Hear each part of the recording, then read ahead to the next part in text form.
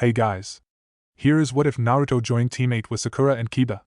Naruto's life the way it would have been if he was placed in a team with a sensei who truly cared for him and teammates that would slowly learn to accept and treasure his existence. Hit like and subscribe if you like this one, and also please check the author in the description. Let's start. We are paid, that's all. We are God.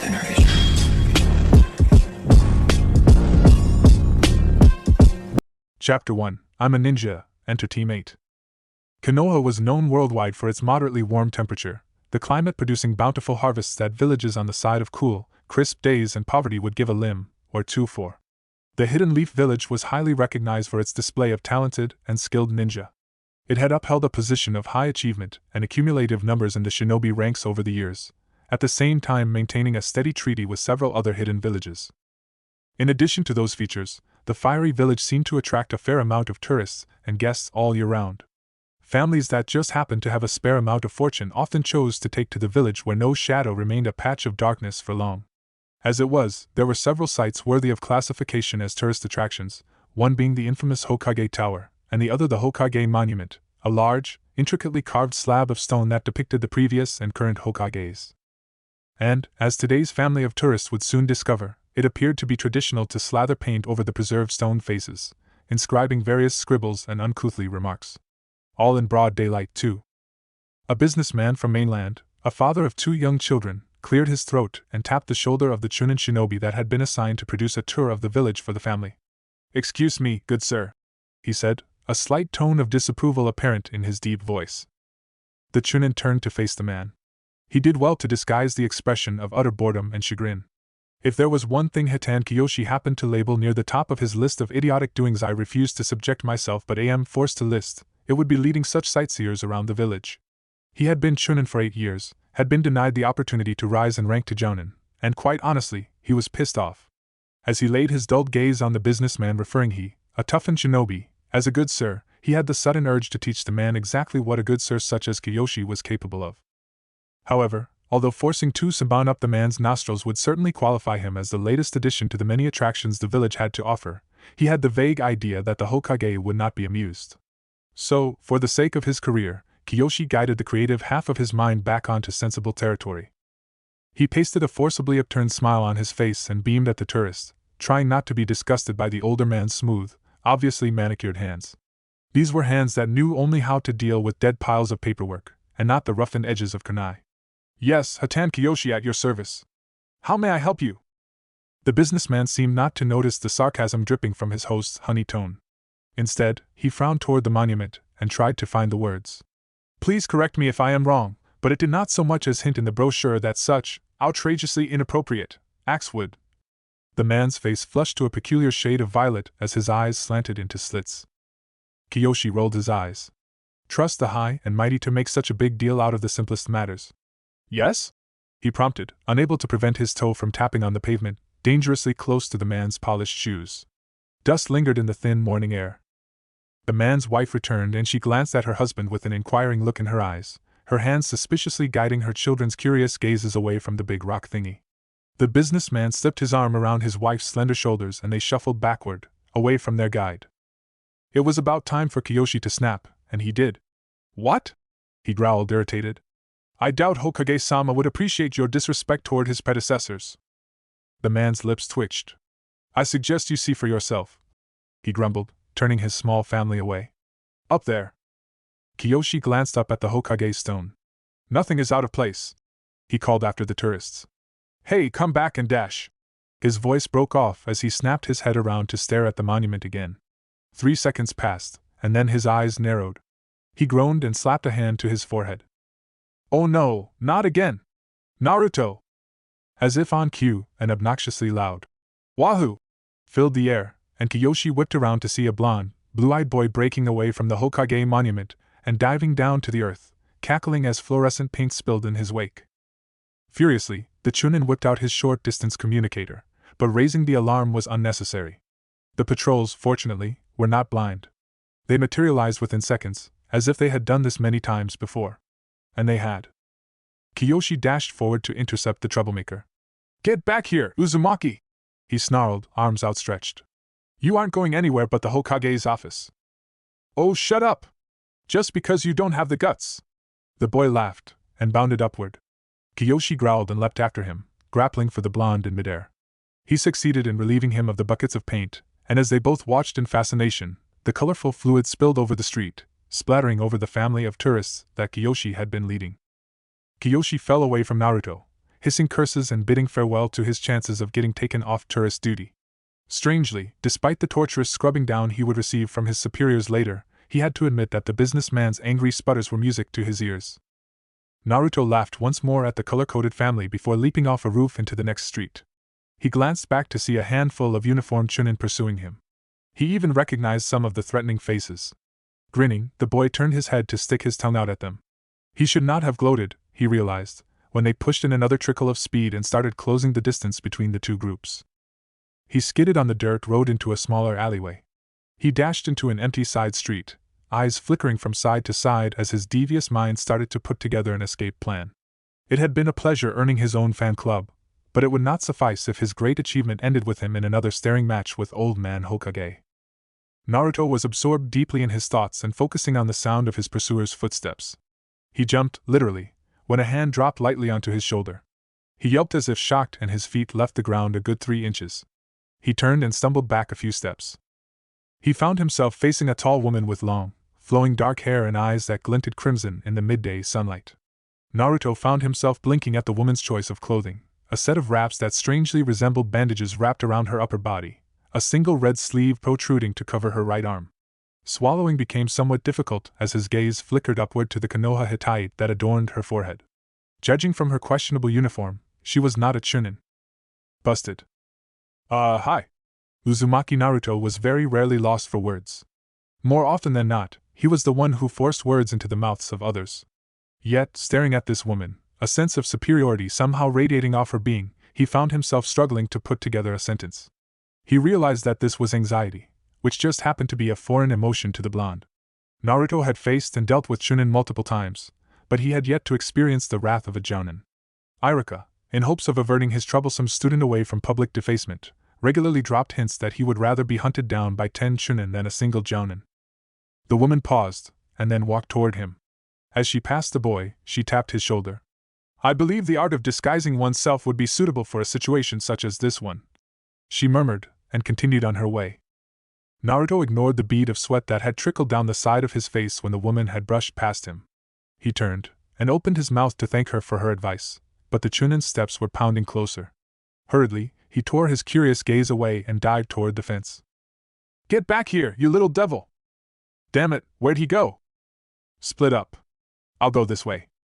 Right. Man, I can't wait to get my hands on that kid! Yuhi Kurenai quietly stepped back as a pair of flustered chunins darted by her.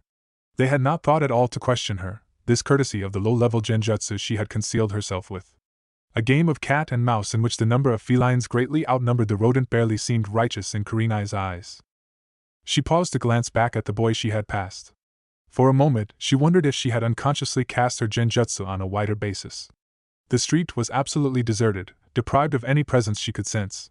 It wasn't until half a minute later, when the cause of the commotion materialized from the fence, that Kurenai realized that he had been there the entire time, skillfully concealed. An eyebrow arced up. The boy would have done well without her advice. He had the look of one who had attempted such escape tactics a great number of times, and had been caught on a collection of occasions, from the look of it. Kurenai watched with a slightly bemused smile as an academy instructor appeared behind the blonde boy, hands on hips and an expression torn between amusement and strictness on his face. Naruto! The man screamed in the boy's ear. Kurenai's lips twitched as the short blonde was led away by his teacher, cupping his ear against the pain. So, this is Uzumaki Naruto, she mused. Yumino Irika did not know what to do with the blonde boy bound on the floor before him. Naruto, he was a handful. A bright ball of energy that refused to exhaust. The chunin sighed and leaned over, forcing a hard glare into his eyes. What were you doing out of class, Naruto? He demanded, ignoring the giggles of the other students in his class, apparently amused by their classmates' behavior.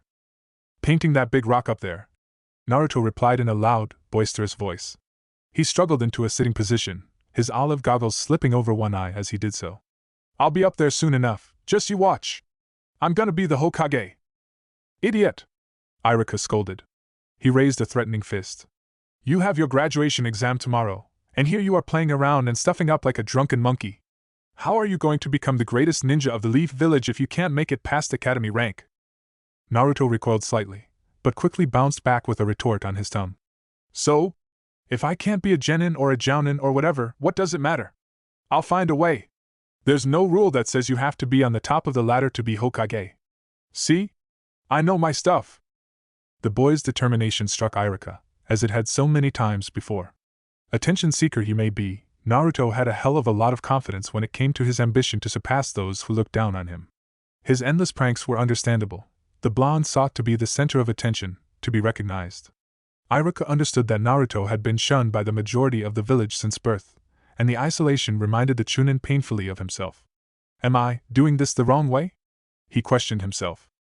It would make your job a lot easier, Iruka said in a much softer tone. Naruto jammed his tongue out and struggled some more against his bindings. Doesn't mean I can't do it the hard way, does it? He challenged. I'm going to be Hokage no matter what, you got me? Believe it! The discussion was started to fade. Iruka sighed and ran a hand through his hair.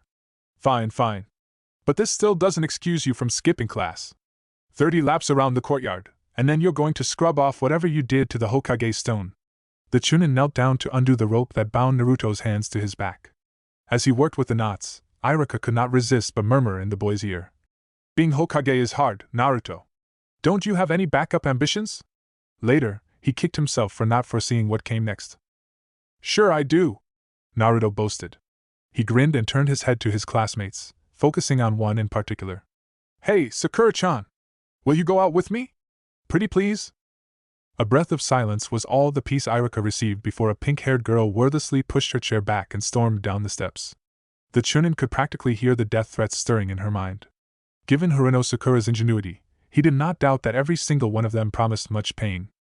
Sakura, get back to your seat, Iruka said, his order falling on deaf ears as the enraged girl advanced.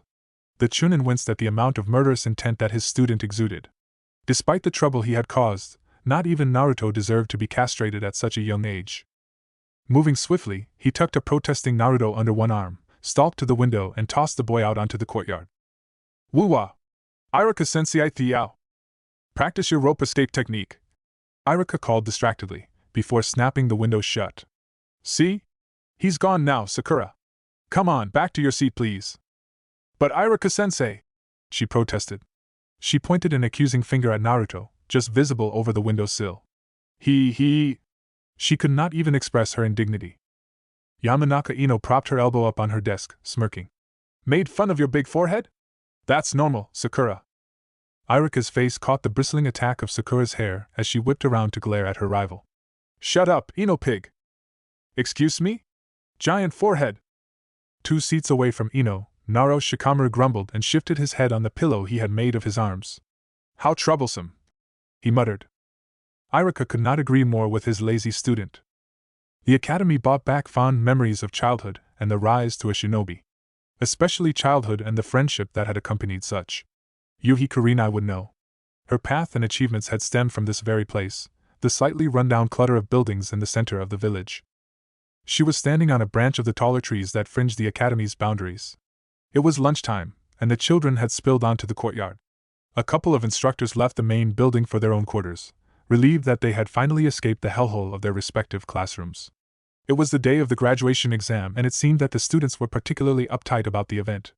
And, as all academy instructors had discovered today, excess energy, anxiety included, was usually vented out as quickly as possible in the most creative forms. Kurenai silently gazed down at the students. There was a curious amount of talent in this generation of potential shinobi. Some of the well-known clans in Konoha had chipped in their next generation. Kurenai noticed a Nara, Yamanaka and a Kimichi among the students, knowing that, if they made genin, they would most likely be placed on the same team. There were few students that had not come from such clans, but even then they displayed promise. Earlier that day Kurenai had stopped by to observe one of the classes, and she had seen a pink-haired girl produce an impressive description of the summoning jutsu, a technique that was well being in academy students' knowledge. Yes, Kurenai decided, quite a lot of genin would be produced with this year's harvest, and she knew that the chances of her being dismissed from the duty of heading a team was minimal. The third Hokage had already asked her the previous day to take a genin team under her wing. Kurenai did not appreciate such, preferring to work on her own, but it was rather difficult to refuse. After the genin exam, she would attend a meeting with the other selected jounin and the academy instructors to discuss the composition of the teams. A person who did not particularly take to waiting, Kurenai had decided to make use of her time. It was profoundly difficult to work with a team that was foreign to you, and to compensate for that, she had taken it upon herself to grasp the personalities of the future genin before it came to the team selections. The students seemed to each portray their own lifestyle and interests in their movements, even the slightest upturn of a word betraying their emotions. The only one Kurenai could recognize was the Hyuga girl, Hinata. The girl was painfully shy, just as she had been the first time Kurenai had met her. Hyuga Hayashi had given up on his eldest daughter and had arranged for her training to be overseen by the academy, himself focusing his time on Hinata's younger sister, who, admittedly, displayed more promise than the older of the siblings. Kurenai pondered on the possibility of nominating Hinata to be on her team, but then realized that it would take some convincing, the girl being a Hyuga and therefore a great asset to whichever team she was assigned, regardless of whether or not she happened to be the failure her father accused her to be.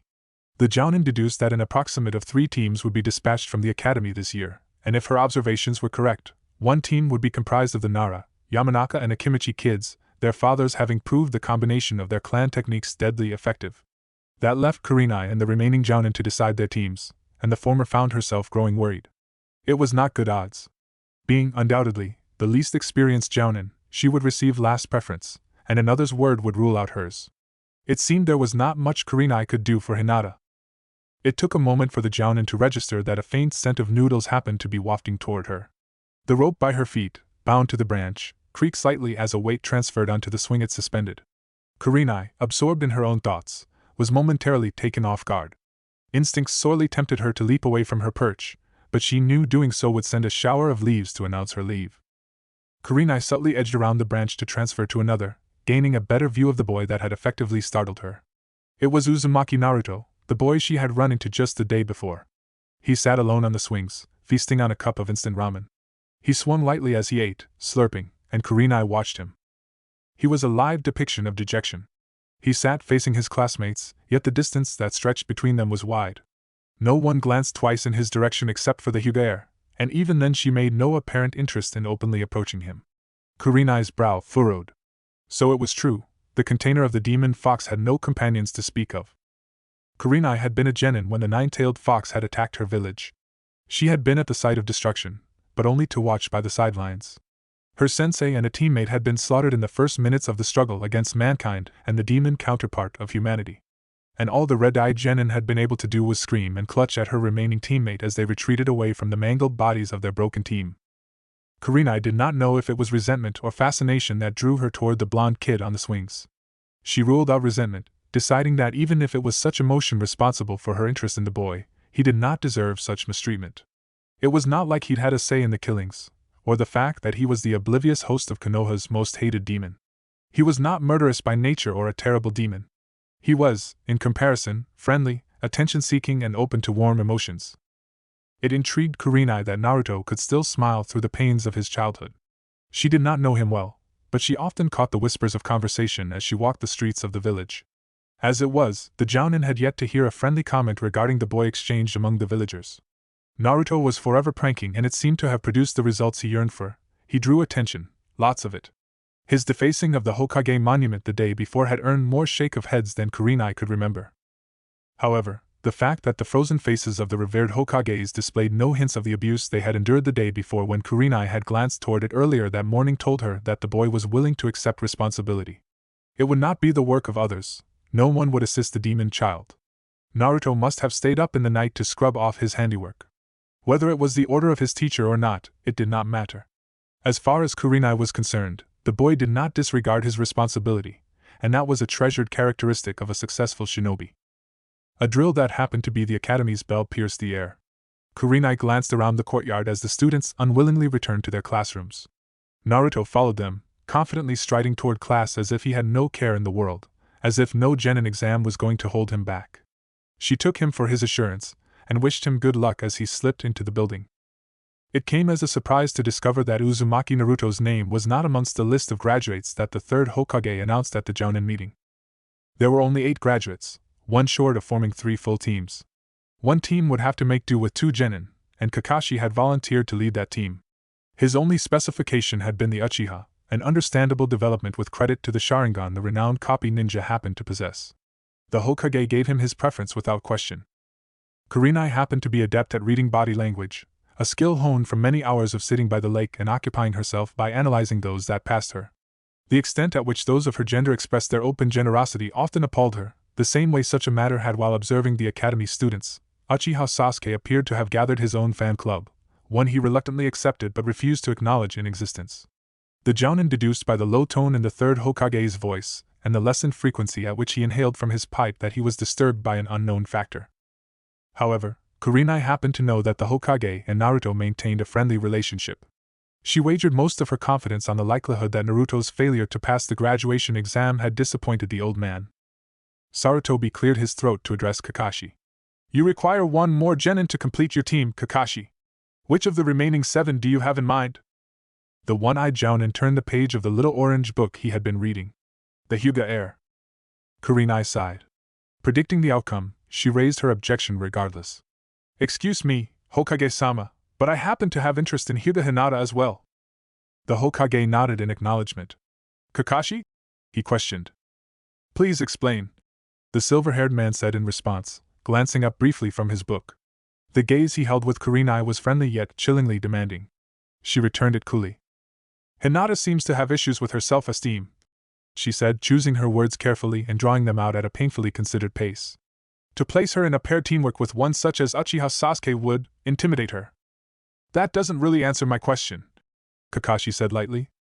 Kurenai realized now how weak her argument had come out. She silently apologized to Hinata, knowing that she could do no more for the girl. Before she could voice her withdrawal regarding Hinata Hyuga's team placing, a Chunin entered the room without knocking, flustered and puffing.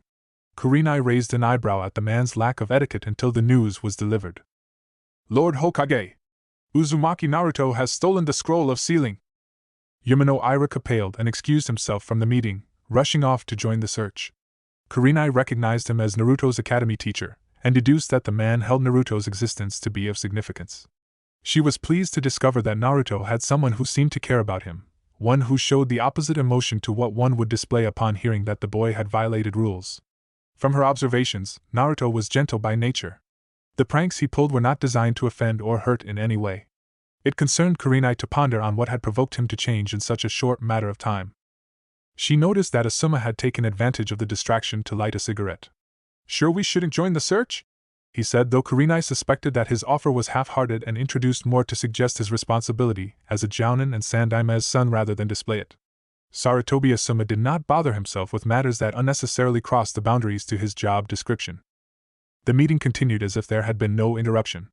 Kakashi, his team decided, tuned out of the conversation and retreated to a corner with his annoyingly perverted books that Kurenai swore to relieve from his possession one day. Asuma had, predictably, offered to take the Ino Shikacho generation. That left Kurenai with the pink-haired Harino girl, the Inuzuka and the Aburame, to which she reluctantly agreed to. It was well into nightfall by the time they finished off the meeting. Just as Kurenai was leaning back in her chair to stretch her stiff frame, there was another interruption, this one coming in the form of one battered Yumino Irika. He did not appear to be in the best of conditions, with several gashes across his limbs and a particularly large wound in his back. For someone as injured as he, Irika seemed to be strangely optimistic. The Hokage got up with a faint smile and took the Chunin to one side, and the two conversed in a low voice. Asuma groaned and reached for a new cigarette. Can't we just get this over and done with already? Kurenai gave him a pointed look. Only women need beauty sleep. You're talking, he retorted with an irritatingly convincing grin on his face. The third nodded and dismissed Irika from the room. He turned back to the Jounin and gave a small shrug of his shoulders, which Kurenai now noted to be a cheerful gesture.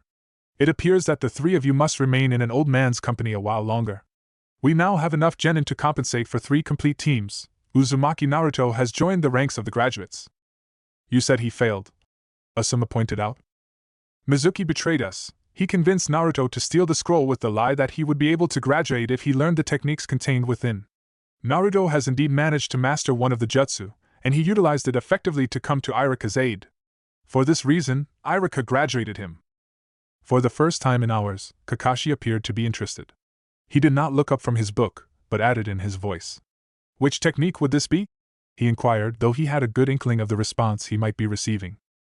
Sarutobi smiled, a genuine smile that Kurenai had not seen for a long time. Kage Bunshin no Jutsu. According to Iruka, Naruto produced scores of clones, filling the forest with them. The Hokage's tone dropped. However, it appears that all forms of joy come at a price. Naruto now knows about his prisoner.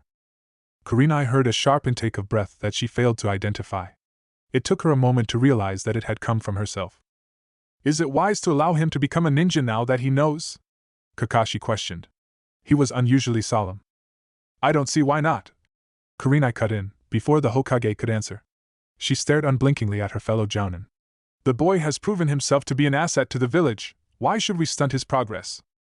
Pleased to hear that someone was standing up for Naruto, the third Hokage smiled at Kurenai and nodded in agreement. Naruto will continue on his path to become a shinobi. Now, the matter settled, I believe Naruto should be placed under Kakashi's tutelage, given the fact that he has a vacant position available. Kurenai found that she was not particularly satisfied with the turnout. Hokage-sama, she said quietly. It is in my interest to transfer Uzumaki Naruto to my own team. She whispered a silent apology to Kakashi, having clashed with him on 2 occasions over the team compositions. She was relieved to note that the copy ninja held only a bemused expression on his face. Hatake Kakashi was not one you would want to cross rocky paths with.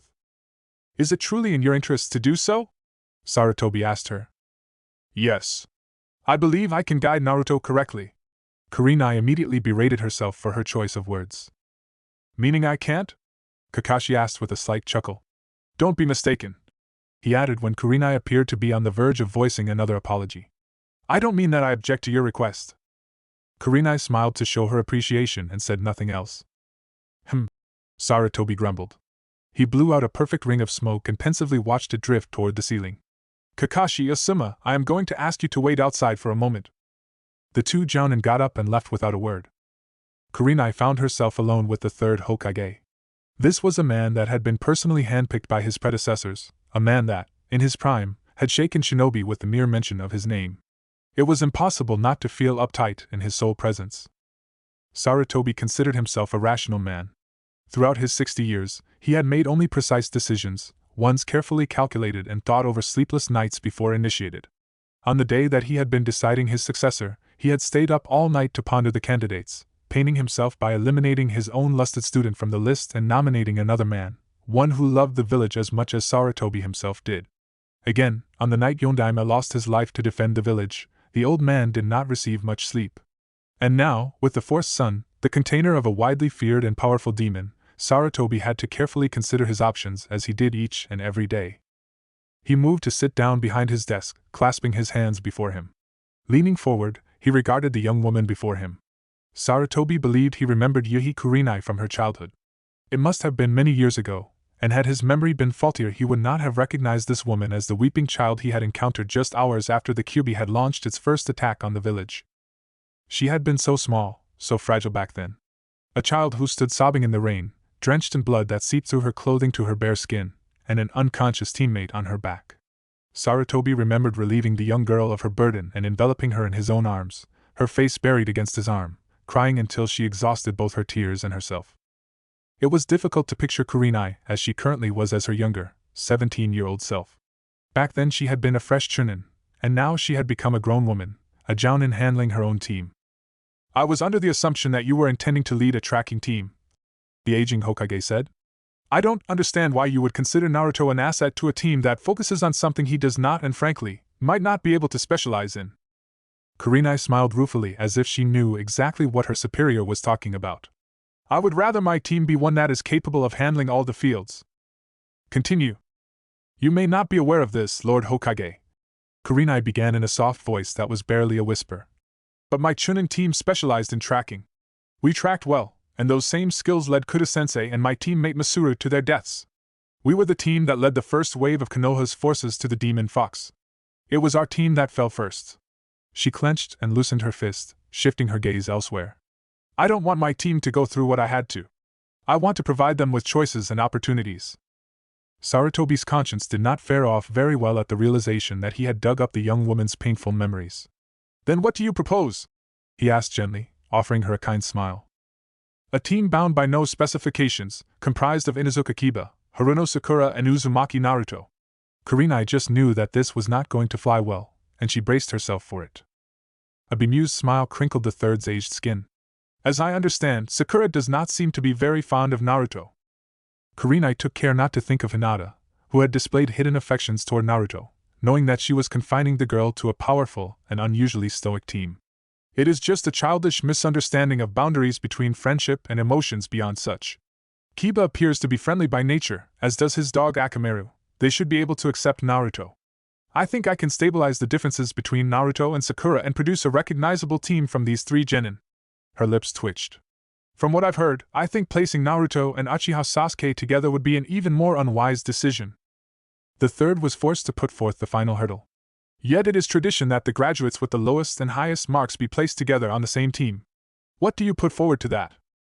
With all due respect, Hokage-sama, Kurenai said, picking up the rebuttal with ease, I'm beginning to doubt the Academy's standards if a student capable of producing scores of shadow clones is still labeled the last of his graduate class. I have also witnessed his commendable skill at disguising himself. The boy may not be a prodigy, or particularly talented at that, but he does not deserve to be ranked as the lowest. Sarutobi was beginning to wonder if Kurenai had already rehearsed her arguments beforehand. Shaking his head, he brought his withered hands together and clapped amusedly. Well said. Very well said. The professor smiled. Then I shall entrust a local prank master to you. Consider yourself warned. Kurenai's confidence faltered a little. Each morning at the 5th hour, Konoha's resident cock took it upon itself to raise the village's inhabitants with a shrill cry that was commonly choked off halfway by whatever unfortunate farmer happened to discover it on its land. Still, the damage was usually done by then, and the village started to rise. To Kiba's credit, he failed to notice the piercing note that hovered in the air. And with a nose like his, he somehow failed to catch the scent of breakfast. Get off! Kiba whined, pushing his sister away and curling in a tight ball under the folds of his warm blanket. Give me another second! Kiba. Now. Inuzuka Hana admired her mother for her strength and her ferocity, including her effective formulas that always had Kiba scuttling out of bed in seconds. Some possessed a canine wildness in the way she could unremorsefully snatch her son's blankets and drag him halfway to the kitchen. It was bad luck for Hana that her mother happened to have left the premises early for a mission briefing. Another minute, Nei-chan, Kiba grumbled, and slapped his pillow over his head. No.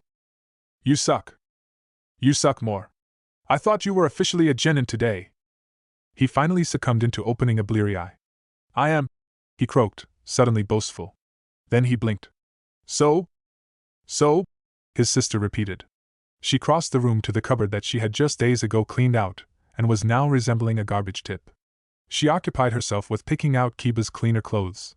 You have less than 15 minutes to get to the academy for your team assignments. I doubt your team would appreciate it if you were late. Now get up!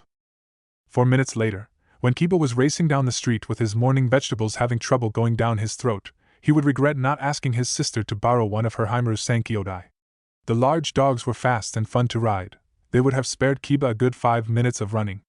If only Akamaru was that much bigger, the boy found himself wishing. He shot a baleful glare at his dog, yipping at next door's cat as they shot past. Kiba had stumbled into the kitchen, his clothing barely addressed in a presentable manner, to discover that his dog had made off with his breakfast. I'm still mad at you, you know that? He grumbled.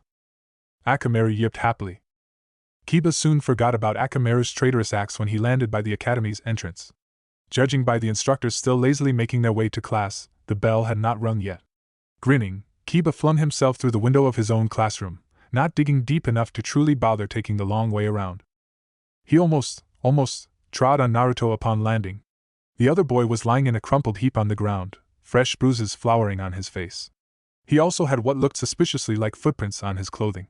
Akamaru sniffed the air and scoffed out. Smells like someone was out to kill. Kiba had to agree. Judging by the lioness expressions on the female portion of the class, it must have concerned Sasuke. Hey man, Kiba said, leaning over to offer Naruto his hand. What happened to you? Groaning, the blonde grasped the hand and let himself be hauled to his feet. He winced and nursed a black eye. I kissed the stuck-up bum over there, he muttered, jerking a thumb over his shoulder. Kiba blinked. Wow, Naruto. I never knew you were gay. Unfortunately for Naruto, he happened to have said that in a voice that carried over the excited chatter around them. The class burst into immediate laughter. Sasuke's eyes narrowed and he turned away to resume cleansing his mouth. Sakura seemed to take offense from the remark. So what, You're saying that I must be a guy if Naruto's always asking me out. She scowled, daring Kiba to agree. Oh, Sakura, Ino said with suspicious sympathy. You must have been a pretty disturbed guy if you chose to be reborn with pink hair. Iruka announced his presence in time to catch the beginning of what would have been a dispute bordering the limits of feline ferocity. He proceeded to separate the combatants, and placed them in separate corners of the room, away from their beloved Sasuke-kun.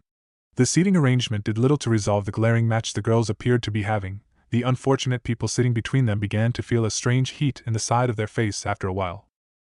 Naruto seemed not to mind. His bruises had started to heal, and he slammed his hand against the table without wincing. Hurry up, Iruka-sensei, he said eagerly. Let's get started already. For the first time that morning, Kiba seemed to notice exactly who he was sitting next to. Hey! He shouted. Akamaru barked to compliment the surprised tone in his voice. Naruto? What are you doing here? You failed! The blonde grinned. Did not. See? He proudly stood and pointed at his Hitaites so that the class could see. I stayed behind and did some extra work. I'm a ninja just like the rest of you. Iruka skillfully hid the smile that had started to grow on his face. All right, Naruto, we get it. Now sit down so I can begin. At this, Naruto dropped into his seat and leaned forward to listen. A dreamy grin spread on his whiskered face. Let's see, I definitely want Sakura-chan on my team, and I don't care who else I get as long as it's not Sasuke team. Before I announce the teams, and yes, Naruto, it is absolutely necessary that you understand the basis of becoming a ninja. Iruka cut in when the blonde opened his mouth in protest. The sooner you stop interrupting, the sooner I'll get this underway. He cleared his throat. Firstly, congratulations, all of you. You have now become ninja.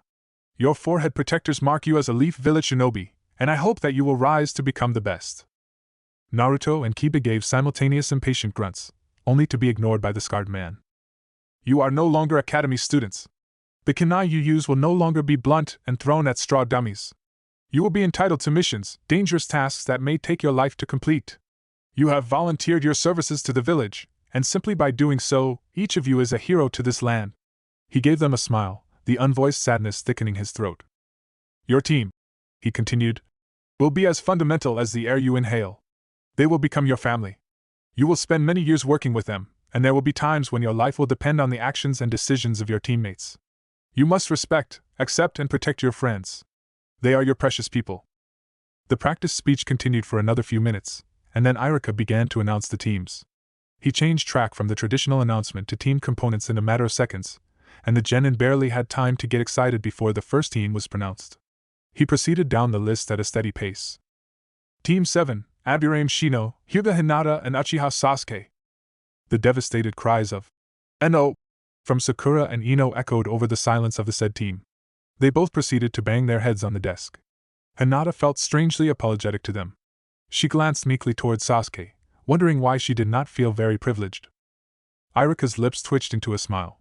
Team 8, Inuzuka Kiba, Haruno Sakura and Uzumaki Naruto. Sakura pounded her head that much harder. You got the dead last! Ino cackled. Naruto was much too caught up in his joy to realize that he had been insulted. Iruka's final announcement wiped the smugness off her face. Team 10, Nara Shikamaru, Akimichi Chuji and Yamanaka Ino. What? No! Who chose these teams? Ino looked toward Shikamaru in dismay. Iruka sighed. He was going to miss all the ruckus. You will have a lunch break before you meet your jounin leaders. I advise you use this time to get to know your team better. Good luck, all of you. Luck? Naruto thought as his jaw started to hurt from the amount of grinning he had been doing. Who needs luck? The fact that Sakura-chan had been assigned to his team, Sasuke-free, was more of a miracle than a simple case of good fortune. By the time he emerged from his fit of joy, he realized that he was the last one left in the classroom. His teammates had left him without a word. Naruto's chest tingled with a brief, unwanted emotion. So maybe he and his teammates hadn't gotten off to the best start. So, Iruka-sensei did not seriously expect them to bond like peas immediately, did he? After they met their sensei, he would make ends meet. It was a promise to himself. Naruto's stomach grumbled in protest. He realized now that he had only gotten away from his apartment with a carton of milk in his system. And with all the excitement of team assignments, he had forgotten to bring his usual cup of instant ramen. He groaned and slumped his way outside to the canteen. After digging out Gamachan and discovering that he had forgotten to refill his purse with his savings, he left for one of the stone benches that lined the garden. He dropped onto the seat and moaned. A white four-legged animal trotted up to him and scratched on the leg of his pants with its front paws. Naruto blinked open an eye. Oh. Hey, Akamaru. What are you doing here? Where's Kiba? The puppy waggled its tail and dropped a can of soda onto his lap. Eh? For me? Naruto grinned and popped open the can. Gee, thanks. Don't gulp it all down in one go, you idiot. Eh? He looked up to see Kiba standing over him, Akamaru perched on his head. The Inuzuka boy sat down next to his new teammate and extended a hand, revealing 2 small tablets on his palm. I smelled some overdue milk on you earlier.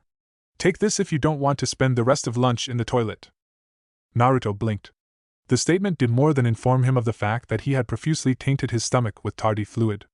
It filled his being with warmth, with gratitude, which happened to be an emotion the blonde experienced only when Iruka-sensei offered to treat him to lunch, or when the old man sneaked out of his office to play with him. It was the gratitude of knowing that someone cared. Kiba stared. Hey, are you, like, crying, Naruto? The shorter boy wiped furiously at his eyes. No. Just got something in my eye, that's all. He took the offered pills and popped them in his mouth, flushing it down with the fizzling soft drink. Thanks, Kiba. Kiba raised an eyebrow at the emotion he detected in Naruto's voice.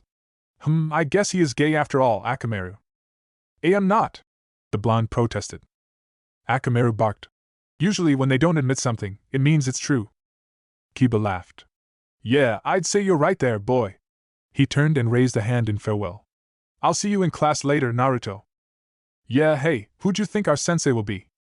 But Kiba was already gone, leaving Naruto alone on the bench. The blonde stared as his teammate turned a corner and disappeared from his line of vision. Then he gave the can in his hand the same amount of attention. He downed the drink in one go. Sakura stared down at the yakitori her mother had packed for her earlier that morning. The chopsticks were held loosely in her hand, clinking together but succeeding only in stirring her meal and lessening the pink-haired girl's appetite. It was all Ino's fault.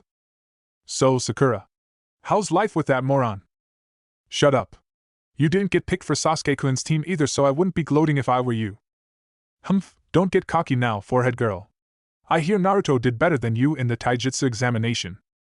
As so? It's only because he doesn't have parents who set curfews and yelling at you to stop training so much. She hadn't noticed him standing there until he stepped out of the shadows cloaking him. One look at his smooth features swooned her, but a second examination of his emotionless expression caused her smile to slip. Ino left her there, uttering a hasty greeting before fleeing the scene. To be all alone, the feeling of a parent yelling at you is nowhere near what he feels. Sasuke-kun, it's just Naruto we're talking about. Why bother dash? You're ignorant. And annoying. Yes, it was Ino's fault. It must have been a devilish scheme. Now Sasuke was mad at her and Sakura did not know what to do. She didn't even know what she'd done. She understood that Sasuke's clan and family had been murdered when he had just started his academy years. Had he related himself to Naruto and taken offense in Sakura's scorn? Am I really ignorant? Sakura was glad that the bell rang then, distracting her from her thoughts. She closed the lid on her untouched bento and headed back to the classroom. With each step, she felt a little lighter, and by the time she took her seat in the room, she had resolved to forget the encounter completely. But when she looked around and saw Naruto sitting alone by the window, it was impossible to forget. He was leaning back in his seat, with his hands behind his head. A perpetual grin was fixed on his face. Sakura found herself watching him. He annoyed her so much, just like yesterday, when he'd asked her out in front of the whole class. The boy she craved was accusing her of being ignorant, and the one she wanted to get away from was expressing his love to her. Why was everything so screwed up? Sakura supposed she should feel flattered by the attention. If it had been anyone but Naruto, she would be gloating to Ino endlessly each day. But that person just had to be Naruto, and as she watched him, Sakura wondered what it was about him that irritated her so much. So he had no parents, either did Sasuke, and he was still irresistibly desirable. Did he set her off simply by being Naruto? She speculated in silence. Naruto often fooled around.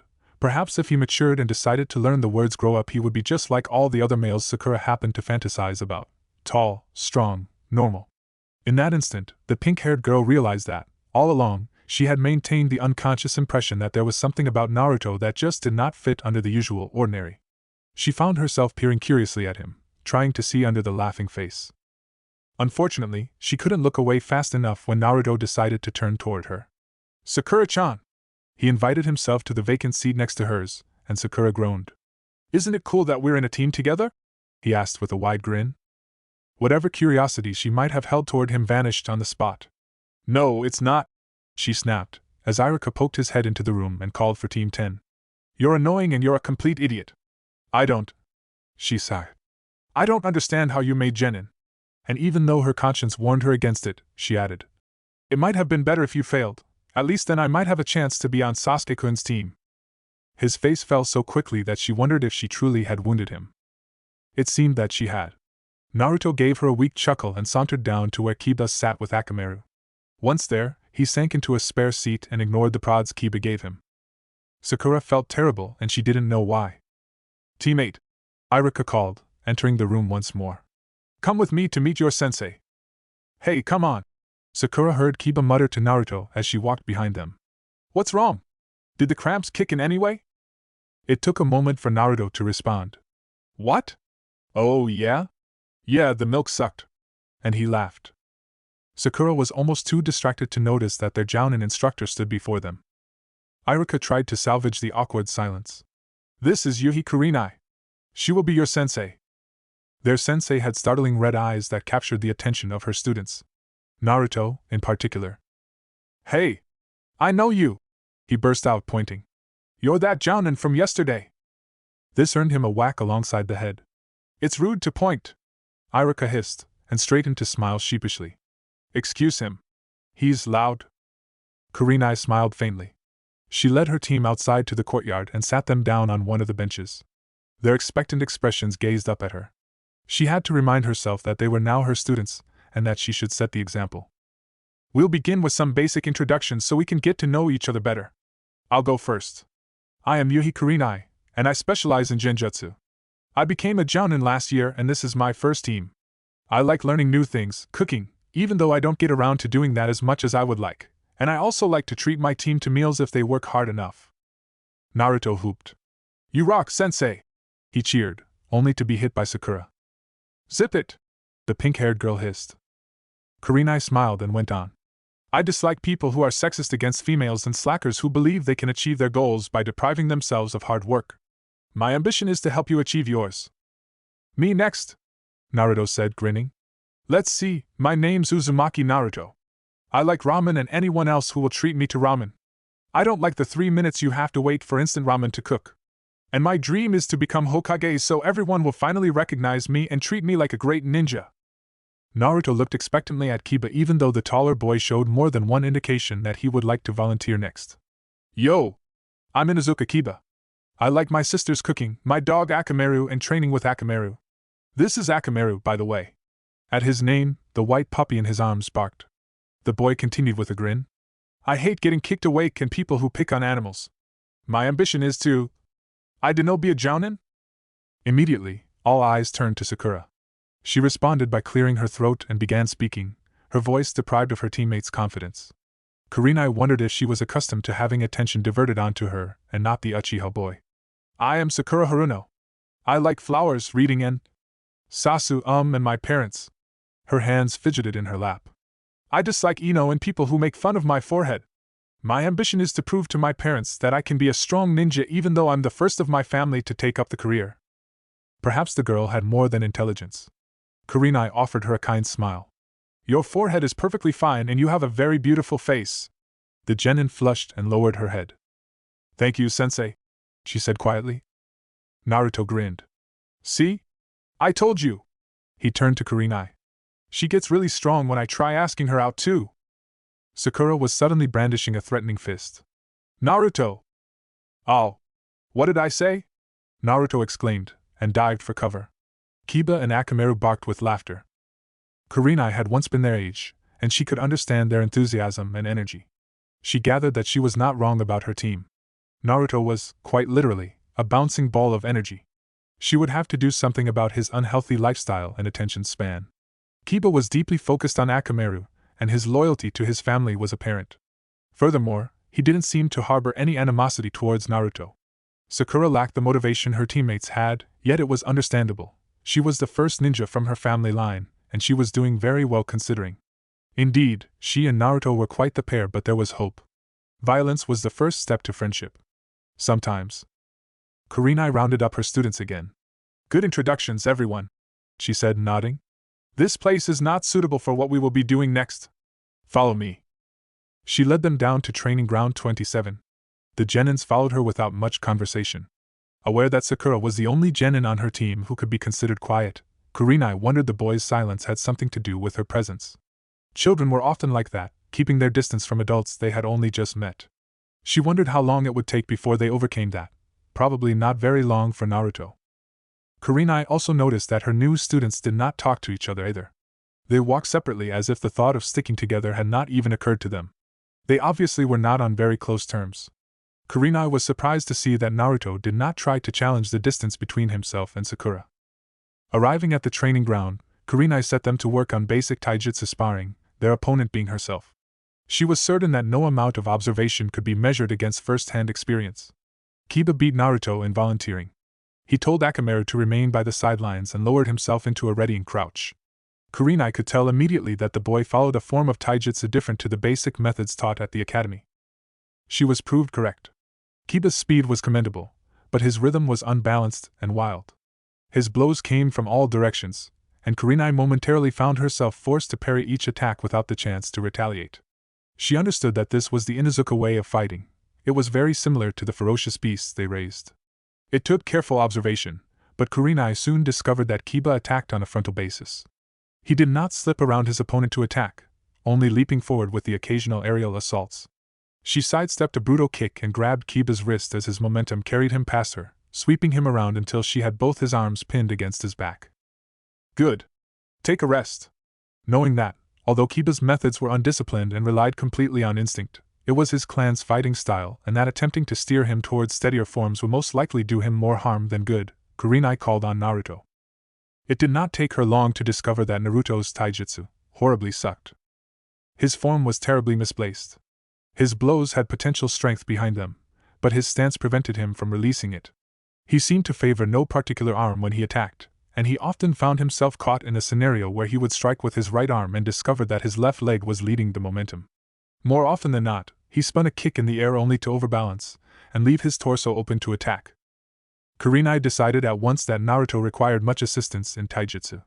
Not particularly adept at the art, the jounin resolved to find another tutor for the blonde. Sakura, she called, and waved the girl over. Sakura quickly adapted a sound imitation of the academy's lecture taijutsu. Kurenai used imitation because that was all it really was. Sakura carried herself rigidly, as if she had memorized the technique and was trying to mimic it to perfection. She lacked instinct and her blows were weak and undeveloped, yet she had a strong knowledge of where to strike an opponent to induce the most damage. Although the girl appeared to have pieced out Kurenai's movements and committed them to memory, skillfully evading the harder blows, she could not produce a challenge worthy of the jounin's concentration. It appeared that Naruto would have a sparring partner. That gave me an insight on your individual skills, Kurenai said while her students rested and caught their breath. There is room for improvement, as there is for everything. We will discuss this another day. I would now like to see your utilization of your chakra and your favorite techniques. She was running through a basic assessment that jounins with half the common sense required would opt for. Naruto had a grin on his face as he stepped forward and formed a hand sign. Tajua Kage Bunshin no Jutsu. Chakra seeped from his body at a visible rate, and soon the training ground was misted with smoke. Kurenai had never seen so much orange in her life. Naruto's duplicates blurred into existence, filling up the majority of the area. Kiba and Sakura gawked. Naruto waited a moment longer before releasing the jutsu. The clones dispersed, leaving the original looking very pleased with himself. Kiba whistled. Wow. Can you teach me? I would advise against that, Kurenai said smoothly. The shadow clone jutsu is incredibly hard to perform and it requires a large amount of chakra. Naruto has unnaturally large chakra reserves, so the technique is perfect for him. You, on the other hand, Kiba, would sooner drop from chakra exhaustion before you manage 2 clones. Disappointed but not altogether put down, Kiba displayed his own ninjutsu. The most intriguing performance was Sakura's genjutsu. It took Kurenai several moments to realize that the hundreds of Sakuras surrounding them were not shadow clones, but an illusion formed by manipulation of her own chakra system. She was impressed with the girl's chakra control. She had barely sensed the genjutsu take over. Noting that genjutsu was not stressed as a vital subject at the academy, Kurenai saw potential. If Sakura could manipulate genjutsu in such an effective manner, it would not be difficult for her to master other techniques. You all did very well, she said, and the genins absorbed the praise wholeheartedly. Most jounins present their team with an assessment of some sort to gather if they are truly capable of becoming genin. If they aren't, they will be sent back to the academy. I have dash. What? Kiba and Naruto yelled. The shorter of the pair jumped to his feet. You're saying I worked so hard to get here and I have to go through another test? No fair. Let me finish, Kurenai said, and waited until Sakura had forcibly pulled her teammates to the ground before continuing. I personally handpicked this team and I have confidence that you will do well. I will not challenge your right as a genin. There were simultaneous sighs of relief that even Akamaru managed to echo. However, I will give you a small assignment. They groaned and Kurenai found herself smiling faintly. They were so predictable. Don't fret it. It's simple. I will wait for you at an unnamed location and it is your task to locate me before 8 o'clock. That leaves sufficient time for you to sleep in if that is a chronic habit any of you have developed. I would like to assess your ability to locate a given subject. Sakura looked troubled, Kiba more than displeased, and Naruto unfazed. They came from varying levels of the demography, had completely different styles of fighting, and their personalities clashed. These three were exactly the sort of people who could make parallel lines meet. So many things could go wrong with this team. And surprisingly, Yuhi Kurenai was excited. Chapter 2, First Interaction. She had set her alarm to go off at precisely 6:15 hour. That was, however, not to say that she particularly appreciated being roused from her slumber and being subjected to the chill of the early morning. It was the time of day where the sunlight that glanced off dew-glistened buildings was young and the birds were too occupied hunting down early prey to be bothered avoiding the short-tempered shopkeepers setting up their stalls. She made her own breakfast that morning. Her parents were still asleep and she took care not to wake them. There would be another unnecessary discussion if she did. The previous night, when she had trumped home, fatigued and with patches of dirt caking her outfit where Kurenai-sensei had knocked her to the ground, her parents had immediately proceeded to fuss over her. When she had finally convinced them that their poor pink baby was fine and highly annoyed, they backed off to shake their heads and telling her that she need not take down this path and that although they were proud of her achievement, determination and willingness to be unique, it was time to realize that some things were not necessary, which basically translated into, we don't like the idea of our daughter becoming a ninja. They had gone through this many times before. So she was the first ninja in her family line, so she wasn't accustomed to being thrown around like the first day of training had presented her, so she was not a boy, so she had pink hair that she had grown out to ridiculous lengths for the attention of a boy who looked upon her as ignorant. So what? Sakura irritably knocked aside some dishes to reach the wooden spoon, promptly erupting into a dominoes effect which she dived forward to halt. Holding her breath and several pieces of chinaware from their impending doom, the pink-haired girl listened intently for signs that her parents had been woken by the ruckus. When Sakura did not hear the usual creak of the fifth step on the staircase creak with her father's anxious steps, she gingerly replaced the dishes that she had disturbed and leaned over the steaming pot to stir at the miso soup. She poured it into a preheated thermos and started to prepare her bento, sticking in some dried seaweed and last night's fish. Sighing with regret that she knew would come back to haunt her when she got back after training, she left her parents a note on the kitchen counter to tell her that she would be home late. Once that was done, she shouldered her backpack and walked to the door. Be it surprise, annoyance, or suspicion, Sakura, to her credit, managed not to come to blows when she found a certain blonde sitting on her doorstep, his head ducking with sleep. She wisely closed the door behind her before sucking in a huge breath. Naruto! The blonde yelped and shot to his feet. He instantly became wide awake. Oh heyo, Sakura! I was wondering when you'd wake up. A vein in Sakura's temple twitched. Is he boldly accusing me of sleeping in? Save it, she said shortly, stepping out onto the street. Don't you have better things to do than sit outside my house? Kurenai-sensei is expecting us. By this point, Naruto had hurriedly relieved her of her pack and had shouldered it himself. He grinned widely. That's why I'm here, actually. I'm gonna take you to her. One eyebrow arched up. Sakura studied the annoying pest beside her, grinning like the complete idiot he had to be. Was it possible that Naruto had indeed woken earlier than she had and located their sensei during the time she had used to catch up on some well-needed sleep? It was a rather unlikely and offending prospect. Admittedly, Sakura had no particular great plan of action herself, but to think that Naruto was actually standing before her, claiming he would be charioting her away to a destination she had not even figured out yet. Naturally, Sakura narrowed her eyes in suspicion. How would you know? She demanded. He seemed pleased that she had asked. Easy. I just sent out a whole batch of shadow clones. Whoever found Sensei first came back and reported to me. And then I thought that you might need some help, so I came to pick you up. They turned into one of the main roads. Many shopkeepers loitered by the front of their stores, preparing for yet another day of business and common mischief. Sakura refused to say more, having become absorbed in her thoughts. So Naruto had come to the conclusion that she had no notable jutsu or ability suited for tracking. Boldly, it meant she sucked at it. She grimaced upon realizing that it was the truth. She let Naruto lead the way, mainly because she had nothing to lose if she followed him. A small ball of gratitude curled into her conscience, and Sakura found strange comfort in the knowledge that Naruto had come to her aid. He did not qualify as a knight in shining armor that the pink-haired girl would much rather be Sasuke, but the short boy was admittedly her teammate now, and it would not hurt to perhaps give him a little acknowledgement. She lowered her head, and her tone. "Thanks," she mumbled. He turned to her, ceasing the humming she had not noticed until just now. What did you say, Sakura?" Faint annoyance glowed in her being, but Sakura forced it down. She was trying to be nice. "I said thank you." "Oh." He shrugged. "That's good to hear, but you should say it to my face later." She snapped.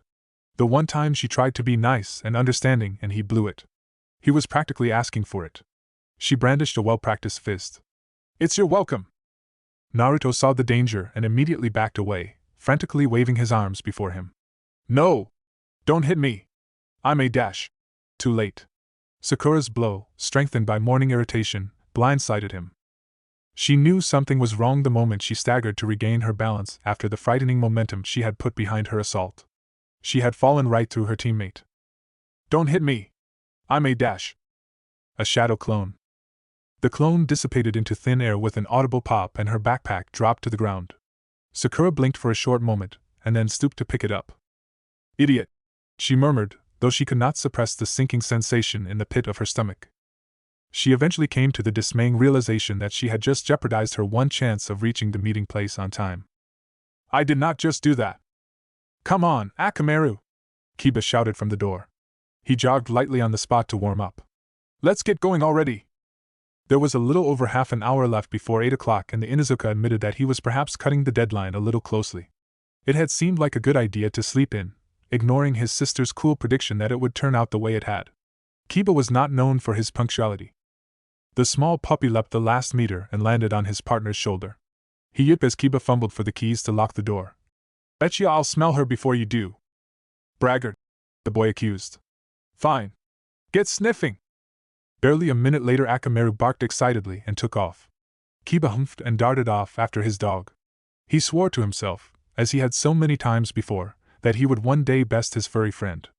It was not like he resented his companion for his well-tuned tracking skills. No, Kiba respected that, but it did little to assure his deflated ego. It became clear after several minutes of bounding over rooftops that Kurenai-sensei's scent was accompanied by that of fauna that Kiba and Akamaru had only smelled at one place before, the public park by the eastern border of the village that was home to a ridiculously long staircase. "She sure knows how to pick 'em," Kiba remarked, ignoring the flash of a breeze that swept back his hood. It was nice to feel the wind rush through his tousled hair, messing it more than his sister would have felt comfortable sharing company with. "There's like 2,000 steps on that thing." Akamaru yipped in agreement. "Yeah, a race? Now you're talking!" The pair shot forward at a speed that disturbed several breakfasters. It appeared that they might even have some time to spare after all. Kiba miscalculated his next jump and ended up flailing his limbs for balance. Noticing his master's apparent difficulty in remaining on their perch, Akamaru darted back and snared the boy by the trouser leg. The small dog lowered himself onto his haunches and pulled furiously, stalling the descent long enough for Kiba to wrap his arms around the chimney that conveniently happened to be within his reach. "I wish you'd wash your pants," Akamaru complained. "And you're clumsier than Naruto." The genin got to his feet. "Oh, shut up. Don't you smell him? Naruto's already there." As the dark-haired boy gathered a trickle of chakra in his legs in preparation to take off again, a slight breeze rustled in from the south, carrying with it a familiar scent. "Hey! That's Sakura," Kiba realized. "She's a bit off mark, don't you think? Doesn't seem like she's figured out where to go yet." Akamaru eyed him pointedly. "Probably because she doesn't have a loyal, intelligent nin dog to guide her along." "So? Naruto doesn't and he made it." Kiba sniffed the air again. "Think she needs help?" He gathered Akamaru and bundled the dog inside his jacket. "Probably does. We're running out of time and it'll be faster if you hop in with me. Don't give me that look, boy. If you'd actually bothered training with Nachan's Hymera triplets, we wouldn't be in this stick. That said, and an indignant puppy silenced, he hurried off, finding quick and easy purchase on the weather-worn surfaces he leapt off. Sakura cursed her idiocy for the 22nd time in an hour. If she'd had the common sense to have asked Naruto, his clone, she reminded herself, she would not be circling around like a sightless vulture. She dug for reasons to force the blame onto Naruto, but it was impossible to pin anything against him. His intentions had been good, and it was kind of her fault for punching him. Giving up, she approached a nearby grocer. Excuse me. The grocer glanced up without any particular interest. What is it, girlie? Some of us have business to get to, you know. She gave the grocer a weak smile, deciding that it was not wise to attempt to strike up a conversation while the man was not in his best mood. I was just going to get some fruit. Any, good recommendations? The man eyed her. He might be known as a slacker by his family and associates, but he was not dim by any chance. There was nothing that prevented him from glancing up and noticing the forehead protector bound on the girl's head, holding back her ridiculously colored hair. Ninja these days just could not be trusted. Sure, they held back the wars a good deal and gave the countries a good reason to trade with the businesses, but their sneaky ways were just too suspicious to blend among normal folk. The fact that Tanaka Noboru had, a good 10 or so years ago, been a well-known jounin ironically contradicted his misgivings regarding the shinobi ranks. Of course, having lived through the life of living in the shadows and acquired a sharp eye for small details, Tanaka was more than aware that some of the more arrogant chunin eyed his fresh batches of apples more commonly than he would like. Humph, bananas? He offered, putting away the magazine he had been reading and craning himself forward to tap at the nearest bundles. Just came in from the vegetable country last night. Tanaka allowed himself a chuckle. Dunno why they call that place a veggie, their green stuff tastes like crap.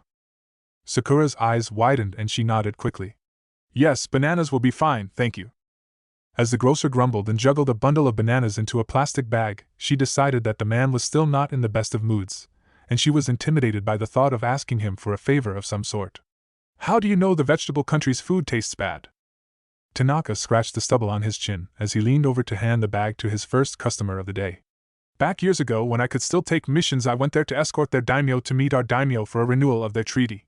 Fed me this ugly green soup while I was there, and it tasted worse than my sister's, and she works with poison. Fruits are okay though, he added, seeing the girl's expression.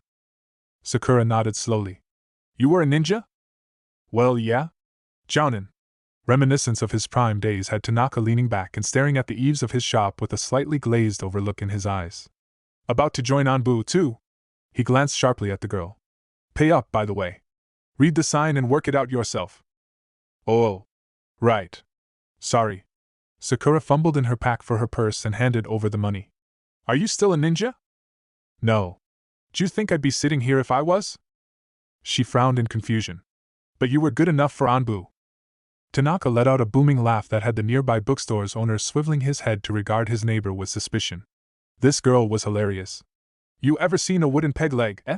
When she unthinkingly shook her head, he chuckled and lifted his legs to rest them on the crate before him. See that? Sorta hard to jump around roofs when you're always tripping up, eh? Fix that jaw up, that's a good lass. Sakura tore her gaze away from the severed leg, replaced by a block of heavy wood that narrowed to a small rounded point. Sorry, she stammered. This was a bad idea. Big bad idea. I should have asked someone else, someone who doesn't have a wooden leg to show off. The laugh returned. Nah, don't worry about it. My sister got into Anbu, though. Damn proud of her, I am. Why are you still standing around for, girl? That certainly snapped Sakura back to her senses, and reminded her why she had approached the man in the first place. Have you seen a woman this tall dash? She indicated by raising her arm. With long dark hair, red eyes, and raps dash. Tanaka raised an eyebrow. You wouldn't be talking about Yuhi Kurenai, would you? Sakura allowed her hopes to rise. Do you know Kurenai-sensei? Have you seen her? I've known her since she was a genin.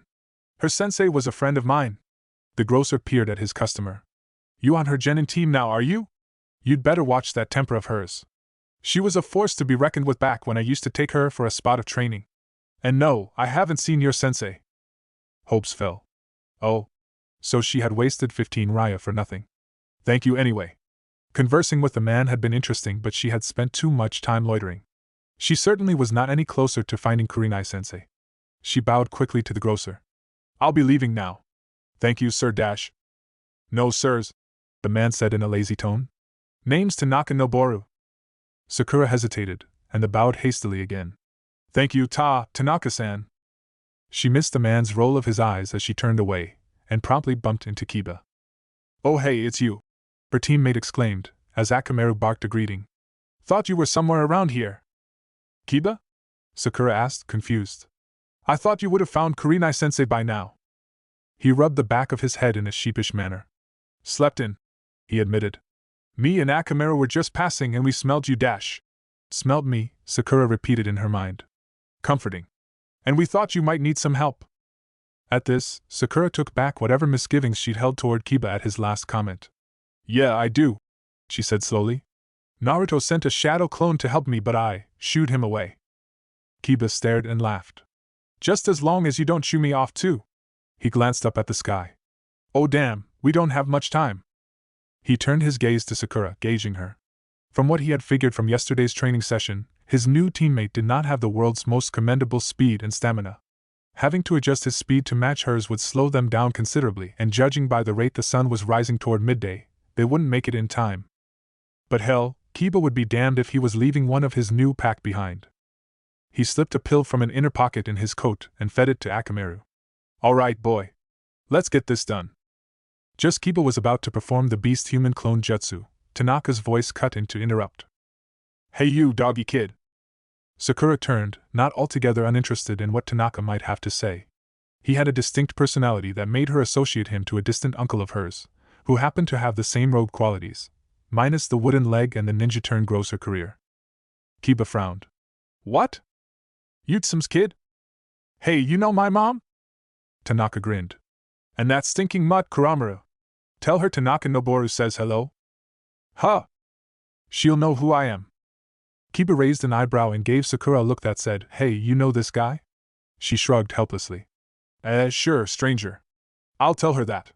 It did not take much for the boy to push the strange grocer to the back of his mind and work on the task at hand. Wisps of chakra rose from his clothing, forming around Akamaru. The puppy bared his teeth and transformed into a clone of his master. Hop on, Sakura, Kiba said, as he and Akamaru hunched over, side by side. It'll be faster if we carry you. She hesitated. Are you sure? Becoming a literal burden was not what she'd had in mind when she pictured herself as a kunoichi. Sure. We practiced this loads of times. Promise we won't drop you. That happened to have been the last concern Sakura had in mind. Hesitantly, she climbed onto the kibis, treading carefully in case she hurt either of them. Sure this is okay? She asked again dubiously. One of the kibis gave a bark, and Sakura took the one on her right to be Akamaru. Akamaru says you worry more than my sister. Kiba grinned from her left. Just hold on tight, okay? At this, Sakura squeezed both shoulders she happened to have been gripping. Hey, girlie, Tanaka said, just as her carriers were gathering chakra for a bounding leap. She turned toward him. Yes? It's not fair if you know my name and I don't know yours. She flushed. Oh. Sorry, my name's Sakura. Haruno Sakura. I don't come from a clan, she added, upon seeing the brows pull together in thought. Tanaka nodded, chuckling. First in line. Well, good luck with Kurenai. Sakura was about to bade the man goodbye, but Kiba and Akamaru chose that moment to leap upward. Their synchronized movement startled her for a short moment. They moved as if they were one being. Their bodies never parted more than an inch, never opening up a crevice for her to fall through. Weird guy. Kiba shouted over the wind that raced up to meet them. Probably, Sakura agreed. Her hair whipped around her face. But he doesn't seem too bad. Strange acquaintances were somewhat interesting, if not intimidating. For some reason, the pink-haired girl foresaw a great number of future trips to that particular store. Sensei? Kurenai lifted her gaze from the children on the play equipment nearby to regard her student, the only one present for the time being, she noted. Yes, Naruto? The blonde's finger trailed in the dirt as he squatted in a crouch. When can we eat? I'm hungry. The Jounin's gaze lingered on him. Naruto, what do you have for breakfast? He looked up. Me? He asked. She nodded. I drink milk and go down to Ichiraku's if I get up early. If I don't have time, I pack instant ramen for lunch. I skipped breakfast today because I wanted to get here early. At this, Kurenai frowned. The boy was not receiving nearly enough nutrition to support a growing body. She noted his stature, his build, He was not notably tall, but his bone structure appeared to be quite healthy. If he could effectively utilize taijutsu, his own limbs could become lethal weapons. Naruto was lacking in height, but she had already noticed that he had endurance and speed. On the matter of Naruto's taijutsu training, Kurenai had yet to seek out a tutor for him. As it was, she in truth had a suitable instructor in mind, she just doubted that she would agree. Kurenai was easily absorbed into thoughts and sidetracked, as Kuda-sensei had informed her enough times. She barely noticed Naruto jump to his feet until he started hollering at the top of his voice. "Yo! Guys, over here!" The rest of Team 8 had arrived. The Jounin followed her energetic pupil to meet the newcomers. 2 Kibas were crouched over to allow a windswept Sakura to clamber off their backs. Naruto, grinning, went over and offered her his hand, which she accepted with a slight scowl. Akamaru reverted to his true form and sank to the grass. "What happened to the clone I sent to pick you up?" Naruto asked Sakura. He did not understand why his teammate's expression dissolved into one of discomfort. "Next time, Naruto," she said, searching carefully for the right way to phrase her next words. "You should make your clones wear big signs that say I am a shadow clone. Don't hit me or I will disappear and leave you in the middle of nowhere. Naruto blinked. "Huh!" Sakura flushed with slight embarrassment and lowered her head. Naruto cocked his head and frowned in confusion. Kurenai found herself reluctant to break his contemplation. After all, he did need to learn to stop and think in situations where such would be useful in a life-or-death situation. Kiba's eyes flickered from one teammate to the other, all the while hunched over with his hands pressed against his knees as he gasped for breath, undoubtedly winded from the challenging hike up the impressive staircase. From what Kurenai had gathered, Naruto had summoned a trio of shadow clones to ferry him up the stone steps. She had to hand it to him, the boy had creativity. Kurenai was, however, impressed that both Naruto and Kiba had thought to think for Sakura's disadvantage and had willingly pitched in their efforts to assist her. This was a side to the exercise that Kurenai had been most interested in seeing. Teamwork was a fickle thing. "Very good, all of you," she said. The boys perked up, but Sakura was not one to bask in praise that she had not earned. "Sensei," she began, but Kurenai cut in with a prepared response to the unspoken confession. "Each of you is unique and possess your own qualities and abilities. No one expects you to do well in every task that is assigned to you. That is why, from your academy years, you have been monitored and partnered with those that can compensate for your faults. These teams have been carefully discussed and chosen to suit each squad. Sakura," she said, looking at the girl, "your teammates are there to do what you can't. Likewise, you will have to help them when they need it." "Hi, Kurenai-sensei." Naruto, predictably, had only spared half an ear to listen in. He groaned and flopped to the ground, sending a small cloud of dust wafting into the air. "Can we eat now? I'm hungry." Kurenai sighed to herself. "How many of you haven't had breakfast?" Silence met her. "I suppose that's all of you, then." She spared them the lecture that breakfast was as vital to a genin as their forehead protector. She would save that for later, knowing that such a sermon would most likely fall on deaf ears. "I was going to run through a few points before we had morning tea, but I presume none of you are going to concentrate with your appetite unsatisfied. We'll get takeaway." Kiba frowned. "But Sakura has food." He could smell the aroma wafting off her backpack. The Jounin raised an eyebrow and turned to the pink-haired girl. "Sakura?" The young kunoichi's eyes widened. Sorry! I forgot." She berated herself for her idiocy and produced the bundle of bananas she had purchased earlier. "I have these." Immediately, Naruto jumped to his feet with a bright twinkle in his eyes. Sakura found herself in a tight embrace that she had not been expecting. "I love you, Sakura!" Deciding that she did not care if she offended another possible shadow clone, Sakura delivered an uppercut to the blonde's jaw, satisfied when no pop followed afterward. Naruto landed unimpressively at Kiba's feet. Akamaru trotted over and licked his bruised jawline. "Smart," Kiba said sarcastically. He hauled the shorter boy to his feet. "I think you should stick to just a thank you next time." Kurenai crossed her arms and stepped back. Her charges barely noticed her retreating to lean by a tree, slipping into the half-shadows. She watched them as they interacted, and noticed for the first time just how childish her team was. As any other experienced jounin could make out, Naruto was most prone to laughter above the average volume, and most of the time the cheerful grins were exaggerated. He was a cheerful being, yet the pain of years of exclusion did not bode well with him. That, however, did not stop him from pelting Kiba with banana peels. The Inuzuka did not take well to being bombarded with fruit sheddings, and he quickly retaliated.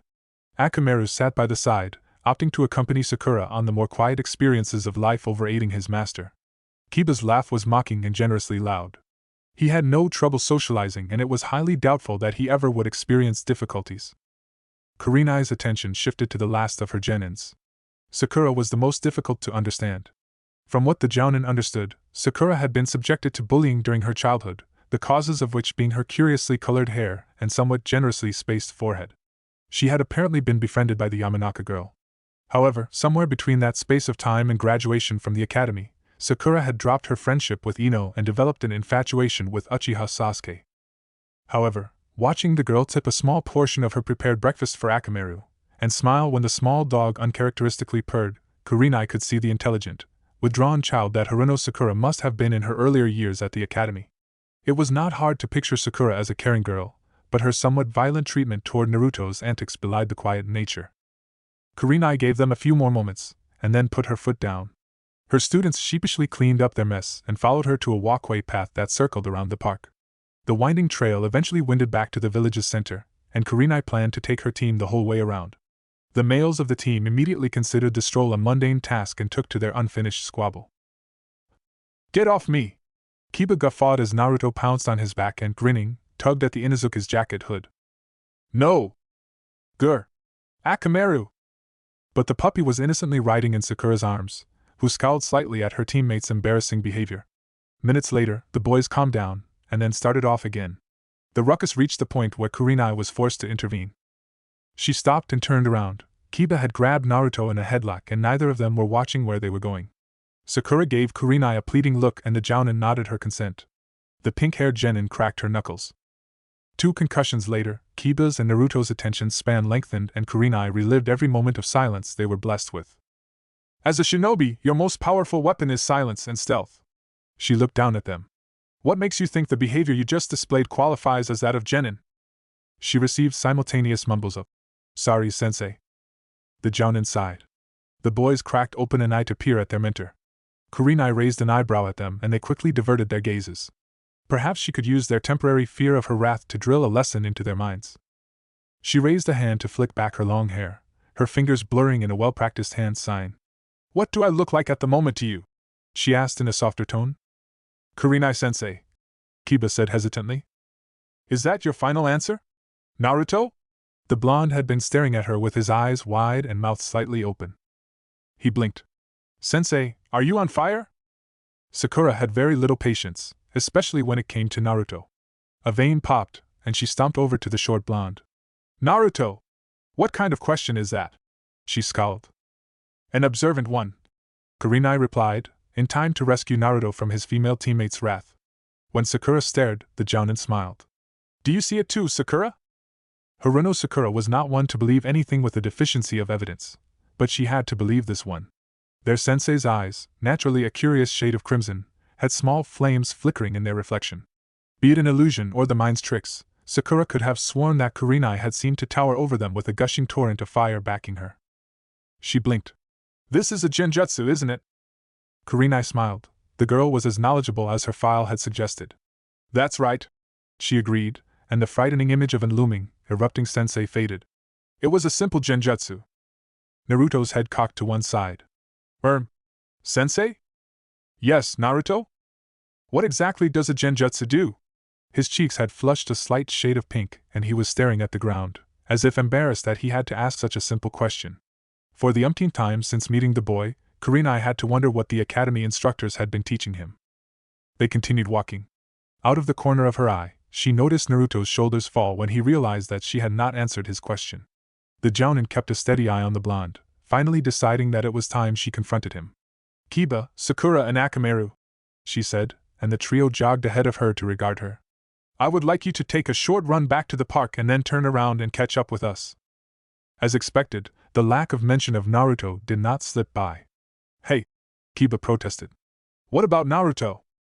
He will be doing a similar exercise."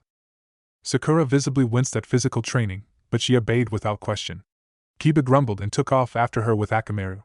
Kurenai kept walking, Naruto trailing half a step behind her. "What will I be doing, Kurenai-sensei?" the boy asked. "Walk with me, Naruto," she said simply. His smile faltered. "Oh, okay." He fell into step beside her, head lowered and hands shoved into his pockets. Naruto was not a big thinker. He was of the kind that thought only of consequences after he had caused trouble. Yet Kurenai was really pressing on his brain cells. She had seemed quite nice and friendly the day before, but today she appeared to be either ignoring him or giving him special treatment. It reminded Naruto horribly of the more unforgiving academy teachers, and now that he knew why they hated him so much, he began to dread the next moments with his new sensei. Naruto! Kurenai's quiet voice broke into his musings. He looked up. Yeah? What have you learned at the academy? This knocked him off guard for a short moment. He hadn't really thought about that. Well, the basic ninjutsu and stuff, I suppose. You know, the rope escape technique, which I suck at, and the transfo dash. She raised a hand to stop him. Let me rephrase my question. How do they treat you at the academy? She watched him from the corner of her eye as they continued to walk. Naruto stared up at her in shock. What do you mean? I think you know. He lowered his head and bit his lip. He didn't know if he should feel grateful that she cared, or if he should be experiencing a darker emotion. Kurenai sounded a lot like Sandaime. It was always a difficult decision between spilling the truth and coloring his response to match the opposite. Without looking up, he told her about his years in the academy, how, in his first year, he had been shunned from the groups the other students had formed and how he had spent more time sitting on the creaking swing in the courtyard than playing ninja with the other kids, how his second-year instructor had refused to acknowledge his presence and his questions and how his following teachers had followed suit, how, by the fourth year, he had picked up Shikamaru's habits of slacking off in class, and had been punished by having his face sprayed with spittle and then cleaned in the toilet bowl. His voice was bitter, and at times Kurenai could see and feel his shoulders trembling with fury. After she felt a warm trickle of blood trickling down her palm where her nails had carved crescent-shaped lacerations against her skin, she decided that her composure was probably not much better off than her students. But then I got Iruka-sensei, Naruto said, piercing through her darker thoughts with a triumphant tone in his voice.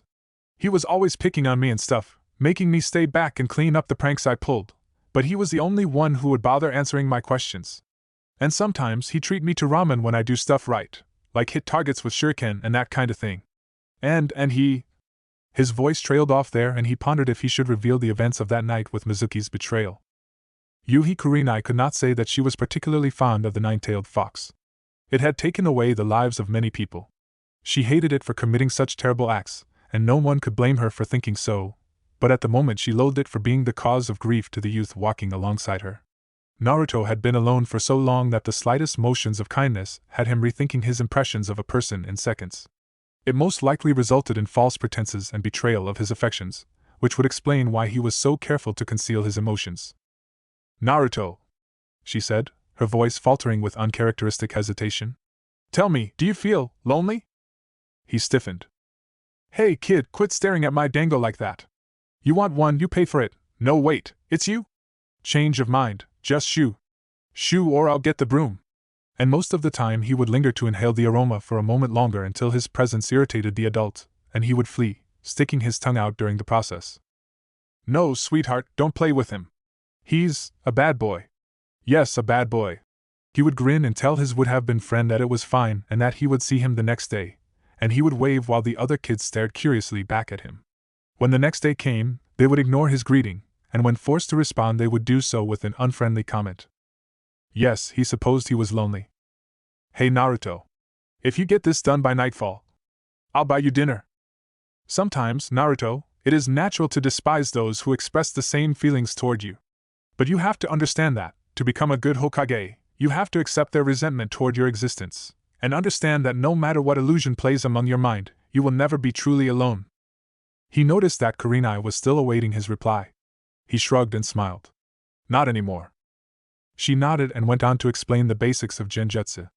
Naruto did not inquire upon her sudden change of subject and listened intently to the explanation, shooting off questions that bounced back at strange angles to another inquiry, which was often followed by a scenario conjured from his imagination. Kurenai nodded and did her best to fill in the years of knowledge he had been denied. Sakura, Kiba and Akamaru caught up with them just when she had been about to explain the process of canceling a genjutsu. Sakura, the jounin noted, was definitely in dire need of taijutsu training. The girl was putting an asthmatic to shame. Kiba, though winded, was grinning. Told you it wasn't impossible, he said to Sakura, who was clutching her ribs as she sucked in a difficult breath. Not everyone, she gasped out, glaring. Runs crazy, laps around the village, every day. Kiba's grin widened and he slipped his hands behind his head. Hey, you're welcome to join me. Forget it. Kurenai stopped and turned around. That actually is not a bad idea. It would do well to improve your stamina and fitness, Sakura. Naruto, I suggest you join them. She commended herself on her quick thinking. To allow the three genin time to socialize among themselves without her influencing their behavior would certainly prove to be a shortcut to teamwork and friendship. In response, the genins just stared at her, then at each other. Naruto eventually picked up the discussion. I don't really mind, I guess. What time do you get up, Kiba? Well, Kiba rubbed the back of his neck, seemingly uncomfortable. My sister's actually the one who drags me up for stuff like that.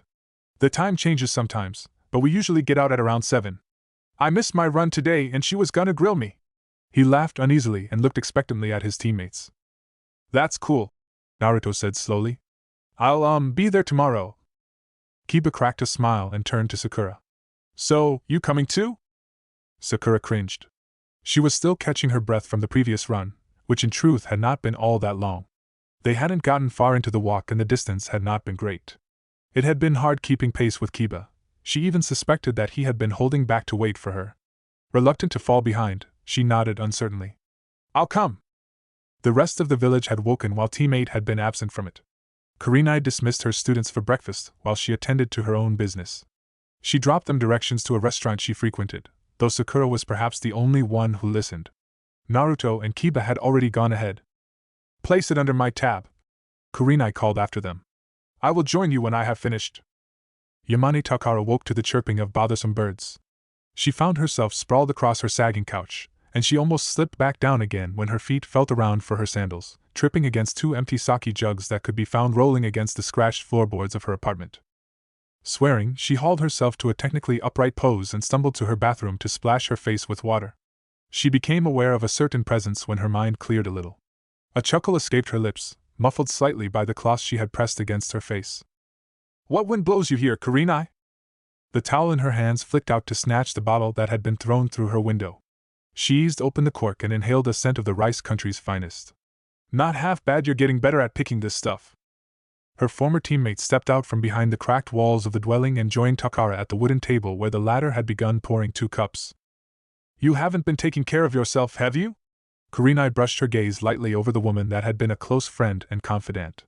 She was disappointed to discover that Takara's brown hair was as long, lank and unkempt as ever, deprived of the natural attention a woman would force upon her appearance. The slight dark circles under her eyes told Kurenai that her old teammate had been doing nothing the previous night but drink to the hope of losing her consciousness for as long as she could. Takara did not forget, but she often attempted to escape reality. She had attempted to escape her physical environment as well. She was the only tenant in her apartment, which was situated on the outskirts of the village. Takara could only take her conscience that far, a place where she retained memories of the happier days, of the oaths she had committed herself to over a decade ago. She drowned out reminiscence of the darker days whenever she could, and they happened to disturb her on more accounts than she could care to count. Skip the formalities, Kurenai, she sighed, nudging a cup toward her friend. This hangover of mine makes it hard to process stuff like that. Oh yeah, congratulations on making jounin. Heard you got a bunch of brats to babysit. How are they? Never having found the tolerance to alcohol, Kurenai declined the drink. They could do with some sharpening, she replied truthfully. But they are not the worst. Kids these days are always rambling on about how they want to be great ninja when they grow up. Good thing they had no war to deal with, huh? Kurenai did not say anything. She waited until Takara had downed a cup of sake and started pouring another. How badly does your team suck? 2 of them could benefit from additional taijutsu tutoring. Takara glanced sharply at Kurenai. Is that why you're here? And here I was thinking you were actually missing me. Kurenai pursed her lips.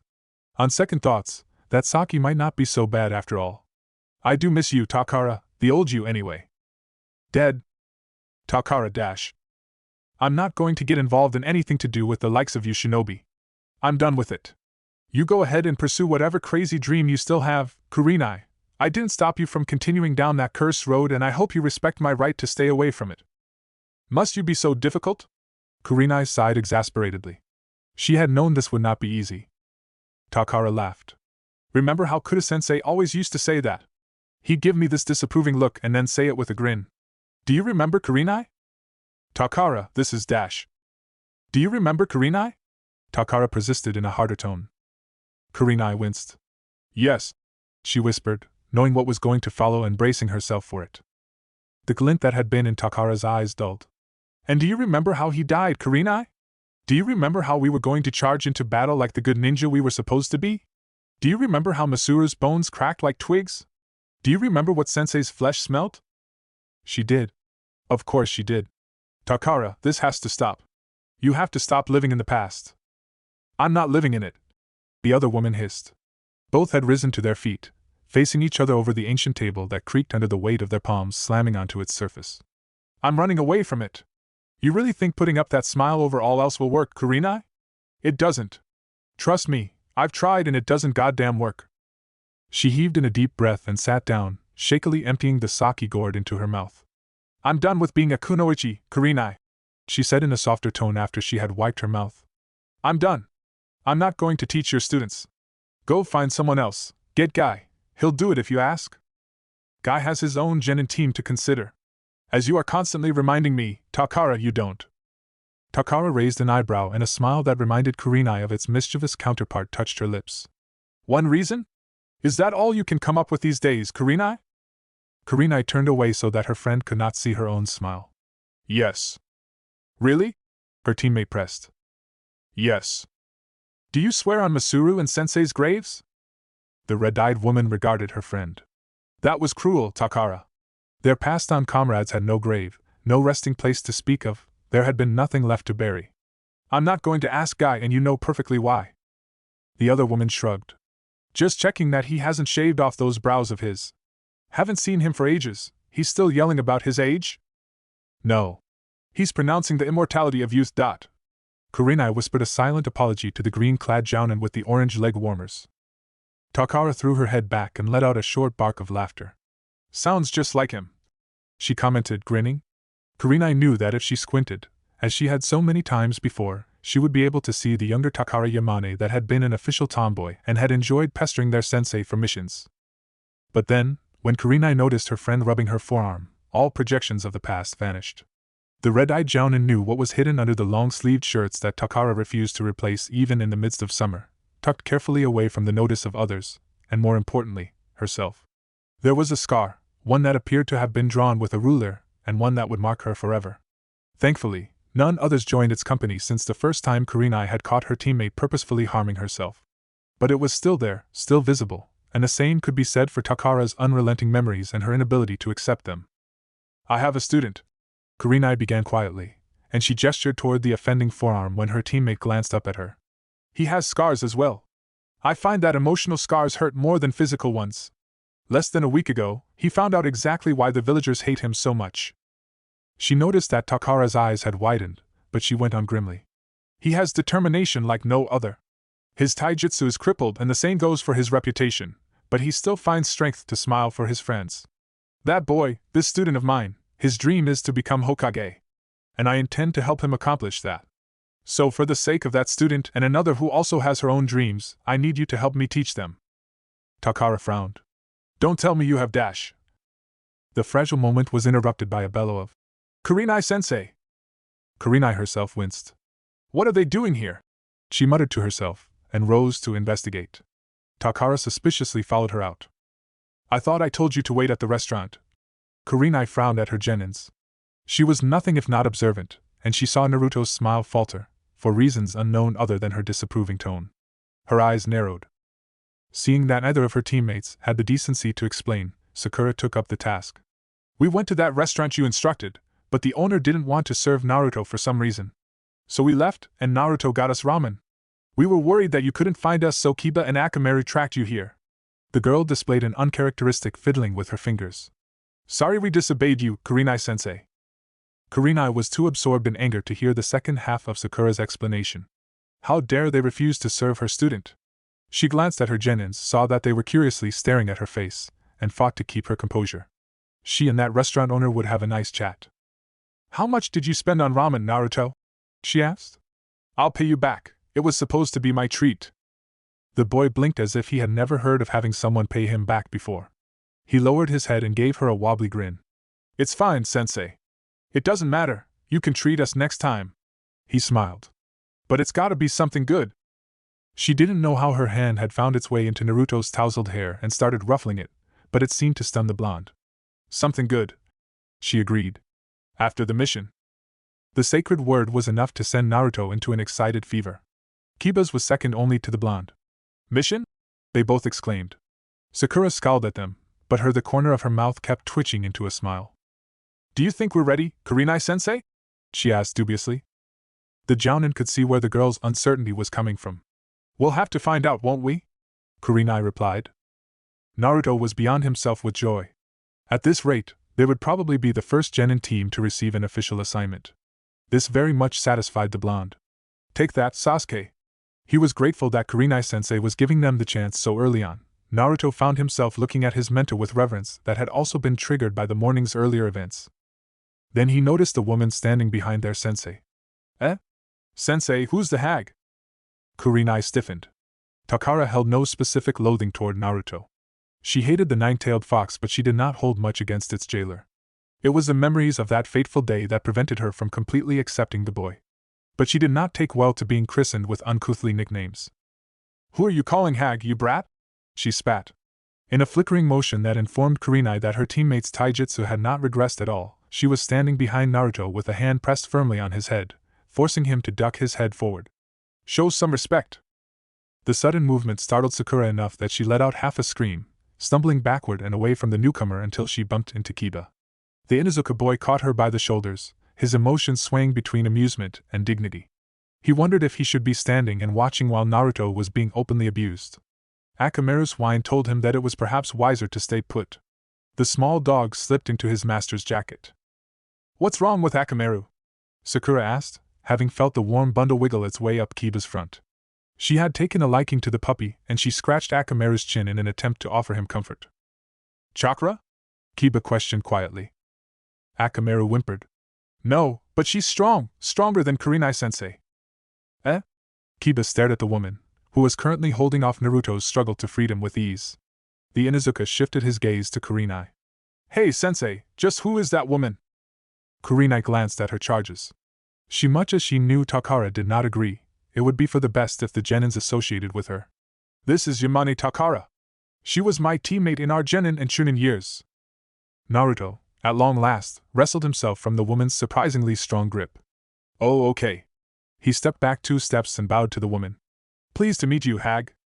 Kurenai cleared her throat. It would perhaps be better if she was not responsible for the slaughtering of a new genin. You 3 go ahead first. I will catch up to you later.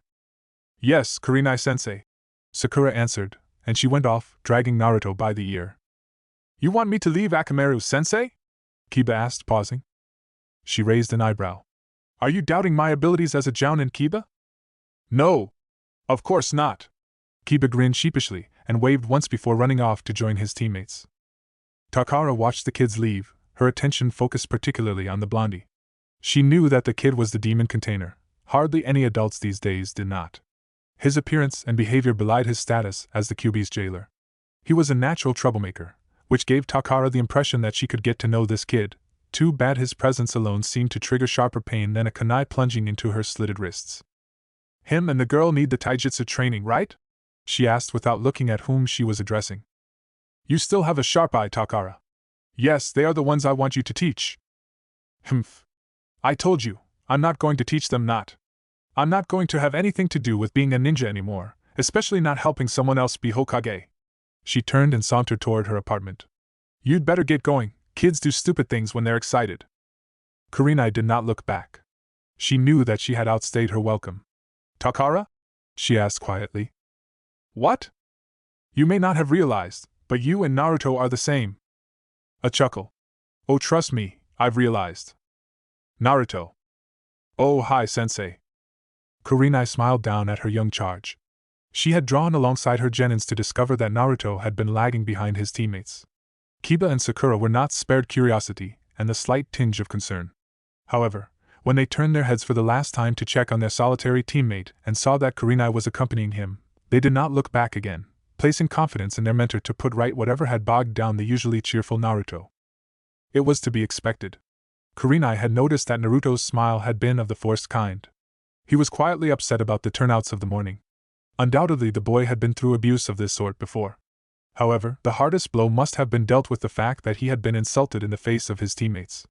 It was embarrassing and more than a little upsetting. If I remember correctly, you want to become Hokage, don't you? The grin returned, and it was less artificial than it had been at first. Yup. Then I'll get some respect. Don't you consider yourself respected? What do you mean? Naruto asked. How did your teammates react to the restaurant owner's rejection to serve you? Eh? Well, I dunno, just stood there, I suppose. Then we left together. And you do not consider their willingness to stand by you a show of respect? Naruto was momentarily stunned into silence. I don't know. Kurenai smiled. Perhaps you should look closer to home then. Get it. Ha, gotcha. Oh. That was my face. Idiot. Don't let go of it. Meow. It's getting away again. Akamaru. Pin it down from the other side. Kurenai grudgingly acknowledged that her team needed lessons in stealth. After reporting to the tower, teammate had been tasked with the retrieval of a runaway cat, which coincidentally belonged to the daimyo's wife. Kurenai had been amused. She'd had a similar mission involving the subject's mother, and if she was correct, the ferocious genes tended to pass straight down from mother to offspring. She was, unfortunately, correct. It was amusing to watch her charges storm the forest in search of a feline. Akamaru had cut the search short, but capturing the target proved to be a greater obstacle than they were prepared for. Looking down at her team while they slipped through the muddier aspects of the unknown, Kurenai wondered if the occasional laughter that echoed among the trees meant that her students were somehow enjoying themselves. Even Sakura seemed wholeheartedly committed to the mission. She did not hesitate to leap off Kiba's back when the offer arose to launch herself at the unsuspecting cat. She ended up slipping into a muddy ditch, but quickly picked herself up and rejoined the chase. Are you sure you don't want help? Kurenai called down. She had to squint to discern the grimy genins from the surroundings. Yes, the three genins chorused. Kiba hated the scent of cat, but it often enticed him to pursue it. He shook his head from side to side in an attempt to get the sludge out of his hair. They were going to bring the entire marsh home if they continued on like this. Naruto! The Inuzuka barked. Give us some clones here! This forced a grimy smile on Naruto's face. Flinging dirt from his hands, he formed the hand seal. Coming right up! 5 solid copies materialized by his side, and they charged forward. Kiba launched himself into the fray, and they piled onto the cat. His triumph was short-lived. The cat struggled insistently and managed to open an escape route by piercing 2 clones. Alarmed, it fled from its human prison, and darted straight toward Sakura. Startled, the girl could only stumble backward. The cat snarled and raised a claw. Akamaru leaped off the bank of the marsh, and growled gutturally at the other animal. Deterred, the cat changed its course and landed on a small island of dried mud. The two exchanged territorial barks and hisses.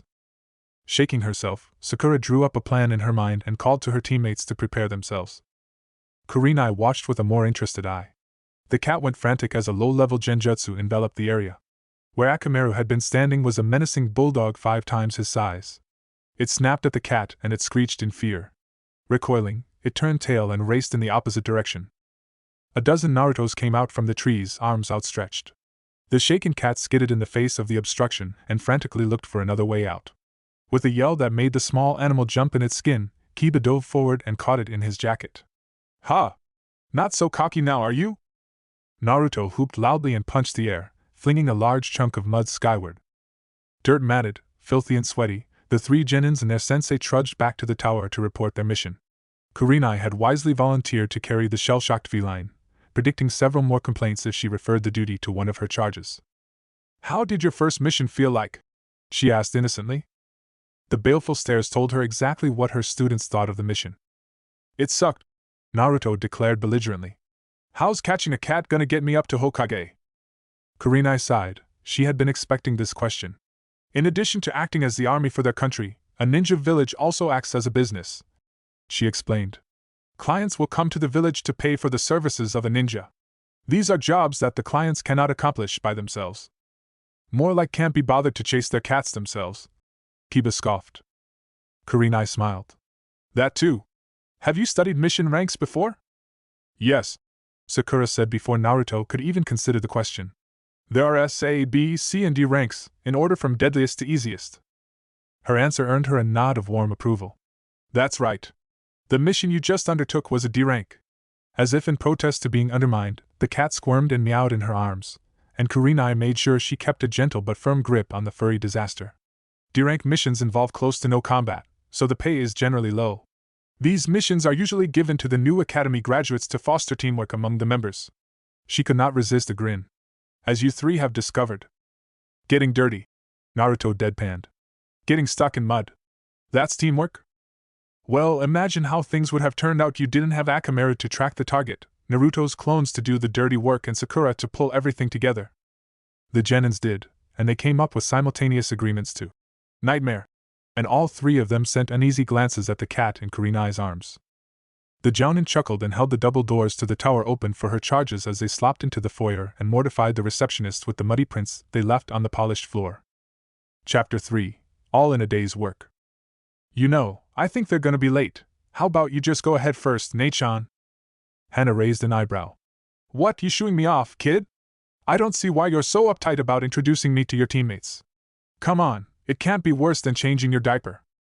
The two were at the bottom of the steps that winded up to the park, waiting for Naruto and Sakura to turn up.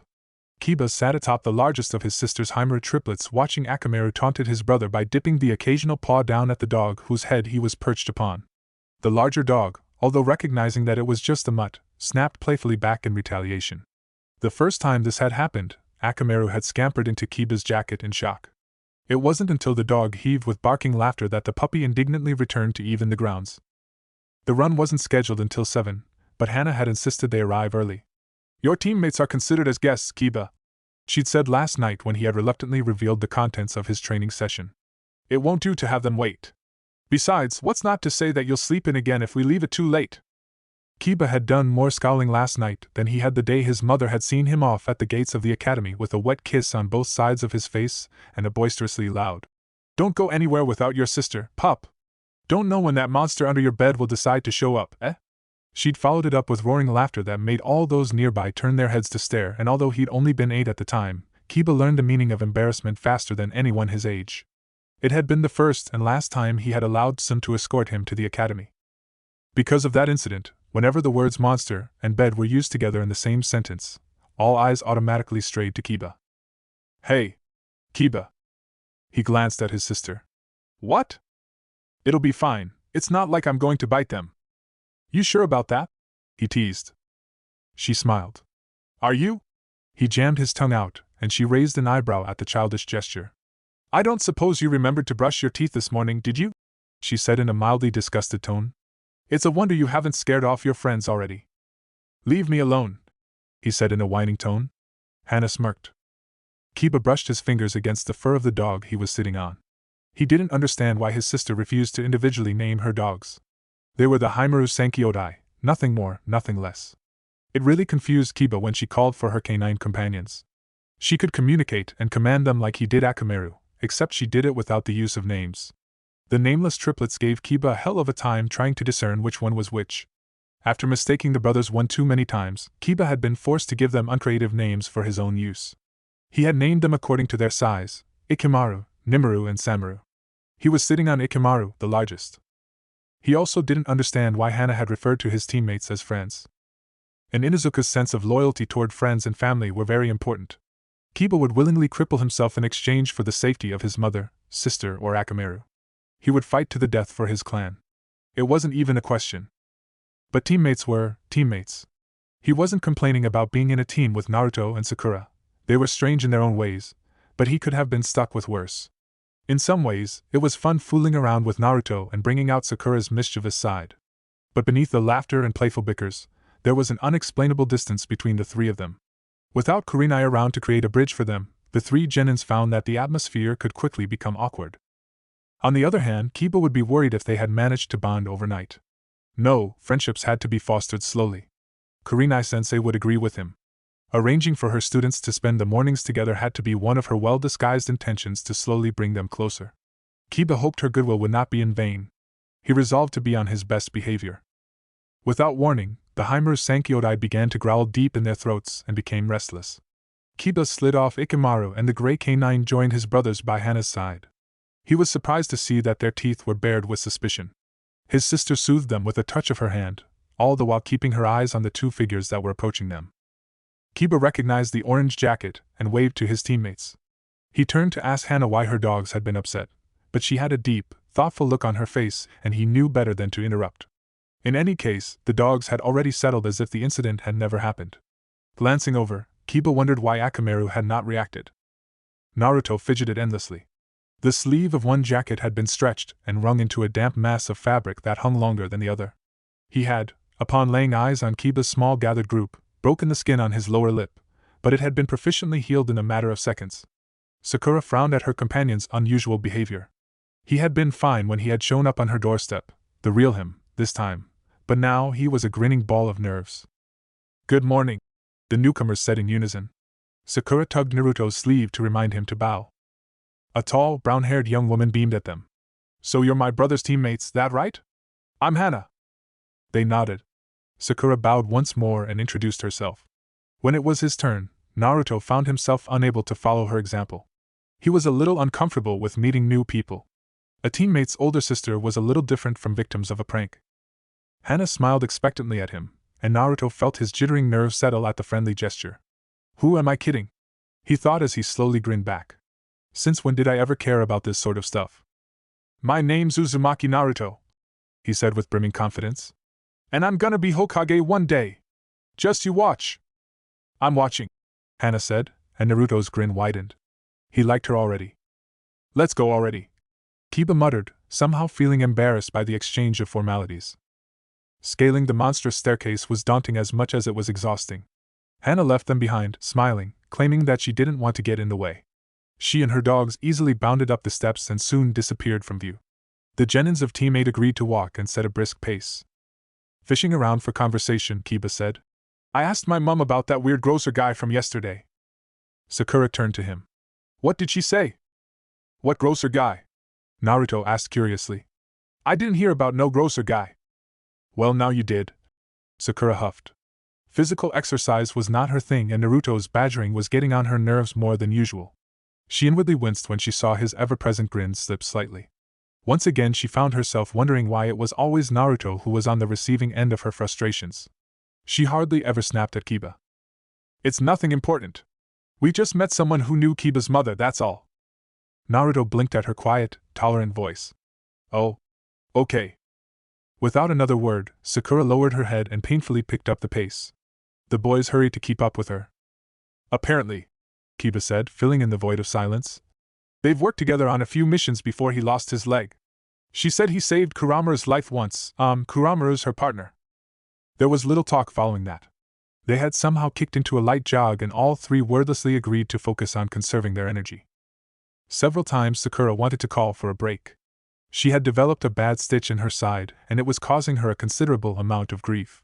Miraculously, she managed to persist until her team hauled themselves from the rickety hell and onto the parkland. She sank to her knees on the grass and gulped for air. Much to his teammates' grief, dead last Naruto was barely winded. He hunched over, grinning. "Nasty, huh? You're not normal," Kiba managed to gasp out. Naruto's smile vanished to be replaced by a look of pure horror. It did not go by unnoticed. "Naruto, what's wrong?" Sakura asked warily. The blonde head came up after a quick shake. Nothing. Just remembered something weird." Naruto laughed unconvincingly. The arrival of one of Hana's dogs rescued him. The canine was alone, and carried a plastic bag in his mouth. It growled a greeting to Kiba and dropped its delivery by his feet. The brown-haired boy stooped to pick it up. From Hana? Oh, okay. Tell her I'm going straight to training afterwards." Naruto accepted the bottle of water Kiba handed to him. "I didn't know you could talk to dogs." "Sure I can. It's my clan's specialty." "You come from a clan?" Sakura squeezed her bottle to stifle the urge to strangle Naruto for his sheer lack of attention. Following the break, Kiba led his team on their run. They jogged down the path they had passed through with Kurenai the previous day. There was a thin trail that branched off and led down to the lake, which expressed nature's beauty at its fullest. It was a heaving body of life, the water glimmering off the morning sunlight and reflecting it gently upon its surroundings. It was also apparently a popular swimming location for young women. Sakura and Akamaru, with much difficulty, managed to drag the boys away before they were accused of indecency. They looped behind the Hokage Tower, brushing against the revered stone monument, and proceeded to cut past the outskirts of the village. Few words were exchanged. It did not escape Sakura that the pace conveniently seemed to ease up whenever her breathing started to get strained. She looked toward the boys whenever this happened, but they did not seem conscious of it. It was as though they were inadvertently obeying the instinct to stick together. A companionable silence settled between them. And then it was over. Sakura collapsed to the ground, smiling despite the pressuring constriction on her chest. "That wasn't too bad," she forced out. She gulped in a lungful of air. It tasted sweet and refreshing. "Yeah?" Kiba said weakly while he doubled over. He drank the rest of his water and tipped the rest to Akamaru. "This is the first time I actually ran the whole way without stopping. Feels good." Naruto fanned at his heated face with his hands, his tongue lolling out. His hair stood in all directions when he brushed it from his eyes and refused to be patted back down. Enthusiastically, Akamaru barked for attention and leapt onto the blonde's head, taking up perch on the sweated tresses like it was his rightful throne. Sakura lifted her head and cracked a smile. "All hail the mighty Akamaru, Lord of Sweat!" Kiba burst out laughing. A lopsided grin grew on Naruto's face. The humorous moment passed too quickly. An awkward silence fell like the blade of the guillotine. Akamaru looked at his human companions, cocking his head at their sudden self-consciousness. It was like they were embarrassed by the carefree interaction. Humans were so strange. Naruto did not like silence. It made him nervous and self-conscious, as if he had done something wrong. He wondered if he had. "So," he said uncertainly, dragging out the single syllable and desperately searching for something to follow up before his painstaking effort to support conversation expired. "Are we still doing this tomorrow?" Kiba untied the knot on his jacket indecisively, and then tightened it again. "Do you want to?" Naruto shrugged, his mouth twitching. "It's all right, I suppose." His words were chosen with unnatural care. He didn't want to say something awkward and jeopardize the arrangement. "Kurenai-sensei did sort of instruct us to," Sakura said thoughtfully, concealing hesitation. Her teammates nodded keenly, relieved to have a solid rationale to cling to. "Same time tomorrow?" Naruto asked hopefully. His heart lifted when his teammates agreed. A firm grin was returning to his expression. "We still have an hour before we have to meet up with Kurenai-sensei. Do you guys want to get ramen?" "My treat." Kiba opened his mouth but was beaten by Sakura. "Well, I was actually looking forward to getting home and getting a change of clothes and pick up a shower," she said, and this caused the boys to glance down at their clothing, grimacing. "Oh." Naruto winced inwardly. "Idiot, idiot," he berated himself.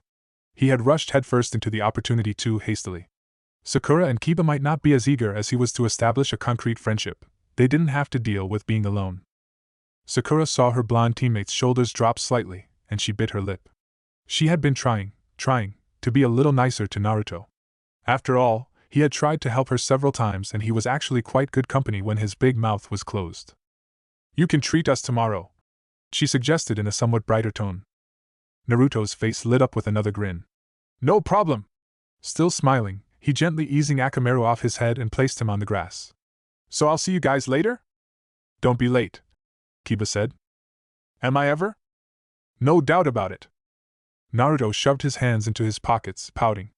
Right. The three of them started to separate, taking their own paths. He waved once and then turned to head down the staircase. Then he paused and turned back. "Hey! Kiba! Sakura!" They turned quickly, as if they had been waiting for a final goodbye. "What?"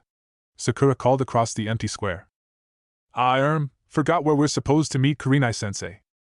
"Idiot." Sakura shook her head and was grateful that Naruto was not within hitting distance. She said. Her voice trailed off there. She glanced over at Kiba but met only his expectant gaze. Her brow puckered into a frown. Actually, I don't think she told us." Kurenai was a light sleeper, as some witty jounins tended to claim was the cause of her strangely colored eyes, and so she was well out of her sleeping kimono and slipping into her usual attire when the Chunin rapped his fist sharply against the thick wooden door of the house her parents had left her before killing themselves in a furious struggle during the Third Great Ninja War. Barely any words were exchanged between she and the dark-haired Chunin except a "Hokage-sama would like to see you." Kurenai merely nodded, and the man snapped into a standard bow to one's superiors before he shunted away. Kurenai gave her hair a quick brush to make it more presentable and ducked into the kitchen to snag an orange from the fruit basket. In minutes, she was tossing orange peels into a nearby disposal tin and proceeding to the Hokage's office. The pair of Chunin standing guard outside bowed and opened the doors for her. Kurenai nodded in acknowledgement and strode into the room as the double doors snapped shut behind her. "You called for me, Hokage-sama?" The third Hokage lifted his gaze from the paperwork piled before him. The edges of his eyes crinkled in a welcoming smile. Yes, I did. Thank you for fulfilling an old man's request so promptly. Kurenai did not know an appropriate reply that would not instate offense, so she bowed her head. Sarutobi folded his hands before him. A new season has begun, and there are several reservations to be made. I summoned you to clarify if you had particular preferences for a training ground. Be as it might that Asuma, Kakashi, and Guy have already named and certified their preferences. It would be rather inconvenient if other teams were to interrupt your training. Do you agree? I do, Kurenai answered. I had been planning to drop by later today to confirm a similar matter. Is Training Ground 27 available? She had already gathered her thoughts on her preference the previous night, and had opted for a location that did not differentially appear to be closer to either of her genins' homes. It would not be fair to either of her charges if the others merely had to travel a short distance for training while the other had to suffer from early morning rises. Shifting through a file and puffing on his pipe, the elder man nodded. 27 is currently unreserved. I take it that you intend to put teammates' name down for a season? Yes. Training ground reservations could only be made for a season to provide squads that had been declined their first choice a second chance to assume temporary possession of their preference. It was also unwise for shinobi to grow accustomed and expectant of any matters, including that of terrain and scenery. It was foolish to train beside a lake for a year, focusing on specific water jutsus, and then have efforts crushed when they were sent to a mission in Suna. Sarutobi nodded and picked up a pen to fill in a form. Kurenai remained silent as the Hokage's pen scratched across the surface of the paper at a practiced pace. The third was not a man who strictly followed protocol, so she suspected that she had not been summoned purely for the sake of training ground reservations. Such small matters could be arranged for later when they reported for a mission. The red-eyed jounin came to the silent conclusion that no Hokage would willingly invite paperwork. The third expelled regular clouds of smoke, and Kurenai realized that, though they did not get along particularly well, Asuma and his father used the same brand of tobacco. It is done, Sarutobi said, and closing the file, leaned back into his armchair. Kurenai waited. The Hokage regarded her. How is your team coming along, Kurenai? I thought so, she mused. They are developing at a steady pace. As for Naruto... Sarutobi raised an eyebrow as her voice trailed off. Has something happened to him? She shook her head. No. However, it has come to my attention that his personal well-being does not appear to be sufficient. Though he was well informed of such, the third nodded. Please elaborate. Kurenai's brow furrowed. For starters, his regular diet appears to consist mainly of ramen and meals at Ichiraku's.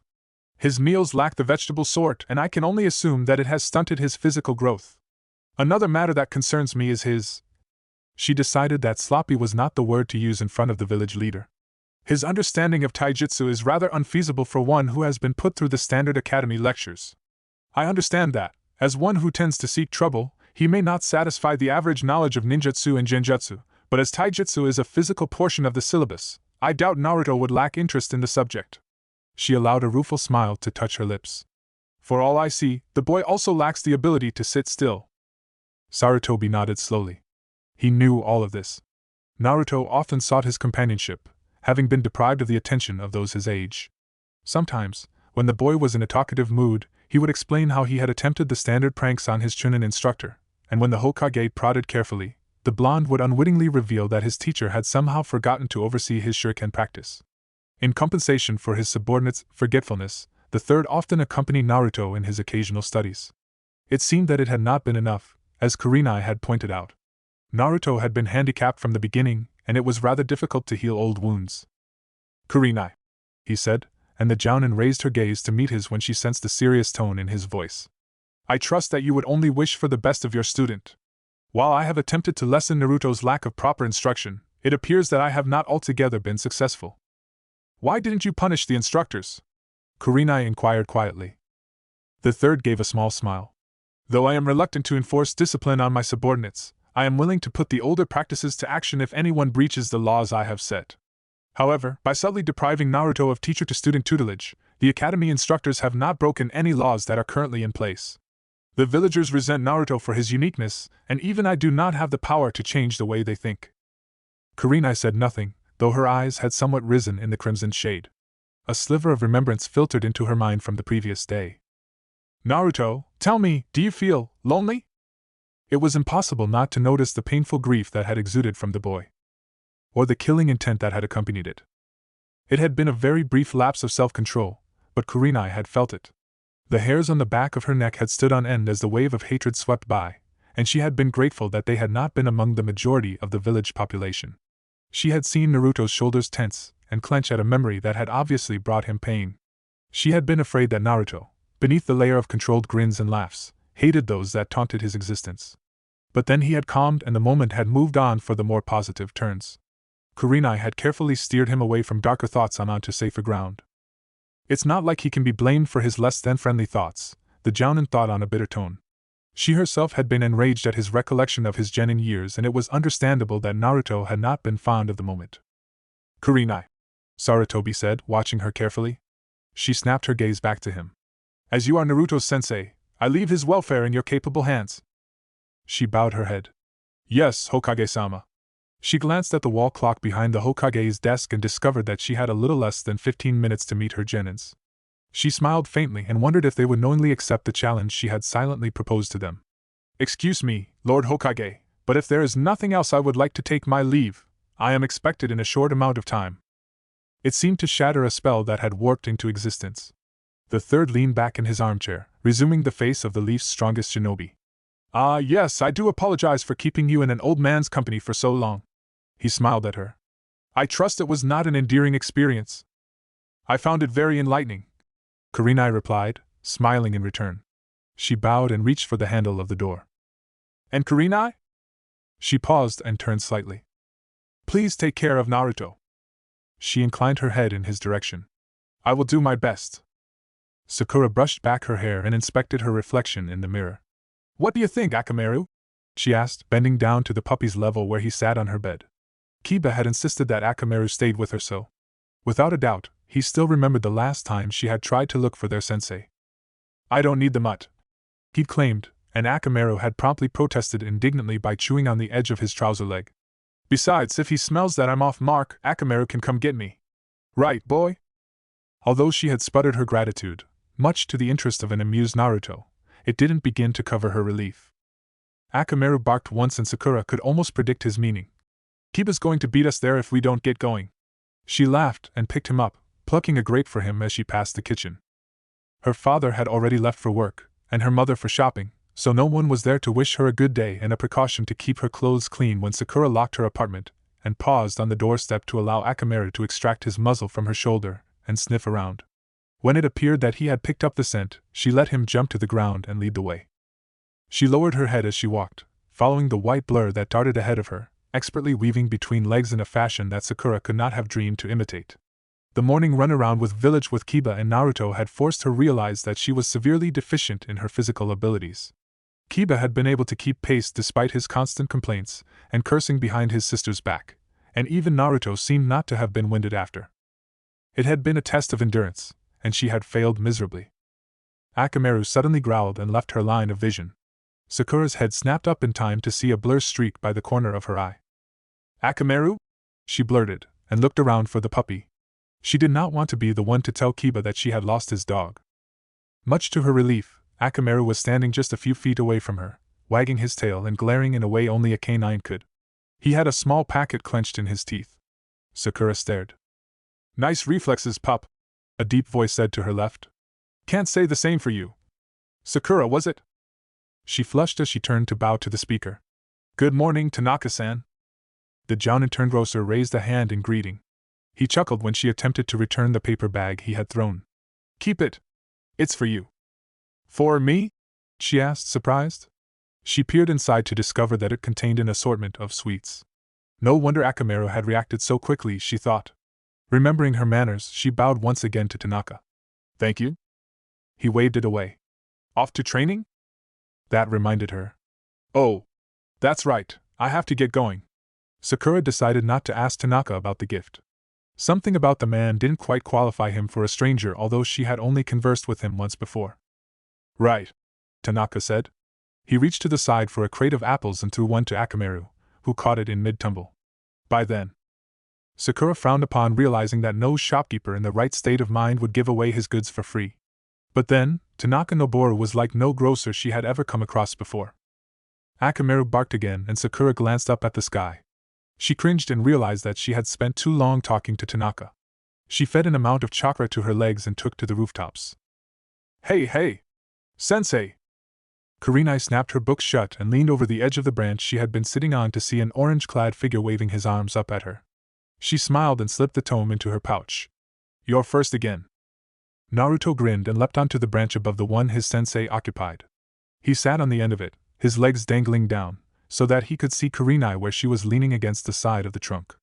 You made us track you again, he accused. I did, didn't I? But why? A shinobi must be aware of his surroundings and his situation. One cannot immediately assume that answers are automatically supplied. Seeing her pupil's blank expression, Kurenai explained in simpler terms. I don't want you to rely on given information, Naruto. Sometimes you have to notice things on your own and decide on the best course of action. The blonde genin nodded slowly. So you're saying that I should try and figure out things for myself sometimes? Correct. Oh, I get it now. Kurenai nodded.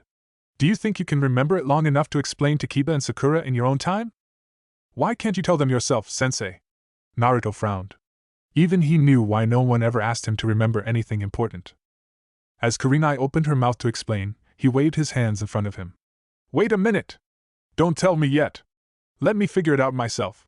His arms crossed over his chest and his lower lip jutting out as if he were pouting. He was, in fact, trying to concentrate. The jounin snapped her mouth shut and complied with a slight smile on her face. Naruto learned his lessons quick. He had undoubtedly fostered his quick thinking during the pranks he pulled. It took sufficient skill to avoid the hot-headed chunins, and sometimes even Anbu, that were dispatched to deal with his antics. Kurenai's expression darkened minimally as her mind swerved toward the better treatment Naruto could have received in the academy. The boy was not, by any chance, lacking in intellect. He was very bright, and Kurenai was displeased to note that he could have learned more from his instructors. Kurenai-sensei? She looked up. Did you figure it out? Well, yeah, you want me to remember specific information so I can remember the stuff I noticed during missions. Or something like that. Very good, Naruto, she said approvingly. He grinned and rubbed the back of his head. Then his mood regulated and he shifted uncomfortably. Sensei? Kurenai knew instantly that he had a particular matter to address. Neither Kiba nor Sakura had arrived yet, and the jounin diverted the majority of her attention to her present pupil. Yes, what is it? Naruto shuffled about. If I wanted to talk to you, would you listen? She found her eyebrow arcing up, accompanied by a flare of surprise. Of course I would. She narrowed her eyes slightly. Should I not? That's not what I meant, he said quickly, once again waving his hands in front of him. I was just wondering because Iruka-sensei was pretty much the only one who would listen to me and… His voice faltered. He told me that teachers always listen to students. He continued in a whisper. And you're my sensei, so I thought. Kurenai's fingers unconsciously curled into a fist, and she had the suddenly longing to land them on a particular group of academy instructors. Naruto, she said in a firm voice, causing him to look into her serious eyes. Yumino Iruka was right, I am your sensei. If you have any doubts or feel the need to talk to someone, I want you to know that you can always come to me. And don't forget about your teammates. Is that clear?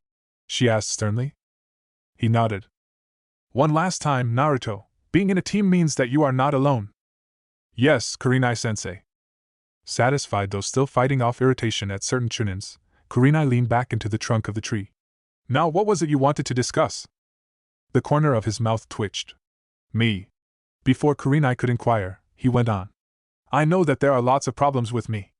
Like you know. Naruto shrugged a little uncomfortable. I could never break out of a genjutsu properly at school, my taijutsu stinks and I only know a few ninjutsu. He paused. And I'm short. Kurenai stared at his candid confession. Well, at least he was honest. Genjutsu is my specialty and I know that some people are naturally talented at the art, while others cannot perform it at all. Naruto, don't be too concerned about your inability to release yourself from a genjutsu. Dispelling and casting are two different things. Naruto sat up straighter. So you're saying I might be able to do genjutsu? Like, actually do it? As much as she hated to put her foot down on the boy's hopes, Kurenai did not want to encourage him to take down the wrong path. With some difficulty, yes. Seeing him frown at difficulty, the jounin explained. Genjutsu relies on acute manipulation of chakra. With your enormous chakra reserves, you would barely feel the drain, and therefore would distort the illusion. Although Naruto could not honestly say that he had understood everything, he managed to pull out his sensei's primary implication. It's better off if you don't specialize in genjutsu. Sakura would be suitable for genjutsu, Kurenai said thoughtfully. She has very good chakra control. Naruto smiled. Sakura-chan's good at everything, he said ruefully. Not entirely, Kurenai disagreed. Like you, Sakura needs to reinforce her taijutsu. Once I find a suitable tutor, the two of you will be training together under the same sensei. Brief joy at Sakura's future companionship rose, only to be forced back down when he digested the rest of Kurenai's words. You're not going to be the one teaching us? He asked, disappointed. My taijutsu is merely adequate, she said gently. Your skills would improve dramatically if you were under the tutelage of a taijutsu specialist. Naruto nodded, though still slightly let down. So who's going to be teaching us? A grimace pulled on Kurenai's pursed lips. Her appeal to Takara had not gone very well. She had planned to shoot down two birds with one stone. Naruto and Sakura would have a suitable teacher, and Takara would have an incentive to motivate her to do more with her life. Kurenai knew her old friend too well. Anything she tried would not faze her. But maybe a certain Uzumaki Naruto could. Feeling somewhat sly, Kurenai said, Naruto, listen up. He straightened with a grin. Hi, he barked. Do you remember the woman you met yesterday? He cocked his head. The hag? Kurenai cleared her throat. Yes. Her name is Yamane Takara. She is an old friend of mine. I asked her to tutor you and Sakura. By this point, Naruto was bouncing up and down on his branch, and Kurenai retracted her legs in case the bough snapped and fell.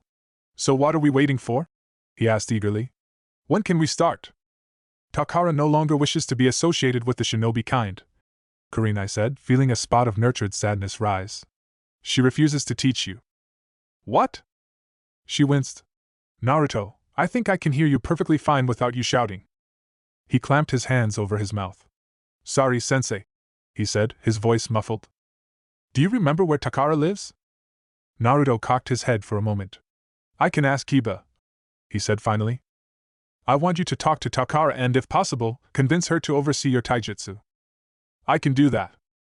I know you can, she said, giving him a small smile. Then her expression became serious. If she insists on refusing, I want you to know when to stop.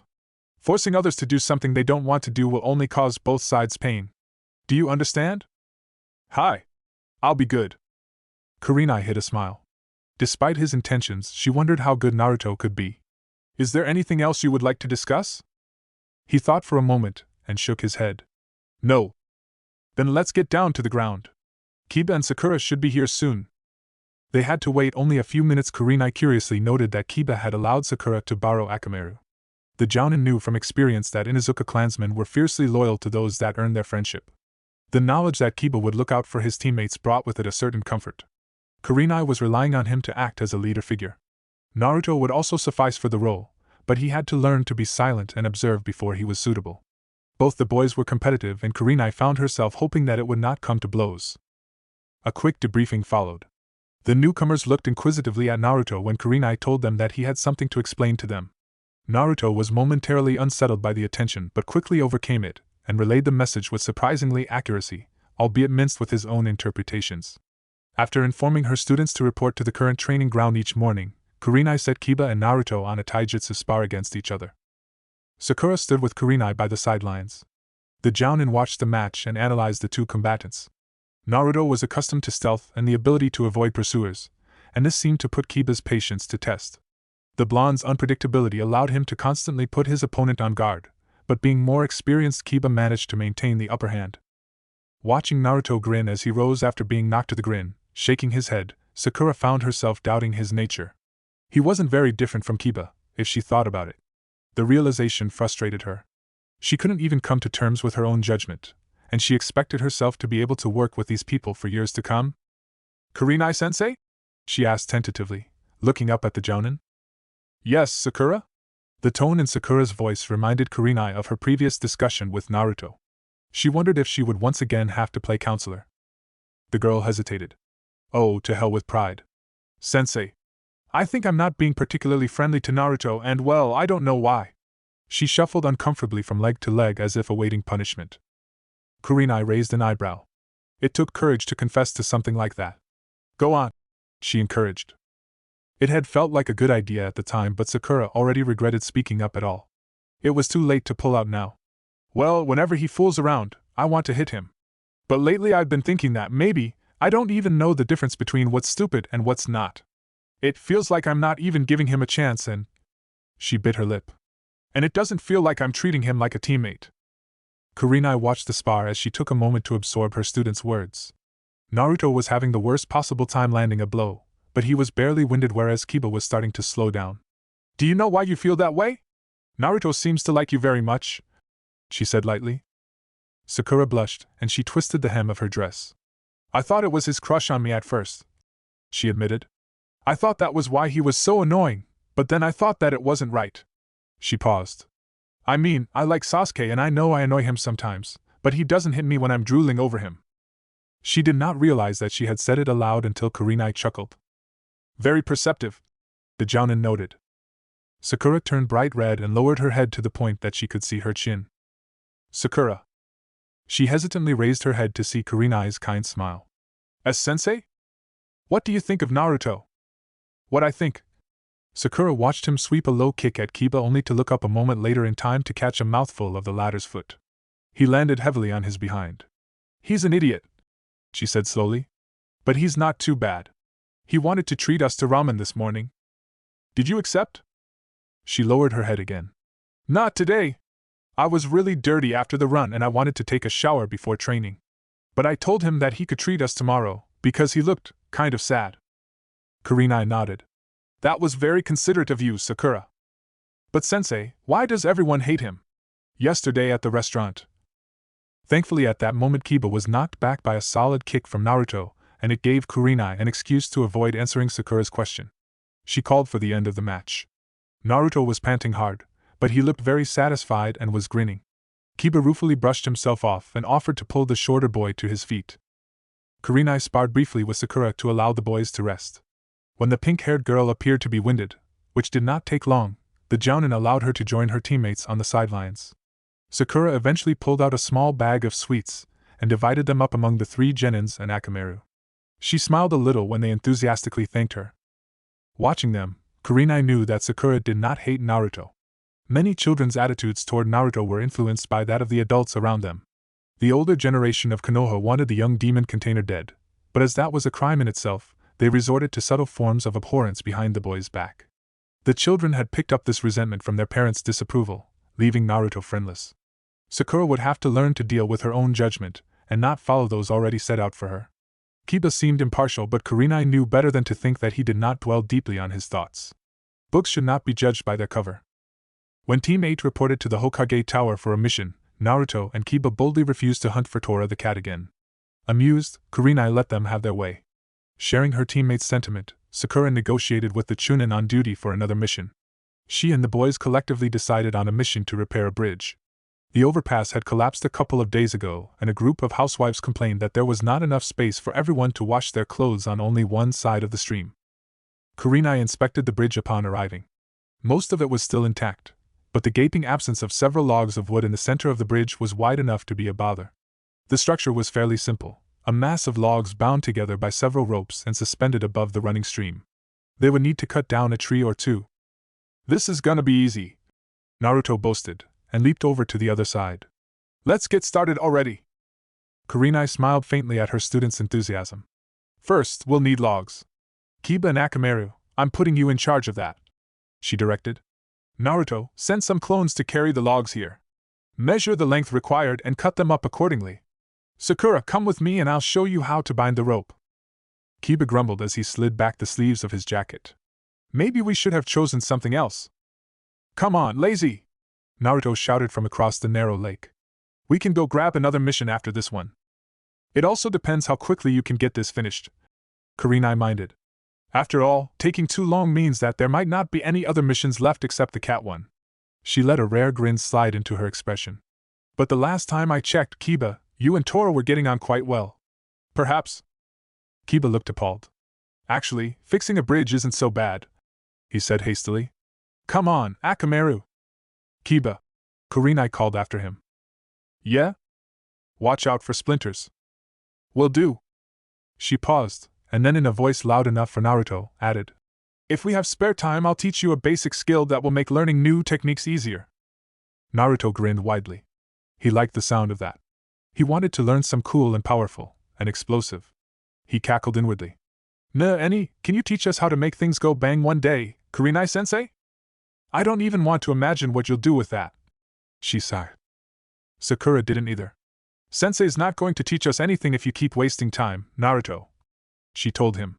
Get working already! Yosh! Kage Bunshin no Jutsu. Chapter 4 For her sake. One more miso ramen, Aji-san! Naruto called loudly to Ichiraku Tuchi. Blinking, Kiba counted the number of empty bowls stacked in front of the happy eater. Remind me never to take you here if it's ever my turn to treat. Yeah, well, I'm hungry. That long run had me beat. It had me beat too, Sakura pointed out dryly. You don't see me shoveling food in my mouth. Hey, I got up early to practice that tree thing as well. The pink-haired girl blinked.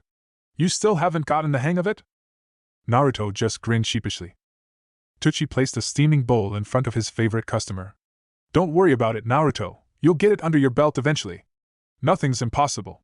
He smiled as Naruto grinned back at him, and then dove into his 8th bowl. Sakura edged away slightly to avoid getting bowled over by Naruto's quick arm movements. She thought the tree-walking exercise was actually quite basic and easy to grasp. It had taken her a few times to calculate the correct amount of chakra to apply to her feet, and keep it flowing steadily as she ran up the tree trunk. On the other hand, Kurenai had told her that she happened to have intense chakra control, so she couldn't even imagine how hard it was to Naruto. Kiba had also taken a few tumbles, and if Sakura recalled correctly, he hadn't progressed more than 15 feet, with Naruto mustering a mere 8. Meanwhile, Kiba gloated. I can do it 10 times in a row without a hitch. Awesome, aren't I? Naruto pouted. Ah man! So it's only me that can't do it? That's so not fair. Sakura raised an eyebrow. 10 times, Kiba? How tall was the tree? For your information, it was taller than the one me and Akamaru cut down yesterday. He boasted. Uh-huh. And what did you have to do to get Hana-san to help you? Not much. Just have to wash dash. Kiba stopped and slapped his forehead. Ah, damn it. Sakura smirked. She was starting to see the joys of teasing someone, instead of being on the receiving end. After the meal, Naruto took out a green, frog-shaped wallet and put it on display for his companions. Meet Gama-chan, guys! Gama-chan, Kiba said in a monotone, the corner of his mouth twitching. You have a flair for naming things, Naruto. Really? I think so too. Sakura was slightly mortified to notice that paying for the meal had almost depleted Gama-chan's contents. It was no secret that Naruto was an orphan and lived off the allowance he received from the village's support network. Given how many bowls of ramen he had consumed, he was in no position to be paying for his teammates. So why did he look so happy? At that moment Naruto turned his head to give her a curious look, as if he had felt her gaze on him. Did you like Ichiraku's Sakura-chan?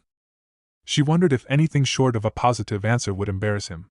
She didn't want him to feel obliged to take them to a higher-class restaurant. With a vague smile, she said, The teriyaki ramen was nice. He gave her a bright grin. There was a noticeable spring in his step. He suddenly remembered. Kiba? Yeah? What's up? You know that creepy woman from a couple of days ago? Sensei's old teammate? Kiba cocked his head. What about her? Naruto grinned sheepishly. Asking for a favor tended to paint one side of a person with embarrassment. Well, Kurenai-sensei told me that she was going to get her to teach me and Sakura some taijutsu and dash. Really? Sakura interrupted hopefully.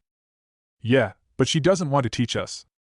Seeing Sakura's shoulders slump dejectedly, Naruto vowed that, no matter what it took, he would get Yamane Takara to teach them. Kiba frowned. That's not very nice. Let's go nag her. Naruto blinked. What now? We have to meet up with Kurenai-sensei in half an hour. We'll be back by then, the taller boy said confidently. With a single swipe that somehow managed to hook onto both his teammates, he dragged them after Akamaru, who had bounded ahead to lead the way. She blamed Kurenai. Aw, come on, hag. Good deeds give you less wrinkles. Naruto. I don't think that's helping very much. Come on. It's not nice to leave someone in need. Please? Yes, she blamed Kurenai. Shut up, Takara erupted. It worked. For 10 seconds. The boy dressed in outrageous orange frowned. Why won't you teach us? He asked. He pulled out a chair and raised a leg onto it, hoping to intimidate the woman. Naruto! Sakura hissed. That's rude! For once in his life, Naruto ignored his Sakura-chan. Takara put down her cup and raised her head to meet his gaze. Her dark eyes were ominous. Naruto swallowed, but kept his somewhat dominating position. Slowly, her hand raised and a finger crooked toward herself. Warily, Naruto leaned in. Behind him, Kiba and Sakura held their breath. Akamaru huddled in his master's jacket, only the tip of his nose sticking out. What? Naruto said uncertainly. Their faces were barely an inch apart, their foreheads almost touching. She slammed her head into his with such force that he was knocked back against the wall. Kiba yelled angrily. Sakura caught Naruto by the arms when he staggered into her and tried to steady him. That hurt, he said dazedly. His hitayate had been knocked off and his brow was bruised. What the hell was that for? Kiba demanded furiously. Naruto mumbled something under his breath and pulled away from Sakura, surprising the girl. She would have thought that he would appreciate the close contact she had allowed him. Instead, he snatched his forehead protector off the floor and retied it around his head, all the while glaring at Takara. What have you got against us? He scowled. You blondie, Takara drawled, dangling an empty cup by the tips of her fingers. Why did you become a shinobi? Naruto drew back. He raised a clenched fist. To become Hokage, of course. I'm gonna be the strongest ninja in this village. She stared at him. And then she laughed. The genin was taken aback. What's wrong with you? She continued to laugh. Sakura fidgeted uncomfortably. Why did Kurenai-sensei want this woman to be their taijutsu teacher? There was something about Yamane Takara, something dark and bitter, that unsettled her. Despite appearances, Yamane Takara was dangerous. Not that it made Sakura feel any better. Let's go, she said quietly, tugging at both Naruto's and Kiba's jackets. The boys turned, both glaring, but their gaze softened when they noticed exactly how uncomfortable their teammate was to remain in the older woman's presence. Sakura continued in a mumble. We only have 10 minutes left. Let's not make Kurenai-sensei wait. Sakura. Naruto turned back to Takara. Fine. We're leaving, but don't think you've won. As they walked away from the woman, he tossed the last comment over his shoulder. You're just scared to teach the future Hokage. Takara blinked, but he was gone.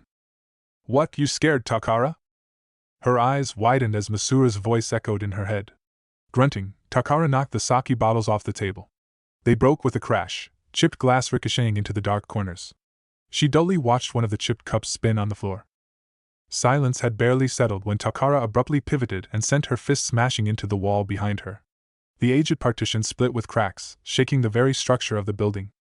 Many heaving breaths later, Takara extracted her hand from the crater she had crushed and calmly bandaged her bloodied knuckles. Kurenai was skeptical when her genins arrived at the training ground, strangely subdued. She set the boys to the basic chakra control exercise she had showed them the previous day. As soon as she turned to Sakura, Kiba and Naruto raced competitively for the trees, and Kurenai knew she did not have to worry about them. She took her remaining student aside to the lake behind the clearing. From what she had seen, Sakura was ready to advance to the next stage. She demonstrated the walking on water exercise and supervised Sakura until she made progress. When she checked back on the boys, Kurenai did not know whether to be surprised or pleased when she discovered that Naruto had managed to reach one of the higher branches where he had still been struggling to get far off the ground only the day before.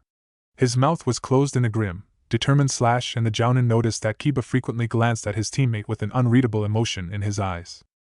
It did not take a genius to come to the conclusion that something was bothering her team. Kurenai returned to Sakura to find that the girl was already rising off the water's surface. Only the hem of her dress had been soaked, and it appeared to be drying already. Kurenai leaned against one of the trees in the background and silently observed her student's progress. Sakura barely noticed the water lapping against her toes. The chakra exercise Kurenai-sensei had showed her was basically a more difficult variation of the tree-walking exercise. The main objective was to gather chakra at the feet and maintain the flow even against the water's roiling surface. It was surprisingly difficult. Her concentration was filled with holes. Her mind refused to turn away from the confrontation with Yamane Takara. Sakura was aware that, while her chakra control was above average, she did not particularly excel at anything else. Her only talent lay in Genjutsu. Her arsenal of ninjutsu did not extend past academy level, and her taijutsu, she didn't even want to start on her taijutsu. If she did not improve, could she even qualify as a kunoichi? Sakura. Kurenai's voice almost threw Sakura into the wavering arms of the lake. Shaken, the genin turned slowly to the shore. Why yes, sensei? Get off the water. Sakura frowned. Did Kurenai not think that she was capable? But then she checked her chakra reserves and discovered that they barely scraped the minimum. Mortified, Sakura padded carefully to land. She did not realize that she had exerted such a large portion of her chakra. The effect became painfully clear when she heaved herself onto the grass. Her legs buckled beneath her. A pair of hands gripped her shoulders, and Sakura looked up to see Kurenai staring down at her. That was dangerous, Sakura, the Jounin said quietly. If I hadn't been watching, you would have suffered from chakra exhaustion and possibly drowned. Sakura winced. I'm sorry, sensei. I was distracted and didn't notice that dash. Her babble was cut off as Kurenai eased her to the ground and placed a cool hand on her forehead. Sakura felt her mind settle and remained down until she felt the burning in her hara ebb away. I think I feel better now, sensei. Kurenai helped her student sit up.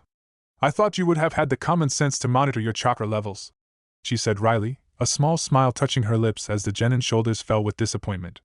It appears that I misjudged your abilities, Sakura. Would you rather spend more time on the tree-walking exercise? No, Sakura said quickly. Then, realizing that she had practically shouted her disagreement, she lowered her head and mumbled an apology. Kurenai raised an eyebrow. Sakura, I didn't think that I would need to tell you this the way I had to Naruto, but it seems that you don't understand my role as your Jounin instructor. She blinked in confusion. What do you mean? Kurenai lowered herself to sit beside her pupil, her legs crossed. I am not here merely to supervise. I am your mentor. It is my responsibility to oversee your growth and help you along when you need guidance. That means you can talk to me. She looked into the girl's wide eyes. Are we on the same page? She nodded. It amused as much as confused Kurenai to realize that Naruto and Sakura were strangely alike. Sakura turned her gaze to the lake, her eyes glazing over in thought as she pulled her legs to her chest and wrapped her arms around them. Sensei, she said hesitantly in a small voice. Do you think I'm weak? Definitely not. It failed to make her feel better, but it did relieve her of a certain burden. Kurenai-sensei had no problem with her being a minor hindrance, and Sakura's fears of being booted off the team were erased. But Kurenai-sensei, if your role is as our mentor, then what is mine? Kurenai's brow furrowed. Sakura looked lost. Your role, Sakura, she said gently, resting a hand on the girl's shoulder, is as a tactician. Sakura turned to her with a perplexed expression on her face. Naruto's and Kiba's strengths lie in offense, but there is more to a fight than just brute strength, the red-eyed woman explained patiently.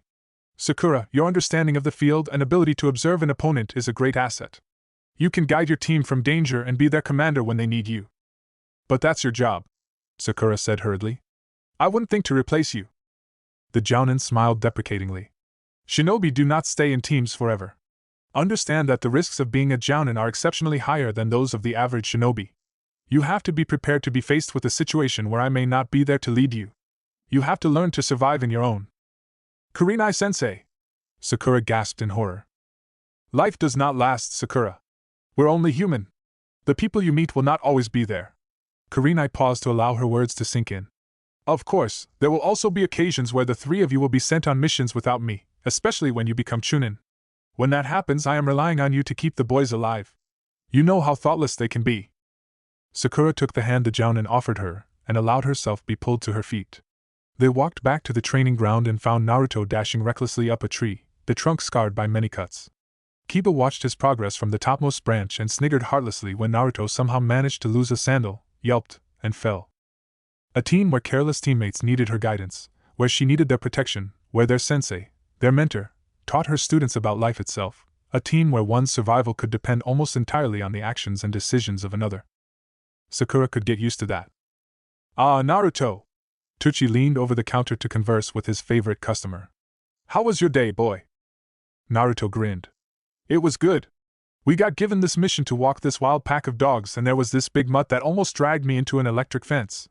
But lucky Akamaru got him to turn around, or I would have been toast. The owner of the ramen stand levered himself off the counter to prepare the regular ramen for his customer. That's not quite the life-risking mission I had in mind. Do ninja these days really graduate to walk dogs?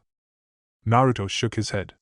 Kurenai-sensei says that these missions are important too, he told Tsuchi, with a small hint of defensiveness on his sensei's behalf. She told me that these missions help us work together better and that when we're strong enough, we'll be taking missions outside the village. It was not until he noticed Iam's wide-eyed stare that he realized that he had perhaps spoken a little fiercely. He winced and bowed his head to Tucci and his daughter, shamefacedly awaiting his punishment. Ichiraku's was pretty much the only restaurant in the village that was willing to serve the demon fox's container, and Naruto feared that he had blown it again. But Tucci was smiling when he laid a steaming bowl of ramen in front of the boy. "It seems to me that you and your sensei are getting on very well, Naruto, relieved, could only grin. "Yeah," he said, his voice rising in its usual confidence and loudness. "Kurenai-sensei is nice." A plate of steamed vegetables and several slices of beef caught his eye as he reached for his chopsticks. He looked up questioningly at Tucci. "I didn't order this," he said, nudging the plate forward. Tucci pushed it back toward him. "It's yours," he assured. His young customer frowned, and Tucci made a small gesture. "Your sensei came by earlier and told me that she was concerned with your height." He grinned, and the boy's eyes widened. "So from now on, my job is to make sure you eat your vegetables and enough meat. Ramen is good, but it thankfully isn't the only thing this old man is capable of making." "But I dash. She's already paid enough to keep you fed for a season. You'll still be paying for the ramen, though." Tucci watched the blonde, who was staring at his meal with a mixture of emotions that the man had never before seen on the boy's face. "You have one hell of a sensei, Naruto," he added, and whispered a silent word of gratitude to the woman. It was about time the poor boy found someone who cared. After a long pause, Naruto slowly picked up his chopsticks and started to eat. Yuhi Kurenai was new to mentoring a genin team, so she could only assume that it was normal for a student to pay his sensei a visit during the night. She raised an eyebrow when she opened her front door to reveal the subdued genin. It had started drizzling lightly a little while ago, and she wondered if her home had been sought as shelter, but then she realized that it was not the sort of thing Naruto would do. After managed to convince him out of his damp jacket, she sat him down in front of the blazing fireplace to warm. Then she went to the kitchen to make tea for the two of them. She knew he was standing behind her, waiting, before she turned to open the cupboard. "I went to Ichiraku's." Kurenai nodded and took out a packet of tea bags. He raised his head to look up at her, his gaze somewhat forlorn. "Why?" he asked quietly, biting his lower lip. "I don't get it. Why would you do this for me?" Naruto's words were infused with so many unreadable emotions that Kurenai took a long while to compose her reply. She settled on. "I'm supposed to look after you." Naruto frowned. "So were those guys at the orphanage," he muttered, his hands curling into tense fists. "So were the instructors at the academy. So were my parents." He was too distracted to notice Kurenai stiffen. "But they didn't," he continued, looking at her although her back was turned to him. "They were supposed to look after me. Why didn't they? Why would you? I don't understand." She stuck a kettle under the gushing tap and placed it on the stove to heat. Then she turned around to face her student. "What don't you understand, Naruto?" she asked softly. She was saddened that a simple friendly gesture would reveal just how broken the boy was beneath his smiles, just how unwilling he was to invest in trust. "Everything!" he burst out. "I've got the damned nine-tailed dash." He broke off abruptly, his eyes wide with horror. Kurenai reached out and patted his shoulder. "I know, Naruto," she said. Naruto nodded numbly. His voice had abandoned him, along with the usual dismay that revealing his true identity brought him. He was too confused. "Naruto, look at me," Kurenai said firmly, and he did. "Some people hate you for what you imprisoned for their well-being. They are fools. They are shallow-minded fools who do not understand that the Yondaime was not the only hero that day." Awestruck, Naruto's mouth popped open. "Do you consider me shallow-minded?" He shook his head quickly. "Of course not, sensei." "I would hope not," she smiled dryly. "You asked me why I felt obliged to look after you. Do I need more reason other than the fact that you are my student? I don't think dash." She never managed to finish her sentence, because Naruto chose that exact moment to fling himself at her and wrap his arms tightly around her waist. Kurenai staggered back in surprise, trying to remember anything from her years as a kunoichi that would help her deal with an emotional genin. The only instinct she had to comfort the boy was to hug him back, one hand rubbing soothing circles on his back and the other gently ruffling the back of his hair. It seemed to be enough for Naruto, who suddenly felt like the little brother that she had never had. The kettle screeched somewhere behind them and Kurenai absently flicked it off, but the moment had already been disrupted. Naruto hastily pulled away, embarrassed beyond words. Then, when he hesitantly raised his gaze to see Kurenai's raised eyebrows and small smile, he carefully translated his expression into a shy grin. Over tea, Kurenai was regaled with his history of witty pranks, which she gently warned disapproval of. Embarrassed yet somewhat pleased, Naruto rubbed the back of his head and grinned. How about you tell me how you found my address? I'm curious. Oh, that was easy. Naruto sounded flippant. I just had to ask Iruka-sensei. I saw before that he had this bunch of files about this year's genin teams, so I thought I'd ask him if I could see it. Kurenai raised an eyebrow. And he let you? Naruto sheepishly rubbed the back of his head, and it told her all she needed to know. He even cringed slightly, but he soon learned that the jounin was more amused than livid. So he quickly relayed how his immaculate disguise had allowed him to transform briefly into Yumino Iruka and enter the academy's staff room. They didn't catch you? Kurenai was slightly baffled. For a genin to have fooled an entire room of chunin was rare. Nope. I even sat down for half an hour and did some work for him, he said, grinning. It would have looked weird if I went in, looked at some stuff, and then went out again. Kurenai felt that she needed to see this for herself. Show me your transformation jutsu, Naruto. Remembering the parting words of advice Iruka had given her, she added dryly. Of your academy teacher. Nothing else. Naruto only grinned. He wouldn't have dared to try pulling off his Oiroke no jutsu on Kurenai. He formed the hand seals and concentrated. Henge! Kurenai continued to blink long after the smoke had dispersed. Now standing on her doorstep was one Iruka Yumino, looking slightly disheveled as if he had just tamed a horde of little devils. He even had a slight tear in his vest to suggest that he had been a little slow to pick up his students' intentions during weapons class. A small, polite smile completed the convincing doppelganger. Kurenai was mildly impressed. Had she not been a genjutsu specialist, Naruto's impersonation would definitely have fooled her from a short distance away.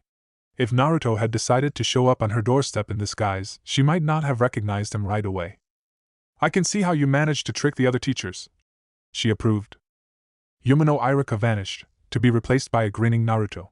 You sure you don't want to see my other jutsu, sensei? He asked cheekily. She stared pointedly at him. Just joking. Sakura-chan would kill me if I used that again. Kurenai poured more tea into both of their cups. Sakura came to talk to me yesterday. About you. Naruto looked surprised. Me? Then he stared down at his feet. Did she say she didn't want to be on a team with me? He mumbled. Kurenai blinked. That had come uncalled for. No. Why would you think that? Well, I know she wanted to be on a team with Sasuke, and she was really mad when she realized that I was on her team instead. She's not happy about it, and she always hits me, so I thought, yeah? I see.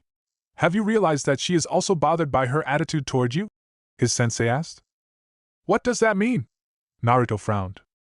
Kurenai sighed. Sakura is not hostile by nature. I would hazard a guess that she does not make quite as big a point of making fun of you when certain people are not nearby. Like Sasuke, the genin said dryly. The stuck-up bastard was all Sakura would ever talk about when Naruto, on Kami's whim of luck, managed to strike up conversation with her. It was always Sasuke this and Sasuke that. Except for the occasions when Naruto managed to slip in an insult of the Uchiha in the midst of getting pummeled. Then it would be Naruto this and Naruto that, but even then it didn't last. Nodding, Kurenai continued to say, Sakura told me that she feels that she is not treating you like a teammate. Naruto's head shot up. She did? He asked incredulously. Does that surprise you? Kurenai did not wait for an answer she knew she would not receive. I know that you have more potential than you let on, Naruto. You hide it by constantly drawing attention to yourself, but this in itself sometimes irritates those around you. Like Sakura, for example. She could see that her student was contemplating deeply on her words. I understand why you want to impress others, but it might be time for you to realize that there are other ways to do that. Naruto fidgeted. He knew he wasn't in trouble, but it didn't lessen his discomfort any. Everything Kurenai had pointed out was true. Maybe he had unknowingly worsened the village's opinions of him. So what should I do, Kurenai-sensei? He asked finally, looking up at his mentor for the guidance that he knew she was so adept at providing. The jounin put her cup down. You should act like yourself and not an idiot. You should know better than I do what attracts trouble and Sakura's irritation. You need to earn the respect. He nodded, eagerly filing away the advice. Kurenai paused to gather her thoughts, wondering how she should phrase what she was about to say next. Sensing that there was more to come, Naruto waited. She ultimately decided not to mince her words. Try not to hold Sakura's actions against her, she told him in a soft voice. I don't think I understand, Naruto ended up admitting after almost a minute of silence. Kurenai had expected him to. I believe you know of the third Hokage's law regarding your prisoner, she said quietly. The tension in his jaw indicated that he did. His law prevents the public from discussing the demon inside you. It is only effective to an extent. There are many ways to reflect emotions without expressing them out loud. Many of the villagers who remember the incident 12 years ago have become parents. Although their children do not know the truth, they look toward the adults to set examples. Kiba treats you normally because his family do not discriminate you. Sakura comes from a family that possibly does. She has unconsciously picked up her parents' views. They are not her own. Naruto visibly winced. Don't worry, Kurenai-sensei. I'd never be mad at Sakura-chan for anything. Kurenai reached over and ruffled his hair, smiling. But you should also keep something else in mind. A relationship without disagreements will not last. You'll understand someday. Over the weeks, Team 8 fell into a routine of clearing 2 missions a day. Each morning was dedicated to briefings and training. At first, the idea of sitting through more lectures did not appeal to the genins, particularly the males. But they quickly learned that Kurenai hardly ever had anything mundane up her sleeve. Naruto learned this the hard way, and quickly resolved to follow the Naruto code of surviving training sessions. Never challenge your sensei to a race on water the day directly after you manage to stay above the surface for more than 2 minutes. Kurenai was satisfied, if not extremely pleased, with her students' growth. She regularly worked with Sakura and Naruto on their taijutsu forms. Takara refused to offer her expertise regardless of the number of times she had discovered Naruto on her doorstep, but Kurenai knew that the boy did not give up too easily. Under her supervision, Naruto gradually developed a form that was solid enough to land steady blows. He still had trouble defending, but he had definitely improved since his first demonstration. Sakura, on the other hand, had near-perfect understanding of the standard taijutsu form, so Kurenai tried to coax her into relying more on her instincts. Hopefully, it would also develop an understanding of using force, which the girl unfortunately lacked. Kiba often assisted in his teammates' taijutsu sessions, humoring Kurenai when he and Naruto once took a spar onto the lake's surface. Sakura's attitude toward Naruto had also evened out, though the blonde was not spared the occasional elbow to the gut. Confiding in Kurenai seemed to have broadened the girl's perspective. Being the neutral connection between his teammates, Kiba could notice slight changes between the two. For one, Naruto was quieter and more focused, which at first had confused both his teammates, but they soon came to respect his concentration and input. Sakura was also easier to approach, and Akamaru very much enjoyed the sweets that she brought to training every day. But as Kiba soon learned, good times were not to last. Naruto struck forward with a curled fist, swiping at Kiba's head. The Inuzuka blocked the first blow and dodged the next with a grin. The two circled each other until the taller boy gestured for Naruto to come on. With a grunt, Naruto threw himself into it, jabbing at the waist and, when Kiba darted back to avoid contact, followed it up with a backhand that swept a momentum forward for his left arm. Surprised by his opponent's swift adaptation, Kiba raised a block. Naruto spun around and, pivoting on his hip and left leg, completed the turn with a roundhouse kick which tapped Kiba's forearm, signifying a hit. Gotcha! The blonde grinned. His eyes widened when Kiba twisted and began to gyrate in movements that his opponent recognized in his piercing fang. Naruto was slow to evade, and although the fingers only brushed against his sleeve, he knew that Kiba could have hit him if the latter had not held back. On the last spin, Kiba struck out an arm to the ground and flipped himself up and over his sparring partner, landing on his feet. He tucked his hood over his head as he turned to sling an arm around Naruto's shoulders. "What did you think of that?" he asked with a cocky tone. "You got me," the blonde admitted. "But I'll get you next time." Kiba held out his hand, palm facing skywards. "Deal." Naruto slapped it. "Good offense, both of you," Kurenai said when the two joined her and Sakura in the shade. "A little work on your blocking, though." "Hi." Sakura knew that this applied to her as well. Their morning runs around the village had reinforced her endurance, but she could not put enough strength behind her blocks or blows to make them significantly count. Admittedly, Naruto was faring off better than she was. The blonde seemed to be improving rapidly these days, throwing himself headfirst into whatever Kurenai-sensei introduced. Sakura wondered how long it would take before the gap between their capabilities widened and she was left behind. "Na-sensei," Naruto said after he had gulped down a large mouthful of water. Only Sakura had the common sense to prepare for proper training out of the genins, and she was thankfully willing to share her resources. "Can you teach me that thing Kiba did?" "Why don't you try asking him instead?" Kurenai suggested. But before he could, she added in. "I was hoping this would not come up so soon, but…" "Naruto, Sakura." "Yes, sensei?" "It appears that I have taught you all I can on the basic taijutsu," the jounin said, and felt a flurry of remorse when their mouths dropped open. But sensei, Sakura protested. You are still much stronger than we are. Kurenai shook her head regretfully. My skills come from experience. That is where I get my intuition to fight from. While some specialists can teach you this initiative, I cannot. If it were genjutsu, I would probably be able to, but taijutsu is not my forte. The only thing I can provide you with now is the time to practice. Naruto absorbed all of this with frightening intellectual understanding. Isn't there anyone else who can teach us? Kurenai needlessly replied. Takara. There was no mistaking the drop in the mood as they walked toward the Hokage Tower. Kiba glanced at his teammates, finding both of them peculiarly subdued. Naruto looked deep in thought, but not altogether downright upset. The Inuzuka had figured by now that hardly anything that could get to the short blonde for long, and even then, he rarely let his disappointment last. Sakura, on the other hand, was being unnaturally secluded. Even though she walked with them, Kiba could not help but see his teammate as if she were standing on the other side of a thick pane of glass. Akamaru whimpered. You'd better cheer her up or else. The puppy had come to appreciate his master's companions. Naruto was persistent enough with his antics to be interesting, and Sakura was plain nice. Akamaru did not like it when those who cared about him were upset. It wasn't like Kiba needed to be told twice. He nudged Naruto and meaningfully jerked his head. The two of them slowed their pace to match Sakura's, walking on either side of her. She lifted her head to acknowledge their presence, but it wasn't long before she fell back into staring at her hands, which were clasped in front of her. Predictably, it was Naruto who succumbed to the silence first. Ano-sa, what's wrong, Sakura-chan? Sakura smiled faintly at the boys, automatically brushing off the arm that Naruto tried to slip around her with practiced ease. Nothing's wrong.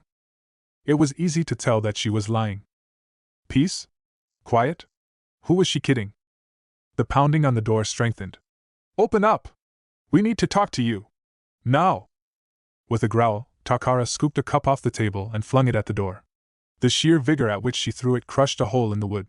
On the other side, Kiba grabbed Naruto by the back of his collar and pulled him back just as a cup punctured through the door, showering them with splinters. The cup shattered in midair. Kiba stared at the glass fragments on the ground.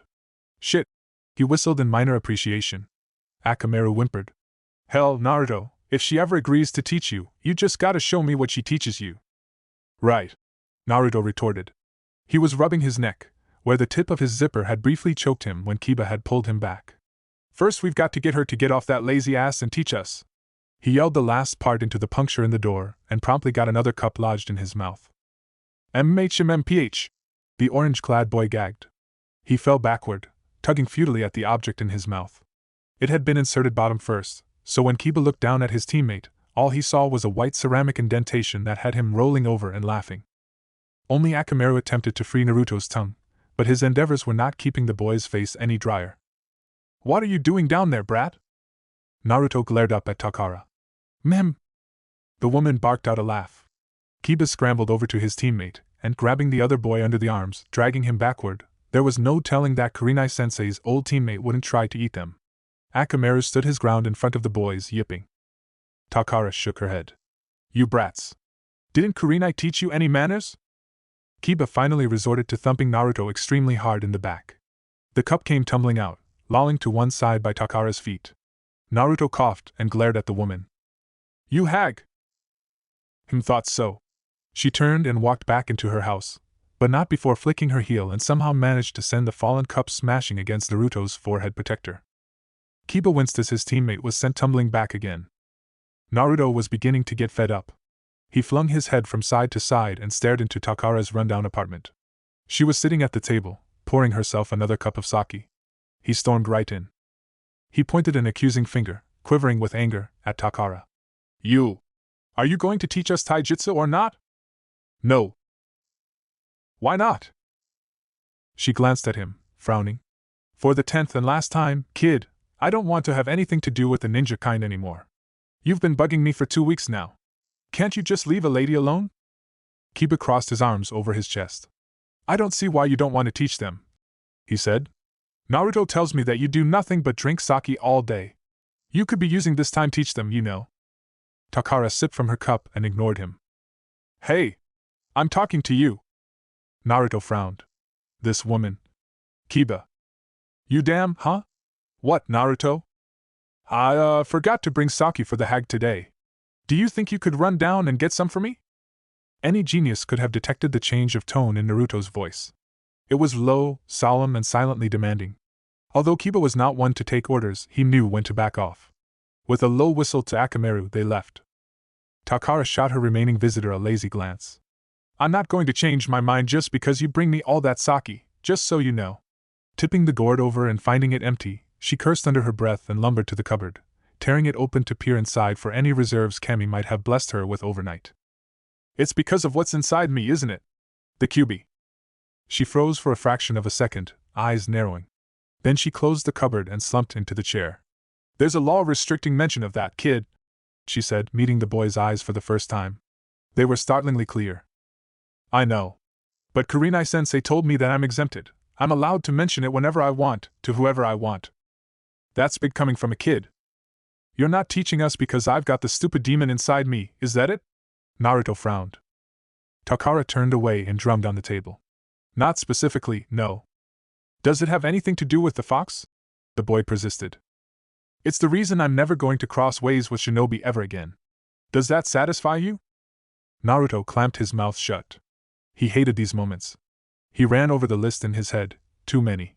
The Kyuubi had caused so much pain that, sometimes, Naruto could not blame them for hating him. The nine-tailed fox's attack had left Takara Yamane in such shock that she had given up her career. She had been on the same genin team as. Naruto's throat closed when he realized that his prisoner might have caused pain to Kurenai-sensei. Given her old teammate's reaction, he wondered how she could even look at him. It's me, the genin said, startling Takara with his quiet voice that was barely a whisper. It's always me. It's only me. I'm the problem. Takara narrowed her eyes at the boy. His head was bowed, his hands tight-fists by his side. He was a stranger, unrelated to the loudmouth brat that had nearly swallowed her best sake cup. It was impossible to see what he was thinking, but the woman found herself wondering if she even wanted to. He had been silent for too long. Takara sighed. It would not bode well with their friendship if she turned one of Kurenai's kids into a nutcase. Hey, kid dash. What if? He said, his voice slicing through hers like knife on paper. What if you didn't have to deal with me?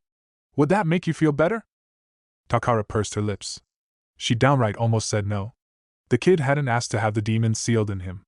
Hell, it wasn't like he had begged to be kicked around and spat on. He was just a normal boy beneath those whiskers and that ridiculous jumpsuit. Yet a small portion of her wanted to say yes. It took Takara a moment to realize that it was not because of his identity, as the demon container that had her averting her gaze and gripping the table edge. He just damn looked too much like Masuru. Naruto took the silence for what he interpreted it to be. Fine, he muttered. I'll stop bugging you to teach me. Takara did not know whether to feel relieved or not. But you have to teach Sakura. At this, she frowned. Now why would I do that? He took a deep breath. She's not like me. I've been ignored all my life to the point that I don't bloody hell care anymore. You don't want to teach me taijutsu, fine, you're not the first to reject me. But Sakura, you need to teach her. I saw how disappointed she was this morning when Kurenai-sensei told us that there was nothing else she could teach us on taijutsu. I don't ever want to see her sad like that. She stared unblinkingly at him. How noble of you. He growled. Didn't you hear anything I said? I'll think about it. You'd better. It startled Sakura to realize just how many people knew her now. She had come to know a lot of the villagers through teammates' missions, but could never remember all their faces. She was too distracted with trying to identify the familiar faces to notice where she was walking. Arg, Akamaru! Couldn't you at least have warned me? Gomen nasai! I was, Kiba. The pink-haired girl stepped back and looked up at the shop her teammate had just walked out of. She frowned. You're underage to drink alcohol, Kiba. He grinned. I'm not underage to buy it though, am I? Seeing her disapproving look, he shrugged. It's for, my mother. Sakura nodded. I see. Hey, I gotta go. Mom's going to kill me if I don't get these to her soon. I'll see you tomorrow at training, Sakura. Bye, she muttered. He was gone, with Akamaru bounding along his side. At strange intervals, Sakura was often taken aback by her team. Kiba and Akamaru were, well, they hadn't been the sort of teammates Sakura had had in mind. It was not that they were unnoticeable, like the Aburain boy who always sat in the corner of their classroom and now on Sasuke's team. Maybe she hadn't thought of being on a team without Uchiha Sasuke. She hadn't seen him since graduation day. She knew only that he was in a team with the son of the White Fang as his sensei. Sakura wondered how different his sensei was from Yuhi Kurenai. Thinking about her mentor somehow settled her. Kurenai had exceeded her expectations of jounin instructors, and Sakura suspected that there was still more to the jounin than met the eye. But truth be told, Uzumaki Naruto was easily the most confusing of her team. Lately, he had been less outspoken. He was still unbelievably energetic, and honestly, Sakura wouldn't have been able to detect the change at all if she hadn't spent weeks with him. Naruto suddenly seemed to know when to stop fooling around, which was a nice change. But in exchange, he began asking Sakura to explain technical things whenever Kurenai-sensei was not around to enlighten him. It had been very frustrating at first, for both of them, but they somehow managed to reach a compromise. She soon learned that using food-related comparisons was the best way to get the message across. He didn't always get it in the first go, though. At times, if she was explaining something in more detail than he understood, he would throw a minor fit and end up attracting Kiba's attention. Then the three of them would somehow wind up at Ichiraku's, with Sakura lecturing them on whatever it was that had been brought up. These days, Sakura learned to carry spare scrolls on her in case she needed to draw diagrams, which, in Naruto's case, turned out to be more often than not. The pink-haired Kunoichi could not help but wonder exactly how he had survived his academy years. While he was not particularly dense, he did not seem to. Her thoughts were interrupted when a hand dropped onto her shoulder. Reacting unthinkingly, Sakura was halfway in an attempt to flip the intruder onto his back when he spoke. "Easy there, girl." Immediately recognizing the gruff tone, Sakura dropped the arm and turned to bow toward Tanaka, mortified. "I am so sorry, Tanaka-san. I was distracted. He waved a hand about and grumbled. "Don't worry about it. My fault for startling you, I suppose?" He waited for her complexion to even out, and then leaned forward. "You wouldn't have managed to throw me anyway. Your build is too small to support my weight." She winced. Damn, what was I thinking? Kurenai-sensei had made sure they understood that misjudging an opponent once was enough to cost your life. If this had been during a mission, Sakura would most likely be lying in a ditch with a kunai piercing her windpipe in a standard kill. Tanaka frowned. There was something out of place about the girl. She was usually very well-mannered, and while it was not fair to say that she had broken that trait, she was more silent than usual. No less attentive. He had called her name many times before he had hobbled out to take matters into his own hands. She appeared to be deep in thought, and judging by the abuse her lower lip was taking, they had not been happy thoughts. He cleared his throat. "You got anything to do, kid? Parents expecting you home any time soon?" She shook her head. "Then would you mind helping an old cripple close up his shop?" He sighed when she looked horrified at his self-description of his handicap. Kids these days, either too goddamn loud or too freaking serious. Still, the girl wasn't too bad. She caught on to things very quickly. He set her to counting the earnings for the day, and when she finished that astonishingly quickly, he let her help him move the fruit crates to clear space for the metal sheet that would close off the store from outside access.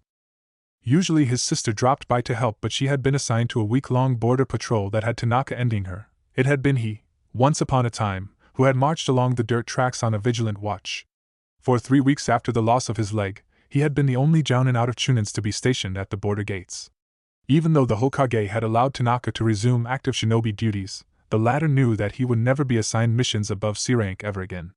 By the end of his first month, Tanaka finally realized that he was no longer suited for his former career and had allowed his sister to convince him into early retirement. The grocer shook his head and sighed. No use reminiscing now. He turned, a crate tucked under each arm, to see Sakura bending to lift 3 stacked crates. He started. "Those are full. I'll handle them later." His voice trailed off with incredulity. The girl was looking at him with a perplexed expression. She had, with only the slightest pause, bodily lifted the crates. 2 of them towered dangerously over her head, and Tanaka knew for a fact that they contained a hell lot of stock. Yet the meager genin was holding them as if they were nothing more than library books. "What's the matter, Tanaka-san? Did you want to leave them there?" He walked past her to set down his own load. "You feed chakra into your arms to support the weight, don't you?" he observed. Blinking, she nodded. "Hi. Kurenai-sensei showed it to us once." She set down the crates where the grocer indicated, orderly unstacking and organizing them. Tanaka considered her. Truly, it was rare to see such developed chakra control in a genin. He would not be surprised if she could pull more out of a jutsu than a regular chunin. "You'd be good for medical jutsu," he mused. Sakura straightened and cocked her head curiously to one side. "Medical jutsu? Well, of course, it's too early for you to learn something like that. Tanaka grinned. Did I tell you that I was the only active jounin in the whole village to use medical jutsu? Wasn't part of a medical squad or anything, just a plain old jounin. None of the guys on my team ever came home with a scratch. Got well known for it too. Her eyes widened, but just as quickly, she lowered her gaze. It must be good to be able to specialize in something, she murmured. Is something on your mind today? Not really. It's better if you talk about it with someone. No, I'm okay. Really. Thanks for the concern, Tanaka-san. She glanced up at the setting sun. I have to go home now. I'll see you next time. Ja-ne. Tanaka watched the girl run off. Then, shaking his head with a grin, he reached up to pull the slide over his store. It seemed to Kiba that, other than the ability to track down his teammates on will, he also had the uncanny knack of colliding into them. Oh. Akamaru, you never, arg. Why doesn't anyone watch where they're going today? Seething, Kiba picked himself off the ground and grudgingly extended a hand to help his teammate, only to find that Naruto was already on his feet and charging past him. All at once, Kiba knew that Sakura was not the only one bothered by the unknown. He could see the grim scowl, furrowed brow and clenched fists all in perfect detail as Naruto stormed past. His arm clipped the Inuzukas in passing, but the shorter boy seemed not to notice. He carried himself with the grace of a bull and disappeared into the distance. Kiba frowned and rubbed his shoulder. It hadn't been a gentle clash in any manner of speaking. This unsettled him. He had never known Naruto to lose his temper. Something's not right, he murmured. Come on, Akamaru.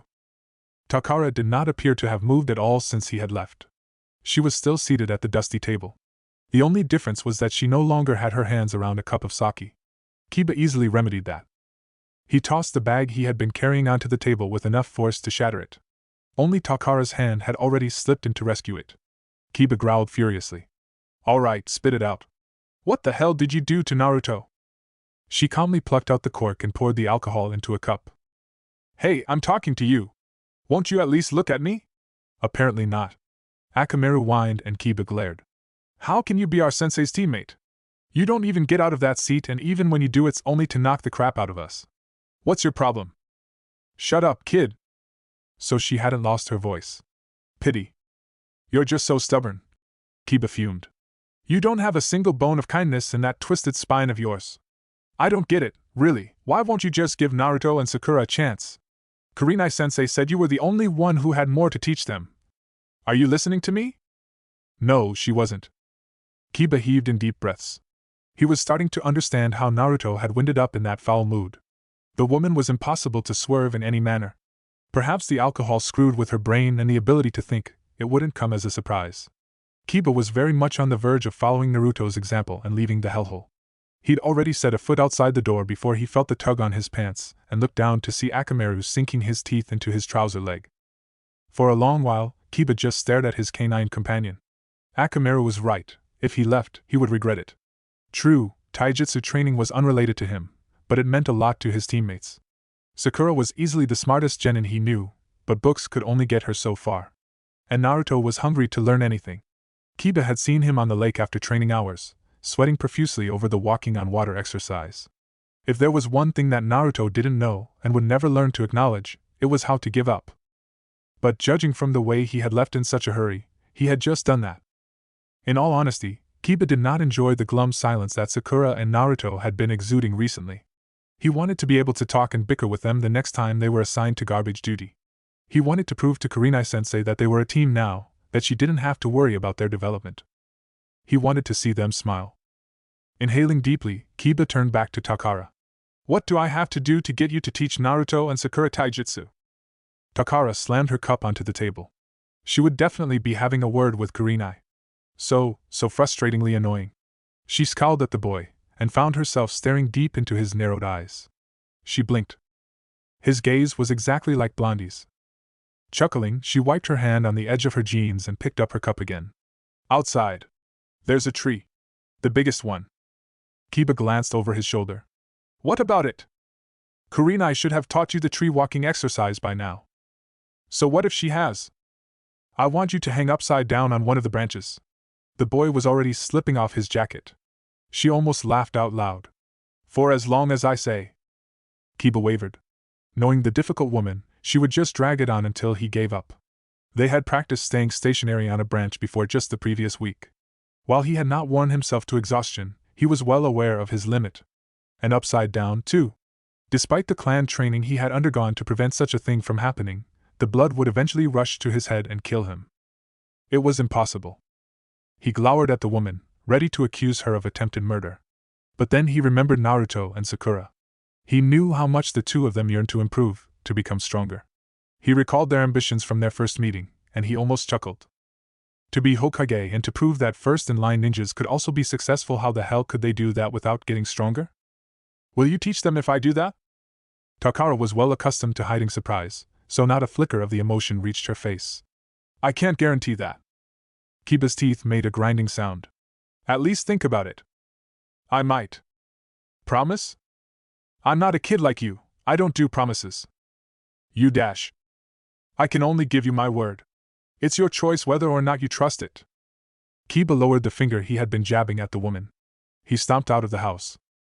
A little over half an hour later, when she had exhausted the sake the kid had brought her, Takara poked her head out the shattered window.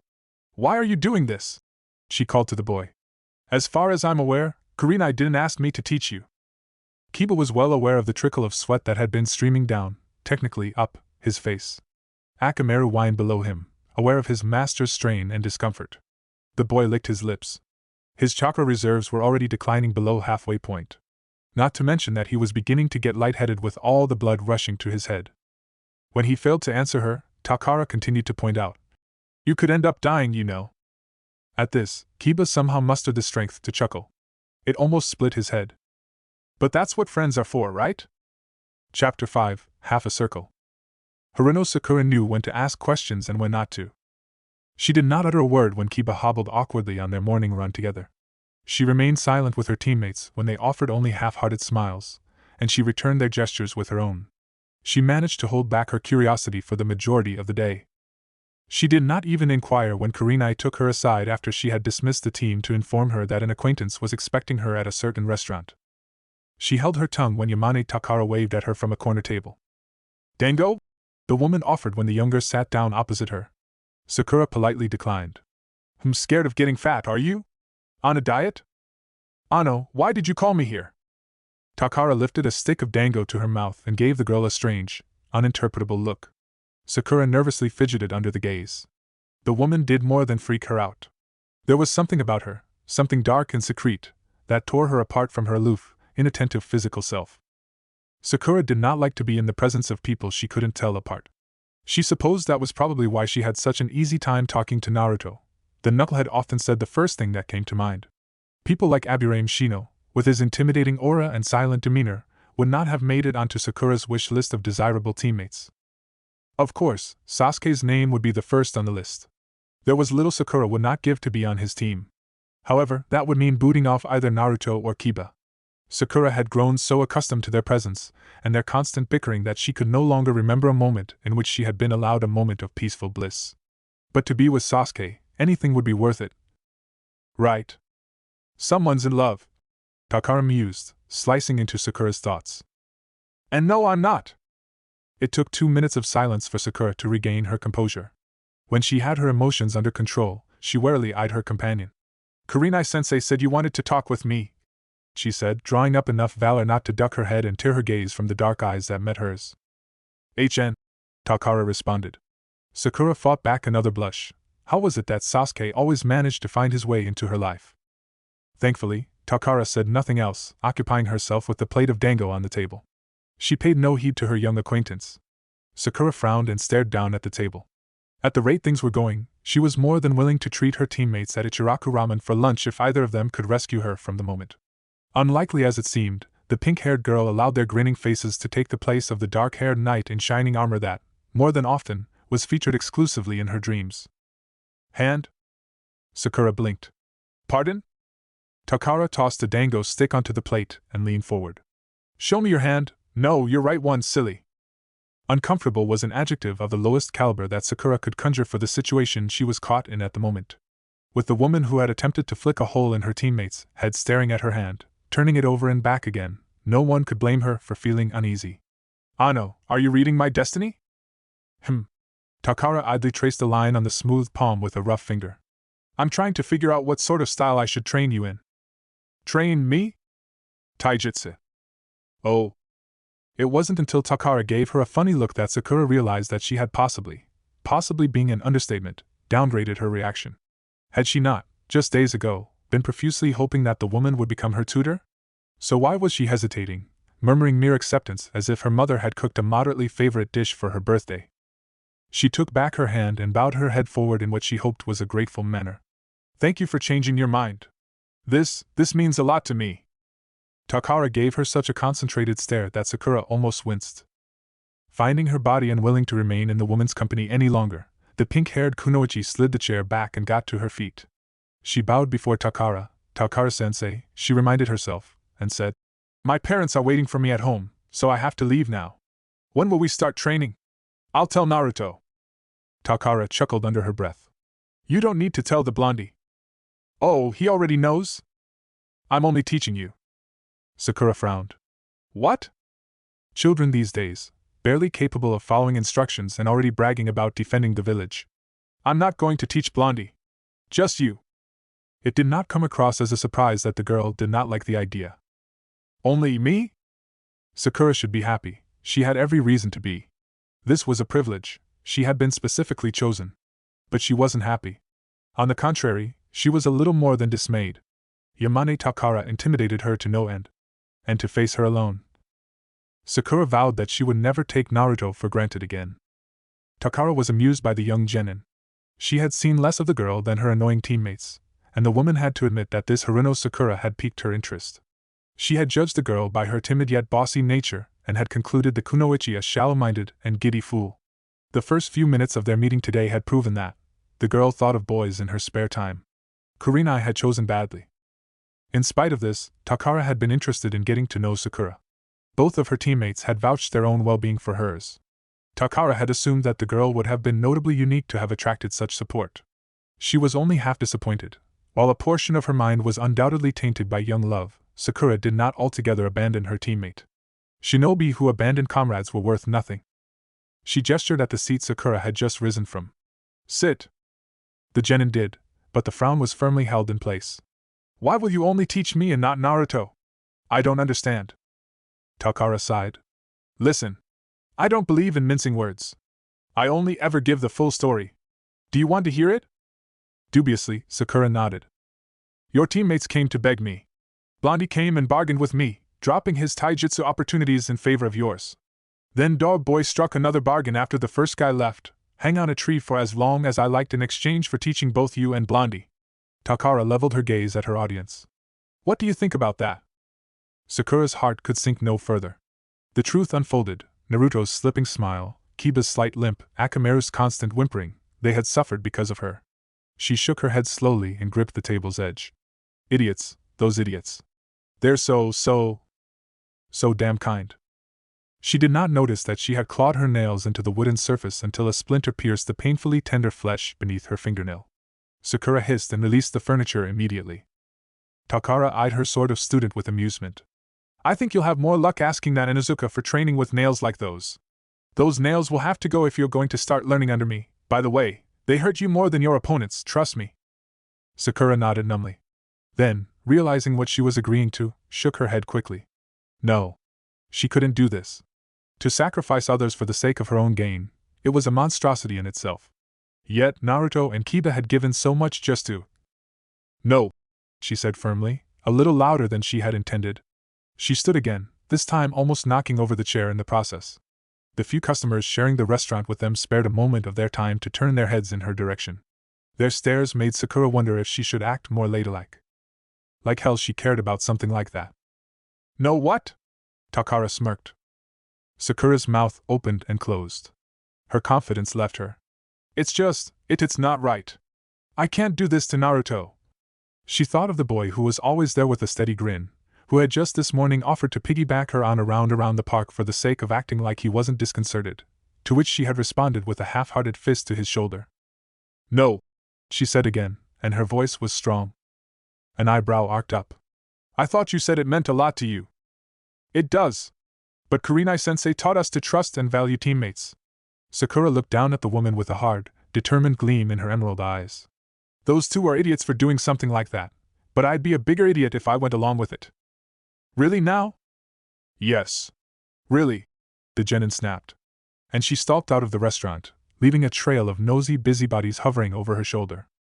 Takara snorted softly and reclined in her chair. So feisty. She's more like those brats than I thought, she reflected. A small smile tingled on the edge of her senses. Where does Kurenai get these selfless kids from? She shook her head lightly and raised her hand to order tea. The old lady who owned the restaurant stared at her customer, well attuned to the woman's fondness to alcohol. A wrinkled hand settled on Takara's forehead to check her temperature, and it wasn't until 10 minutes later that the order arrived. Yamane Takara drank tea for the first time in 9 years. And she smiled. Hey, pass us the water, Naruto called. Kiba grunted and reached into his pack to throw the blonde a bottle. Quit ordering me around. That's my job. Then you're fired, Hana said. She patted her brother's shoulder before he could pull off a scowl. Don't worry, I still love you, brat. She turned, but a few meters down the path, she paused again to look over her shoulder. Mom says be home by 6 tonight, she's got something to give you. Whatever, Kiba grumbled. He waited until his sister had turned before sticking his tongue out at her back. Hana immediately whipped around with a glare. Slightly taken aback, Kiba blurted. You're not so tough. I can outlast you any day. Due to the scary competition between the Inuzuka siblings, Naruto and Sakura ended up running 3 rounds around the park in support of their friends. They had the feeling that it could have, Kami forbid, dragged on for longer if Hana hadn't had to leave to attend to her duties. She left the 3 genin with a smile and stick of dango each.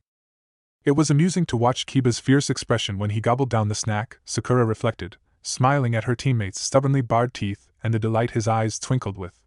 Sibling love was truly something she would never understand. No, Sakura-chan, what did Kurenai-sensei say after training yesterday? The smile scuttled off and Sakura blanched. The night following the fateful conversation with their sensei's old teammate, she had locked herself in her room and refused to come out for dinner, much to her parents' alarm. She forced herself to think, and she ended up doing a lot of it. Her first thought had been to seek out Takara and get down on her knees and apologize and weep and beg her to take her back. She regretted having turned down the taijutsu specialist. She had refused the need to improve. She had made vain of her teammates' goodwill.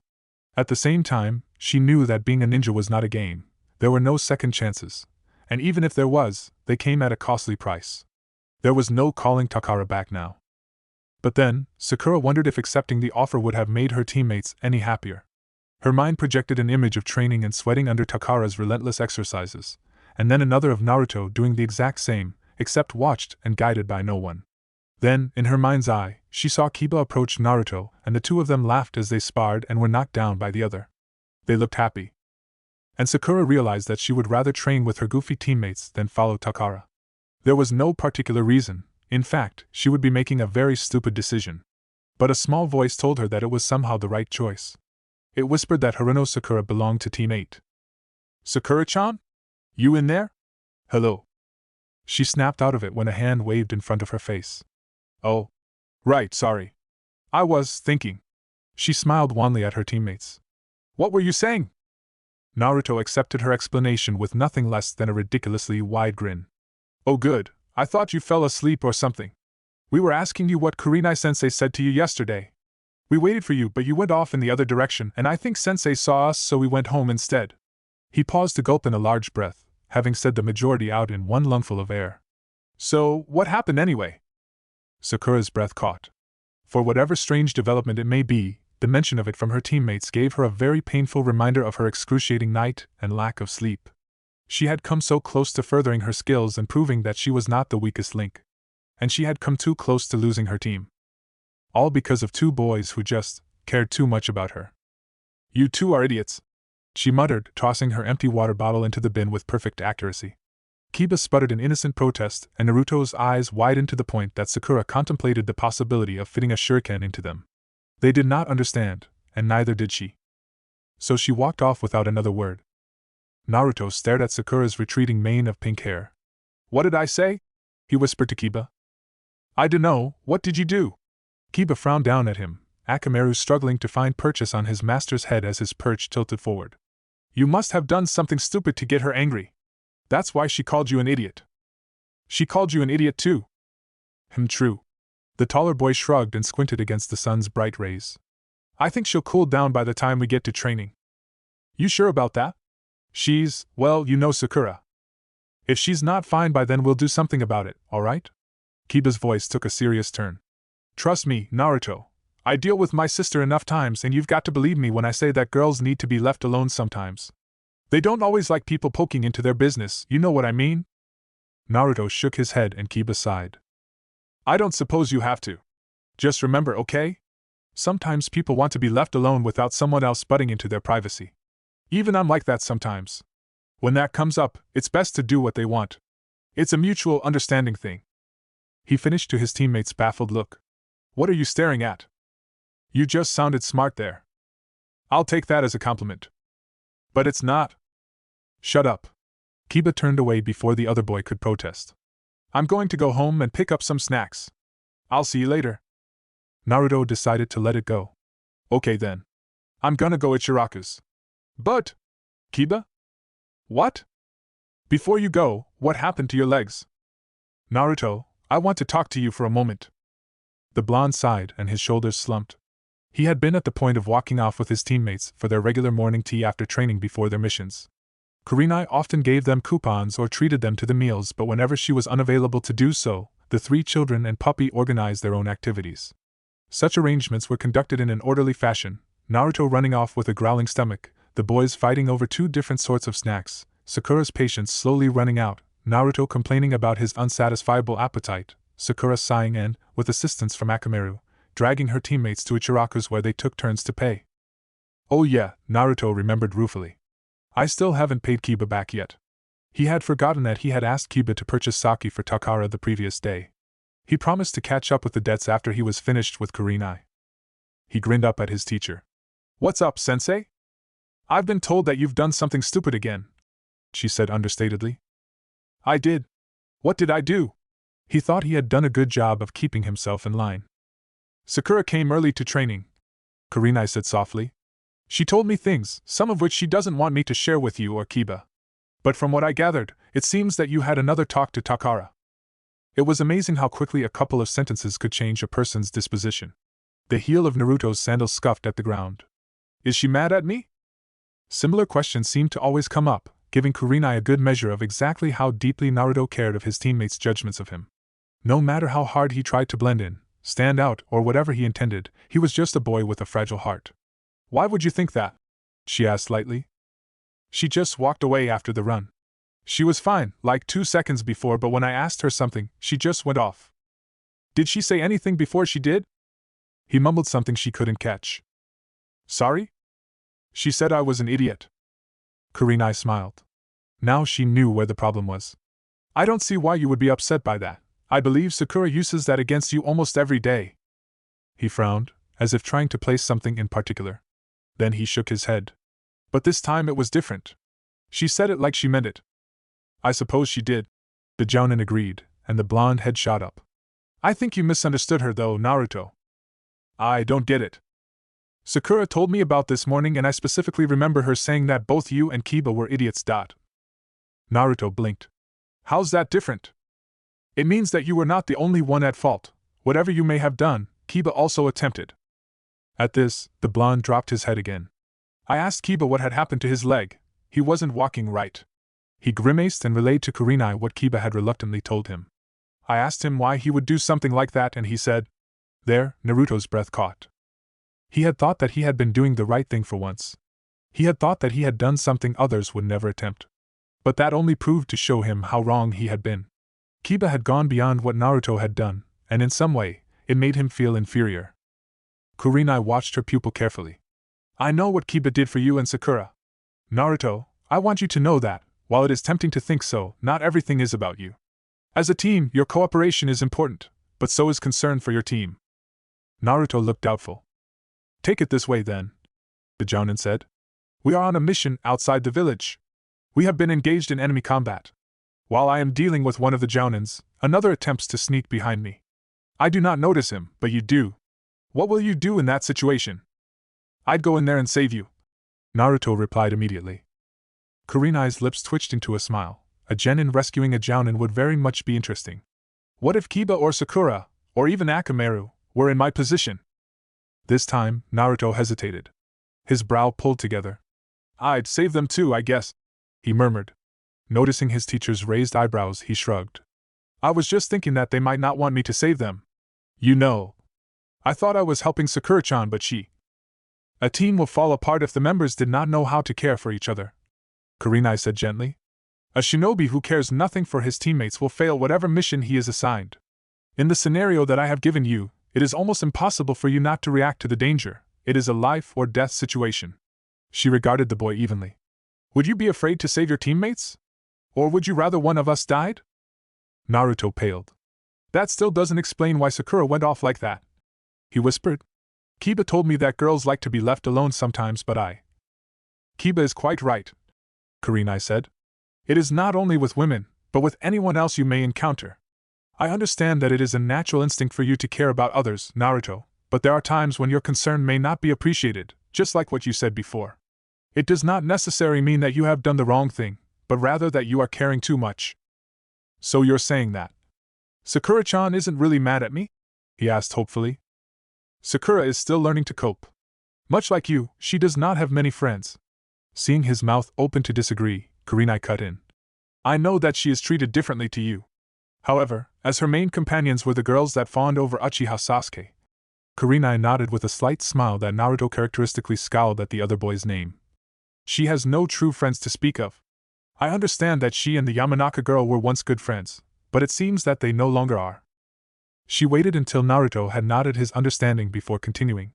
Sakura has difficulty coming to terms with her place in the team. She mistakenly believes that she is weak, that she has no particular value to speak of. This is why she wants so desperately to build her taijutsu skills and overcome her weaknesses. But imagine how she felt when she found out what had to be sacrificed for that opportunity. Why does she have to think like that? Naruto muttered, his fists clenched.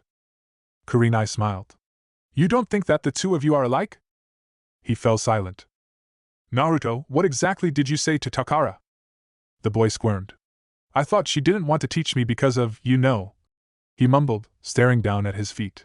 So I asked her if she would teach Sakura if I backed out, and she said she'd think about it. But… Yes? Kurenai prompted. I don't think she meant it.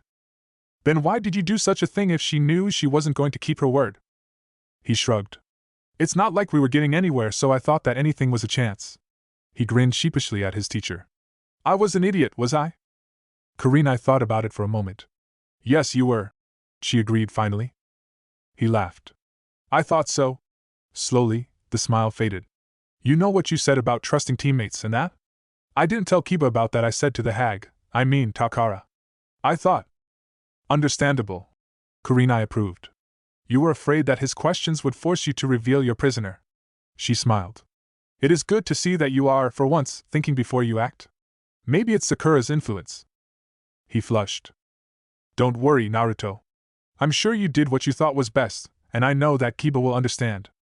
He nodded and then hesitated. How do you do that, sensei? Kurenai was caught off guard. Do what? Naruto shrugged. You always make everything better. Even with the biggest problem, you make it seem so easy to deal with.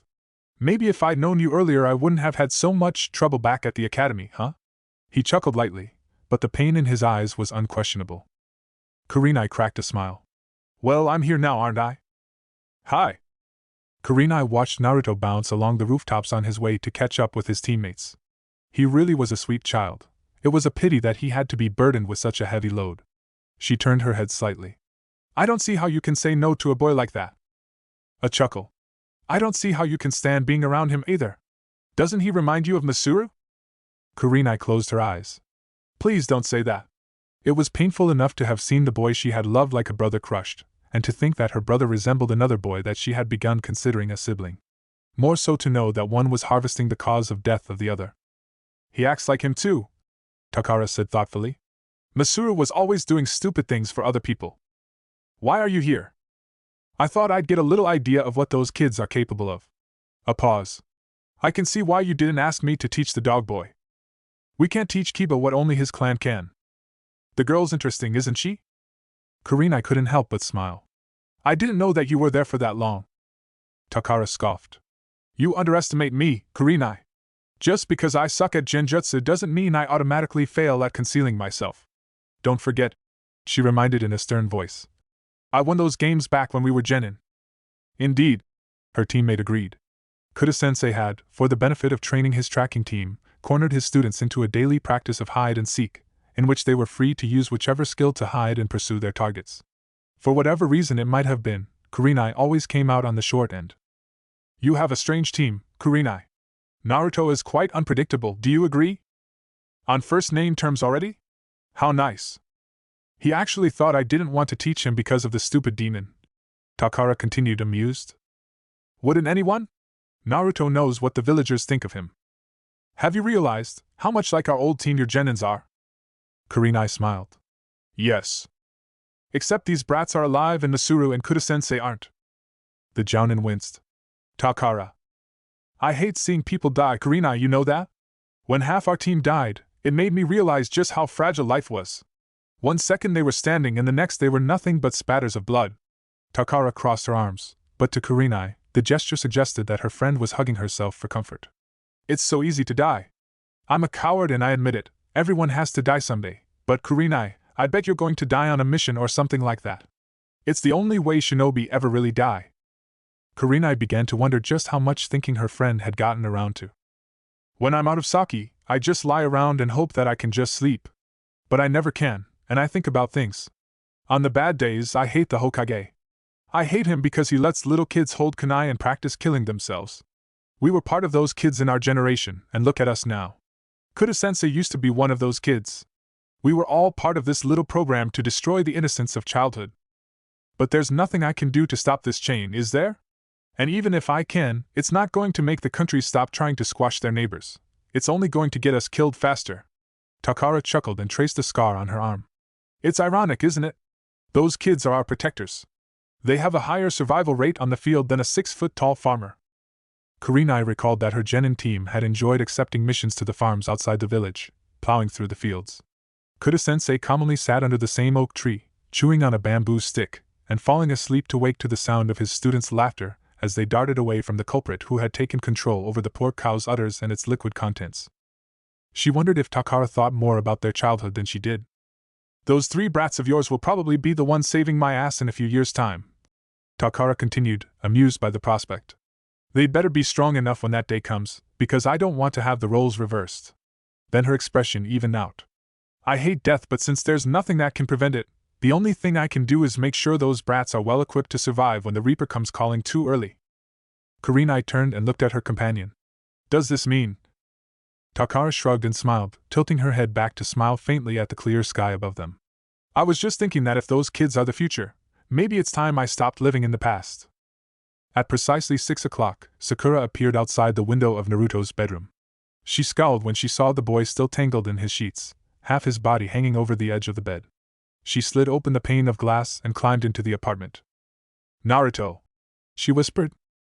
He snorted in his sleep. Sakura's scowl deepened. Naruto, she said again in a louder voice. The only movement was the drool trickling down his chin. She sucked in a deep breath. Then she paused. It had been many days since she had last had to raise her voice to the now dubbed Naruto volume. It was also very early in the morning and Sakura doubted that Naruto's neighbors would appreciate the wake-up call. Sighing, she grabbed the edge of the blanket and yanked it back, exposing Naruto's curled form to the crisp morning air that was flowing through the open window. In doing so, Sakura had also forcefully untangled the blonde from his sheets. Naruto fell off the bed with a thud. Oh! What was that for, Iruka-sensei? It's not like I dash. The lights flickered on and even in the dim lighting Naruto could well make out the silhouette of a less than pleased teammate. Ga! Sakura-chan! What are you doing here? Good question. Sakura asked herself the same thing and came up with an embarrassing answer. When, the day before, Kurenai had told the two of them that Takara had finally agreed to oversee their taijutsu, Sakura had remained curiously silent, while Naruto had cheered, apparently having forgotten his previous encounters with the woman. The pink-haired girl wondered now exactly why she had stopped by at Naruto's house. She could have gone straight to the training grounds and arrived half an hour early, but she hadn't. Instead, with the excuse that the idiot would definitely sleep in, she had sought out her new sparring partner. Sakura was nervous. I'm waking you up, silly. It's 6 o'clock, you're going to be late. I've got an alarm clock dash. Which isn't ringing, is it? Just get up. I'm giving you 10 minutes to brush your teeth, take a shower, kill the cat, whatever it is you do every morning. Then we're heading off. You got that? He didn't dare disagree.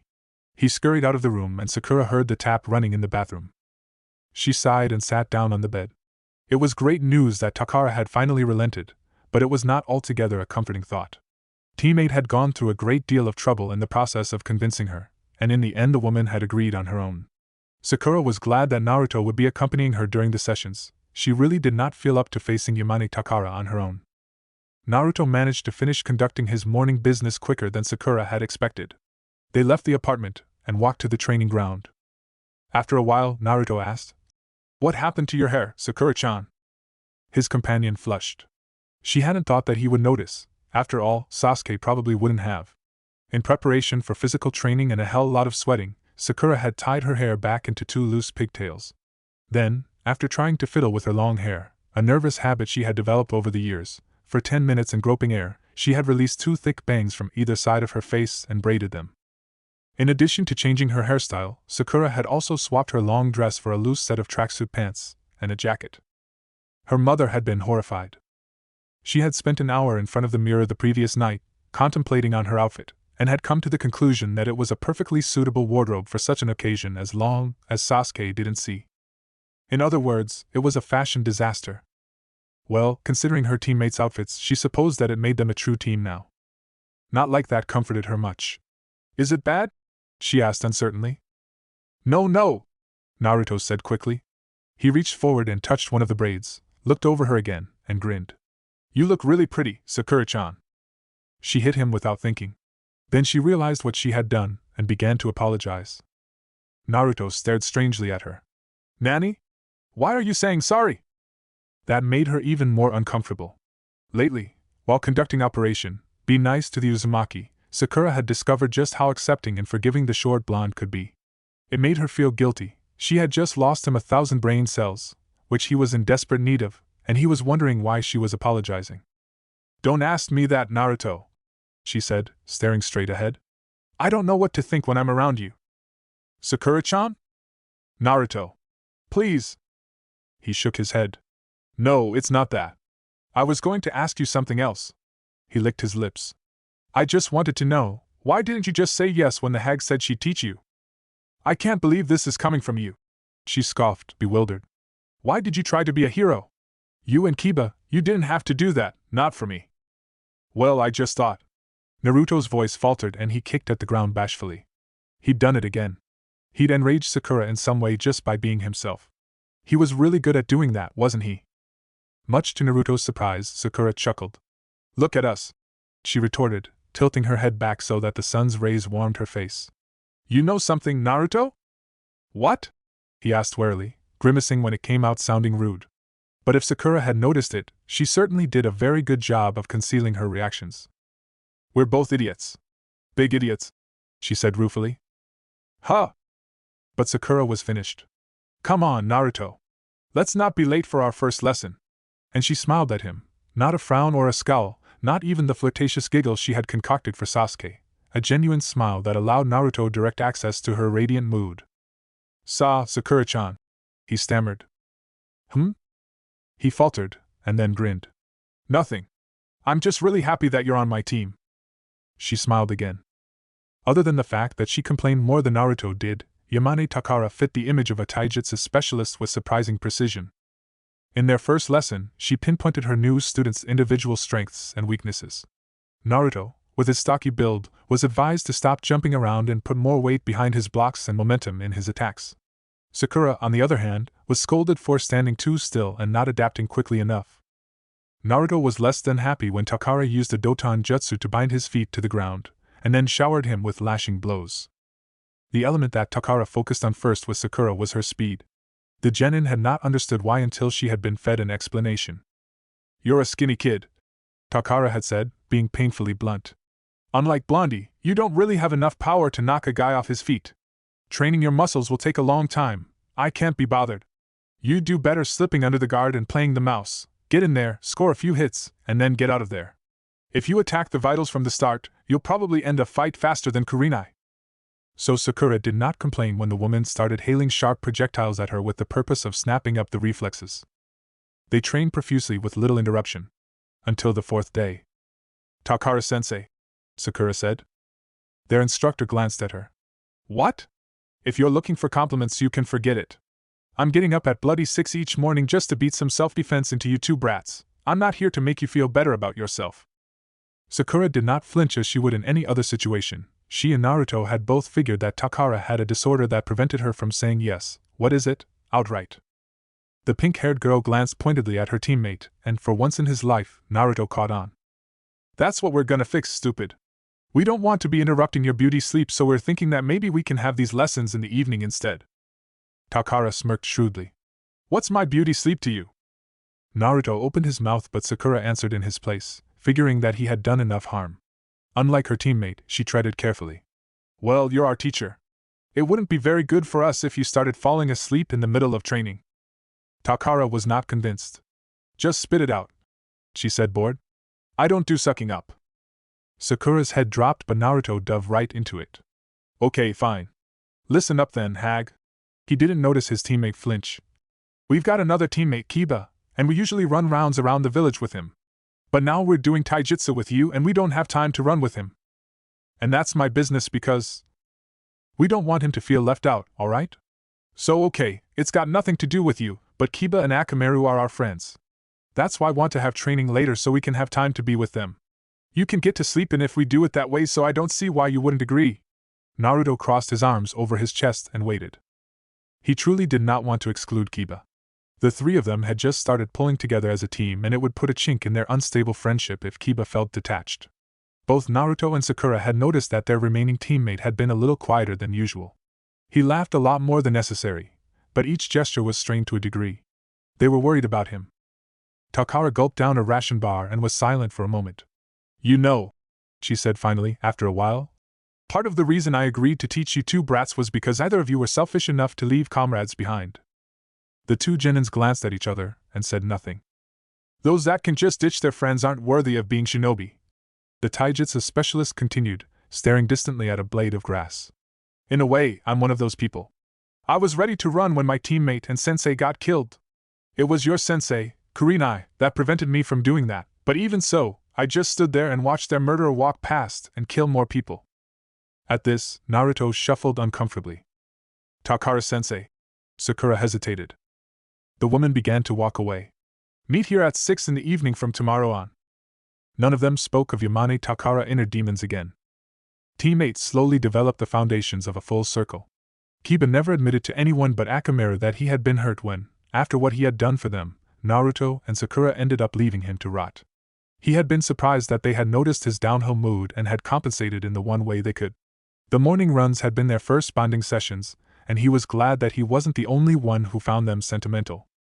When he was not needed at home, Kiba stayed back after Kurenai had dismissed them to watch his teammates train. When Naruto and Sakura began to develop into sparring with each other, Kiba and Akamaru, using the Jujin Bunshin, introduced them to tag teams. In doing so, the Inuzukas discovered that Naruto and Sakura complemented each other very well. Their teamwork overrode any undeveloped skills the two had. If Naruto could engage both their opponents, Sakura would circle like a hawk and wait for openings where she would dart in to land a few kicks and punches before slipping out again. It was an annoying fighting style that Kiba could not deem cowardly because it actually worked. When the three of them, on Naruto's whim, challenged Takara and found their loss somewhat interesting, they fell into a habit of sparring with the specialist whenever the woman could be bothered. Naruto and Sakura kept up the routine even when Kiba was absent, determined to have something to brag about. After Kurenai had discovered their routine, she had presented her genins with a set of wrist and ankle weights each. But sensei, Kiba had frowned when he had helped Naruto don his new equipment. I'm not learning taijutsu with them. I'm not part of it. Kurenai had raised an eyebrow at him. But you are part of Team 8, aren't you? Kiba didn't say anything after that, but neither of his companions missed the grin on his face when he sat down to put on his ankle weights. Sakura had also adjusted her taijutsu attire to become her permanent outfit. Kurenai gave her a heavy jade ring to wear on the end of her hair, which was apparently the quickest way to smash an opponent's nose when turning around. This had been tested out on the day with Naruto, but, much to Kiba and Sakura's intrigue, his nose was not the least bit damaged when they saw him the next day. The genins ate together at Ichiraku's almost every day. They drew marked matches to decide who would pay, but Naruto never seemed to have the honor as many times as his teammates, and for some reason, neither Kiba nor Sakura complained. When Kurenai decided to join them one day and saw them squabble over ramen flavors and seating arrangements like old friends, she knew that Team 8, after overcoming more than a huge blockade of emotional obstacles, was finally coming together. Naruto twisted and, pivoting at the hip, snapped a roundhouse kick into the air. Sakura grabbed his calf and forced her weight forward, flipping herself into the air as the attack passed harmlessly under her. On landing, however, she had to stumble back 2 steps before regaining her balance. Her opponent grinned. "Weights are heavy, huh?" Sakura nodded and fell back into a ready stance. The weights were a little irritating. They slowed her down considerably and forced her to take up the defensive more often than she was comfortable with.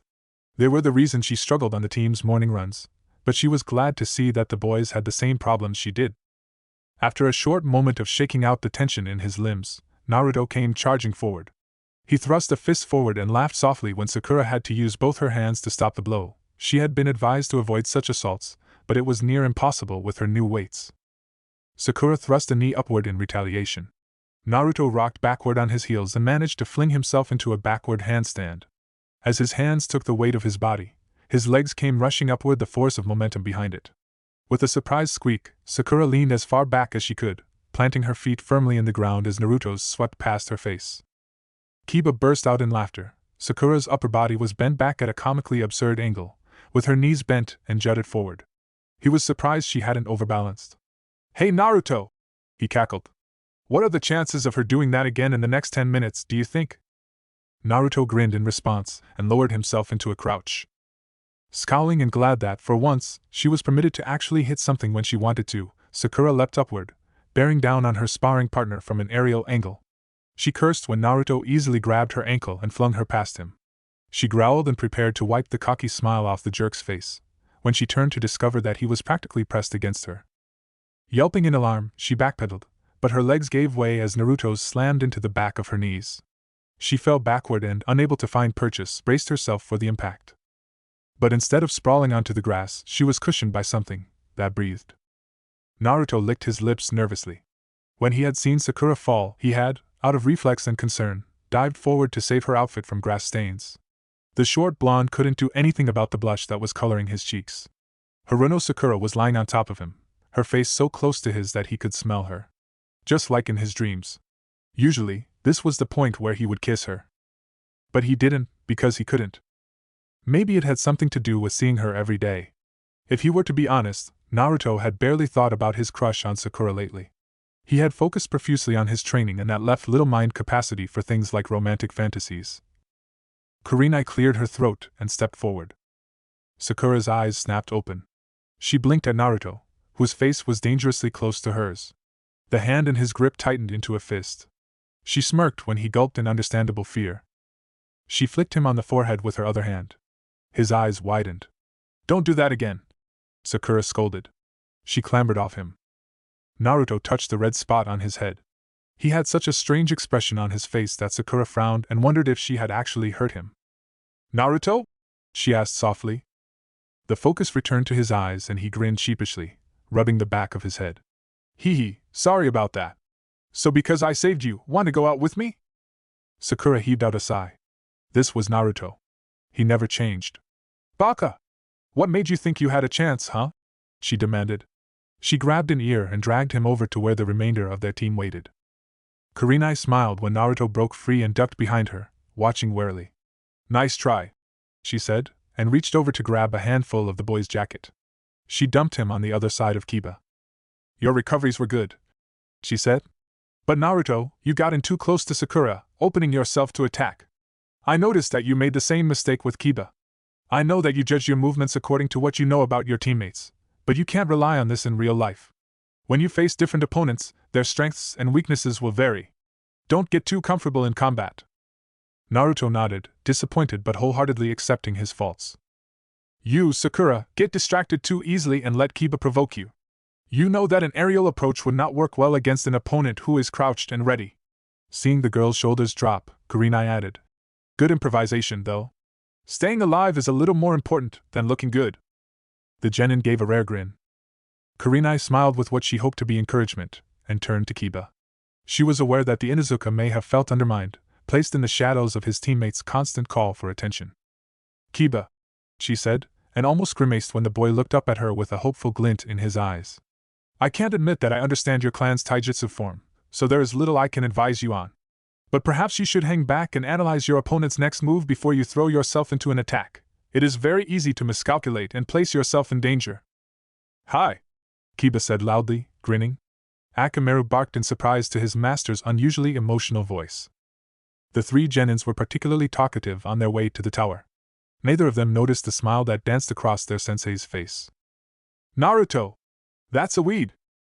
Kiba laughed as the other boy sheepishly pulled his hand away from the plant. The team had been dispatched to the forest to gather herbs for the hospital. The genins were to pick out a basketful each and return to Kurenai to have it checked and approved. Sakura quickly learned to keep an eye on Naruto. Kiba chuckled and leaned over to reach for a handful of purple leaves. I wouldn't be laughing, Kiba, Kurenai said wryly, appearing behind her student. You've already picked this tree, and that plant is poisonous. He pulled back hastily. Sorry, sensei. It's a bit hard to remember which trees I've already checked out, and Akamaru's not being very helpful. He glowered down at the small dog. Akamaru had been sitting out of the task, claiming to his master that it was dangerous to handle possible poisonous substances with his mouth. Kurenai nodded thoughtfully. Indeed, it was the human mind's natural instinct to approach what was closest. While observing her genins, the jounin had noticed that only Sakura appeared to have a solid idea of what to look for, and even she made the common mistake of wasting time on an area she had already harvested. Kiba also seemed to have adequate knowledge but, unlike his female teammate, tended not to realize that he was overlapping his searches, and his impatience often traced him to trouble, such as obliviously attempting to poison patients. Needless to say, Naruto was hopeless. Weeds, weeds, weeds, he grumbled. He kicked a tuft of grass at his feet. It's all just dash. Naruto! Sakura scolded and grabbed him by the arm to pull him back. That one wasn't a weed! Arg! Yes, Kurenai decided, it was time for a break. She gathered her genins. They stared glumly at the small pile of greenery they had managed to find. They shifted guiltily as their gaze landed on the ridiculously large pile of trash Kurenai had sorted out of the main pile. Simultaneously, they dropped their heads and echoed. Sorry, Kurenai-sensei. Kurenai sighed. Don't worry about it. Then she smiled. Maybe I should teach you a jutsu that will make your life easier. Naruto jumped to his feet immediately. Jutsu? You're going to teach us a new move, right, sensei? Right, re-dash. Sit down and shut up. Sakura snapped, and Kurenai was amused at the speed at which Naruto obeyed. This jutsu is used by reconnaissance teams to mark the areas they have already patrolled, she explained. Naruto visibly settled when he realized that they were not learning a technique that involved explosions. Kurenai performed the necessary hand seals and pressed her palm against the nearest tree. The genins got up and leaned in close to observe the circular impression that had been left on the bark. The black mark was about the size of a fist, consisting of two circles, one contained within a larger one, and a dot in the middle of the smaller circle. Na, Kurenai-sensei, Naruto said curiously. What's that? It's the jutsu. It leaves behind a mark that will allow you to recognize areas. The size and time they take to disappear depends on the amount of chakra used. But what is that? Kurenai blinked. What's what? Kiba pointed at the symbol. That shape thing. What is it? Each ninja has their own chakra signature, and it molds the insignia into a specific shape that best characterizes the user. The mark will vary with different people, so it is considered difficult to mirror the image of someone else's mark. Mine, for example, is an eye. Yours will be different. An eye? Sakura wondered aloud. Or a bullseye, depending on how you look at it. Kurenai chuckled. Predictably, Sakura was the first to master the technique. In a short span of 5 minutes, she had been able to produce the jutsu and scale it down to the size of her thumb. The insignia that scorched into the tree resembled a flower, reflecting her namesake. Kurenai found it amusing. It was Naruto who, surprisingly, managed to follow Sakura's lead. He successfully imprinted his mark on the tree. Except, it was taller than Kurenai, much wider than in a kimchi, and had to curl around the entire trunk. Was that intentional? Kurenai asked dryly, recalling her student's constant desire to acquire attention. She prayed to Kami that she would not see a similar insignia on the Hokage monument the next morning. Of course not, Naruto said indignantly. But I don't get it, what did I do wrong? Too much chakra, of course, Kiba remarked. I've probably been using too little, so that's why I can't get mine to come up. The blonde frowned. But I can't even feel how much I've used. Impossible, Sakura dismissed. I can feel the drain all the time. Kurenai smoothly steered the attention away from Naruto before more inquiries could be launched. Your reserves are small, Sakura, whereas Naruto was born with a larger chakra supply. He is less perceptive to the drain. Wow, Kiba said, slapping Naruto's back even as Sakura continued to remain thoughtful. That's a whole swimming pool of chakra. Way to go, Naruto! The blonde only smiled weakly. Akamaru barked, and they turned toward him. The puppy was circling the tree that bore Naruto's mark. Realizing that he had yet to discern what it depicted, Kiba walked around the tree until he had a full view of it. Oh hey! It's a fox! Kurenai felt like groaning. This was not making her job any easier. There was little she could say now. It would become suspicious, especially to Sakura, if she began answering all the questions for Naruto. Why a fox, Naruto? Sakura asked, turning to stare at her teammate. Naruto shuffled under her curious stare. It reminded him of the constant glaring he received from the villagers. He was certain that, if he ever chose to reveal to them the demon he contained, the stare would morph into a resentful glower. They would hate him for it, just like all the others that he had come across, so as much as he hated lying, he would keep quiet.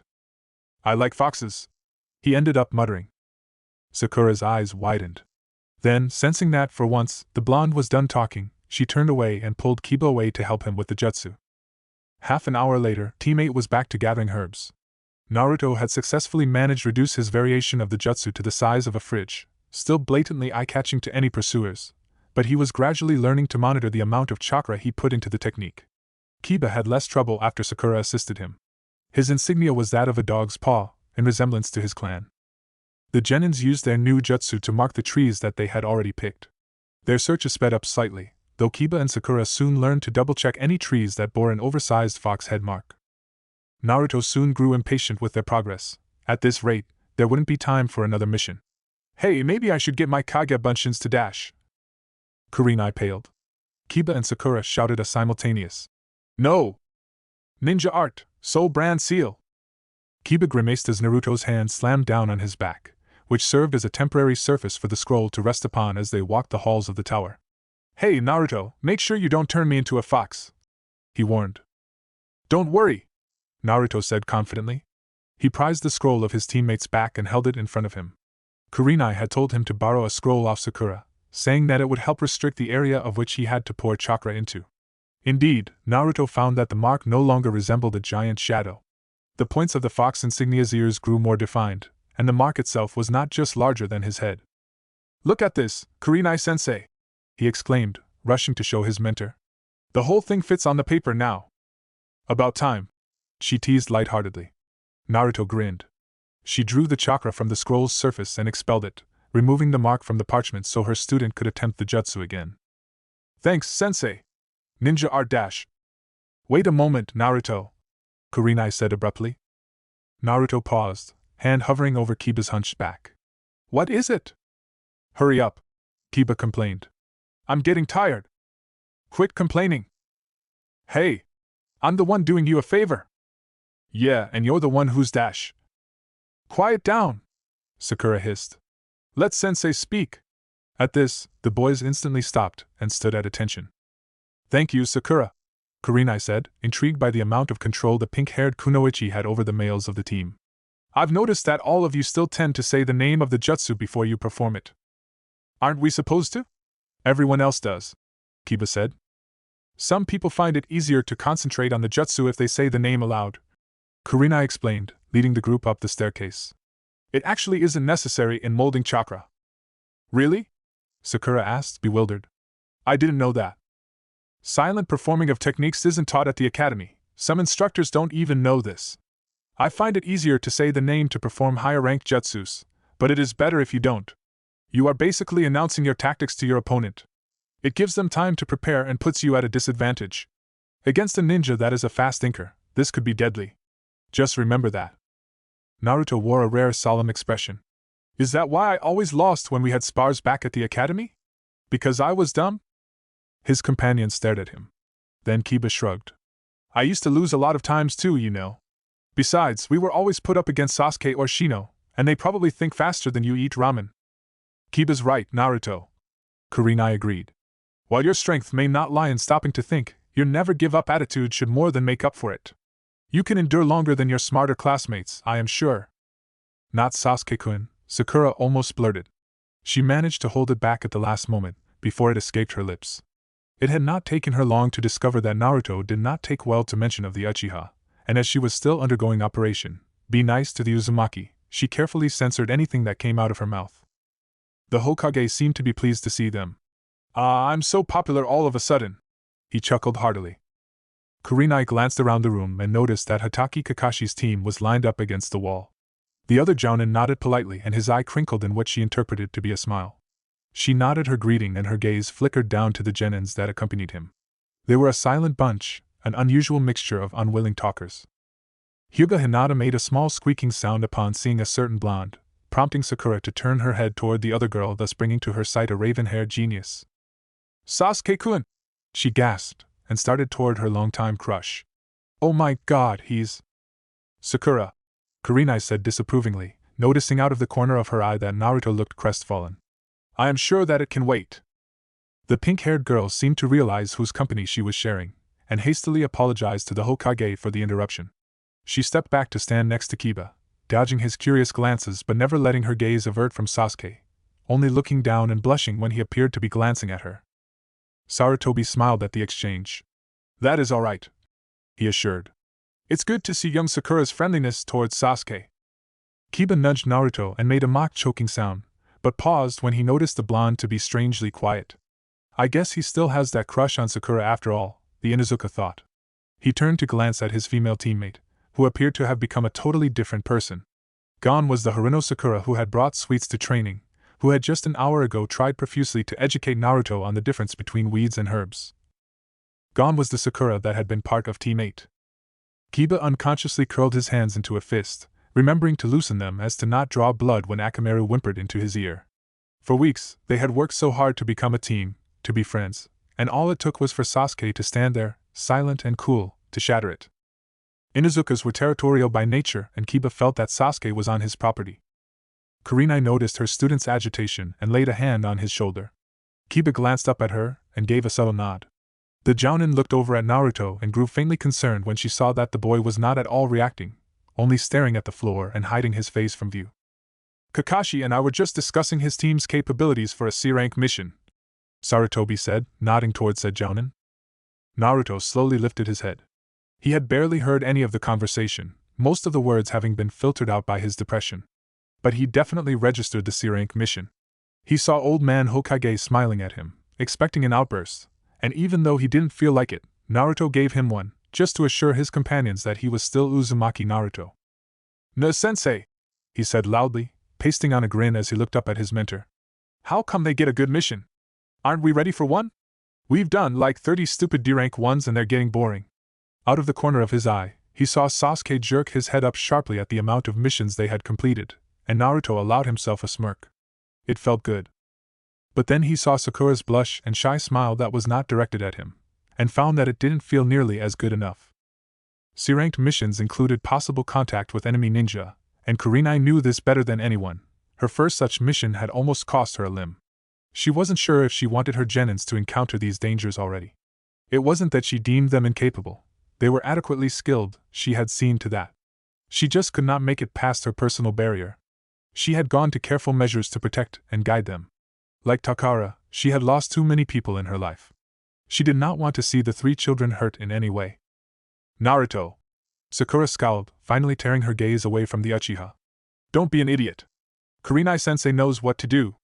Her words came out harsher than she had intended and she winced inwardly when Naruto's shoulders fell. She almost uttered an apology. Almost. She doubted Sasuke would consider anyone who apologized to the dead last. So she kept quiet. "I'll make it up to you, Naruto, later." Sarutobi was old but he hadn't let his age deter him. He could see young Naruto's apparent distress and he could see why the blonde was upset.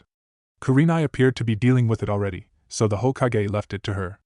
However, Kurenai appeared to be having doubts herself. Sarutobi had endured many weathered years and he thought he could relate to the jounin's fears. Like all good mentors, Kurenai was afraid for her charges. But then, mentors were like parents, and every mother had to realize that their children would grow even if they did not notice it themselves. "I just assigned Team 7 an escort mission to the Land of Waves," he said. He reached for a clipboard and flipped through it. I believe that your team should be ready for a C-rank mission as well, Kurenai. It would be a good beginner's experience for them. Perhaps, Kurenai said tightly, her lips barely moving. Sensei, Kiba began. When the Jounin turned to him, he let his voice trail off and shook his head, murmuring a nothing in replacement. He had intended to plead Kurenai to accept the third's offer, but he decided to leave the judgment to their sensei's decision. The usual tasks they were given weren't particularly entertaining, but it had been those simple duties that had fostered teammates' teamwork, and if Kurenai didn't think they were ready, then it was hopeless to complain. Kiba glanced curiously at his teammates. It seemed that the fight had bled out of Naruto, leaving the blonde a shell of the original hyperactive genin that the Inuzuka had begun accepting as a close friend, perhaps even a brother. He had complained, but only once, and if Kiba could truly admit that he knew his teammate, he did not believe that Naruto would only pitch in one voice to the argument. After all, it was no secret that the loudmouth ninja and Tora the cat did not get along. And Sakura. Kiba did not know what to make of her. He thought he respected her. She was smart even though she tried to pretend that she wasn't, and she was kind when she wanted to be. In the last 2 weeks, she had been particularly likable, loosening up and allowing more of her true personality to flow through the cracks in her exterior. She had laughed a lot more easily, smiled on a regular basis, and even kept the fist of punishment under careful watch. But in 2 minutes she had reverted back the Academy Hiruno Sakura, someone who acted like an idiot because she happened to like Uchiha, and treated Naruto like dirt regardless of whatever generosity he might have given her. And Kiba hated it. What C-ranks are there to choose from, Hokage-sama? Kurenai asked quietly. All 3 of her genins abandoned their troubling thoughts to stare incredulously at their sensei. The red-eyed woman smiled faintly at them.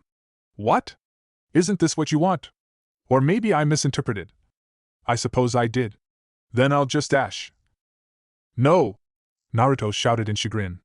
We want to try this out, don't we, guys? Right, Kiba? The taller boy nodded furiously, the agreement echoed by the small puppy in his arms. Right. Sakura? He tried to make eye contact with his teammate, tried to infuse her with assurance. But even as she nodded her conformity, he could not bring himself to look into her half-smile or recognize the glimmer in her eyes.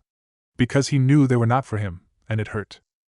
Sarutobi blew a ring of smoke from his pipe and flipped the clipboard pages to the C-ranked missions.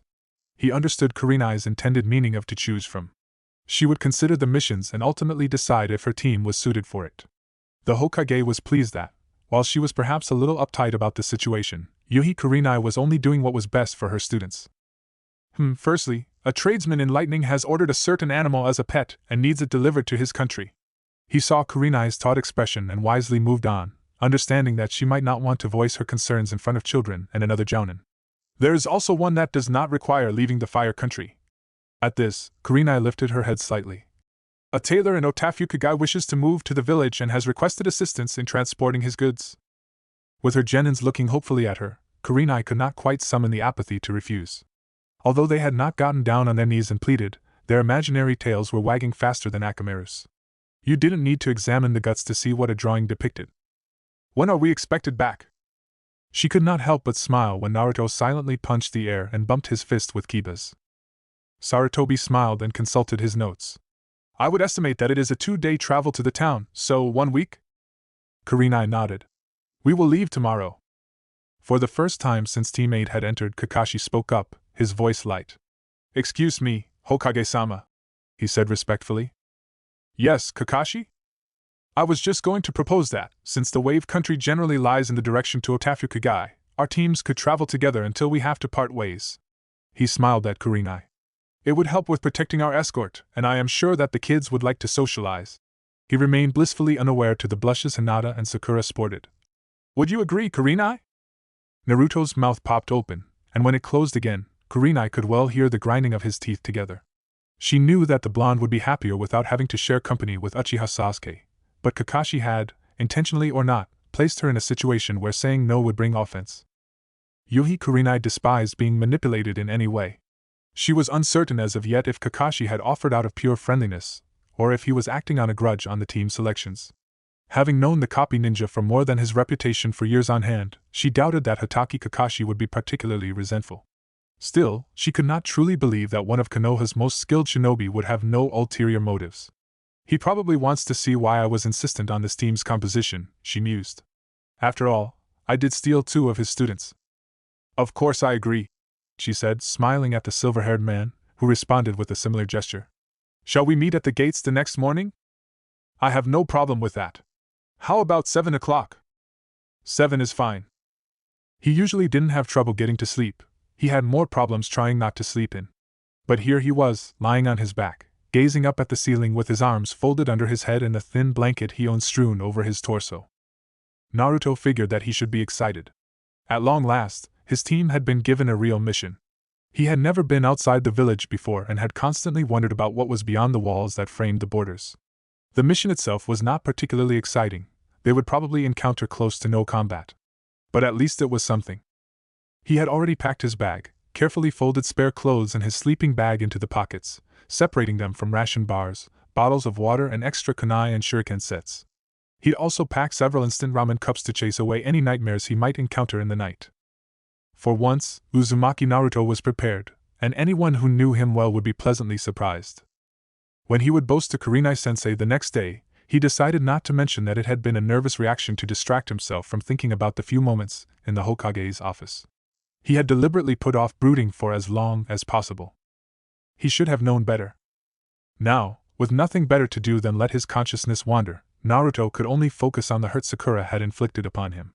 She had abandoned their carefully fostered friendship so easily, so readily.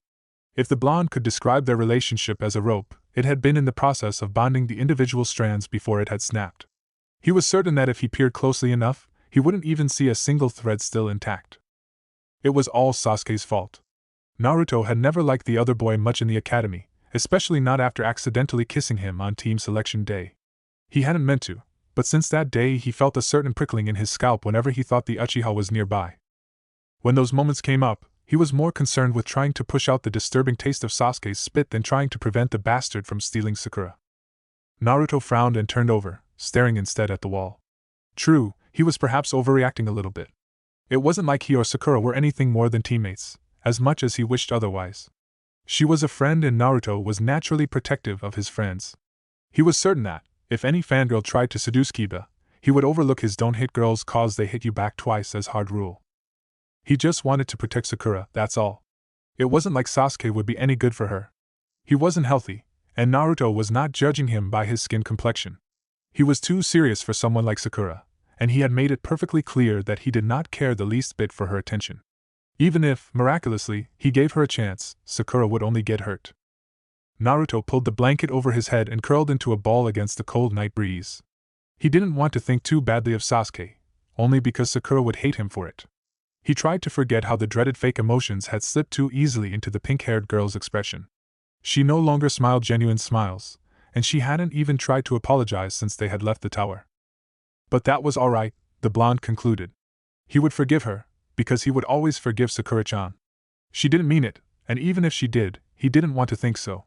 She had at least supported their mission campaign, and that had been before she had found out that they would be traveling for a short while with Team 7.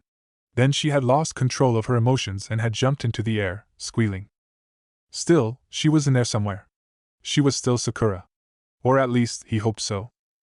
Naruto smiled lightly at the thought, and closed his eyes, trying to even out his breathing and allow his mind to rest. He needed his sleep. They would not fail this mission. He would shove it in Sasuke's face and force him to swallow acknowledgement. The contented smile remained on his features even as he slipped into slumber. Everything would be fine the next day. It would work out.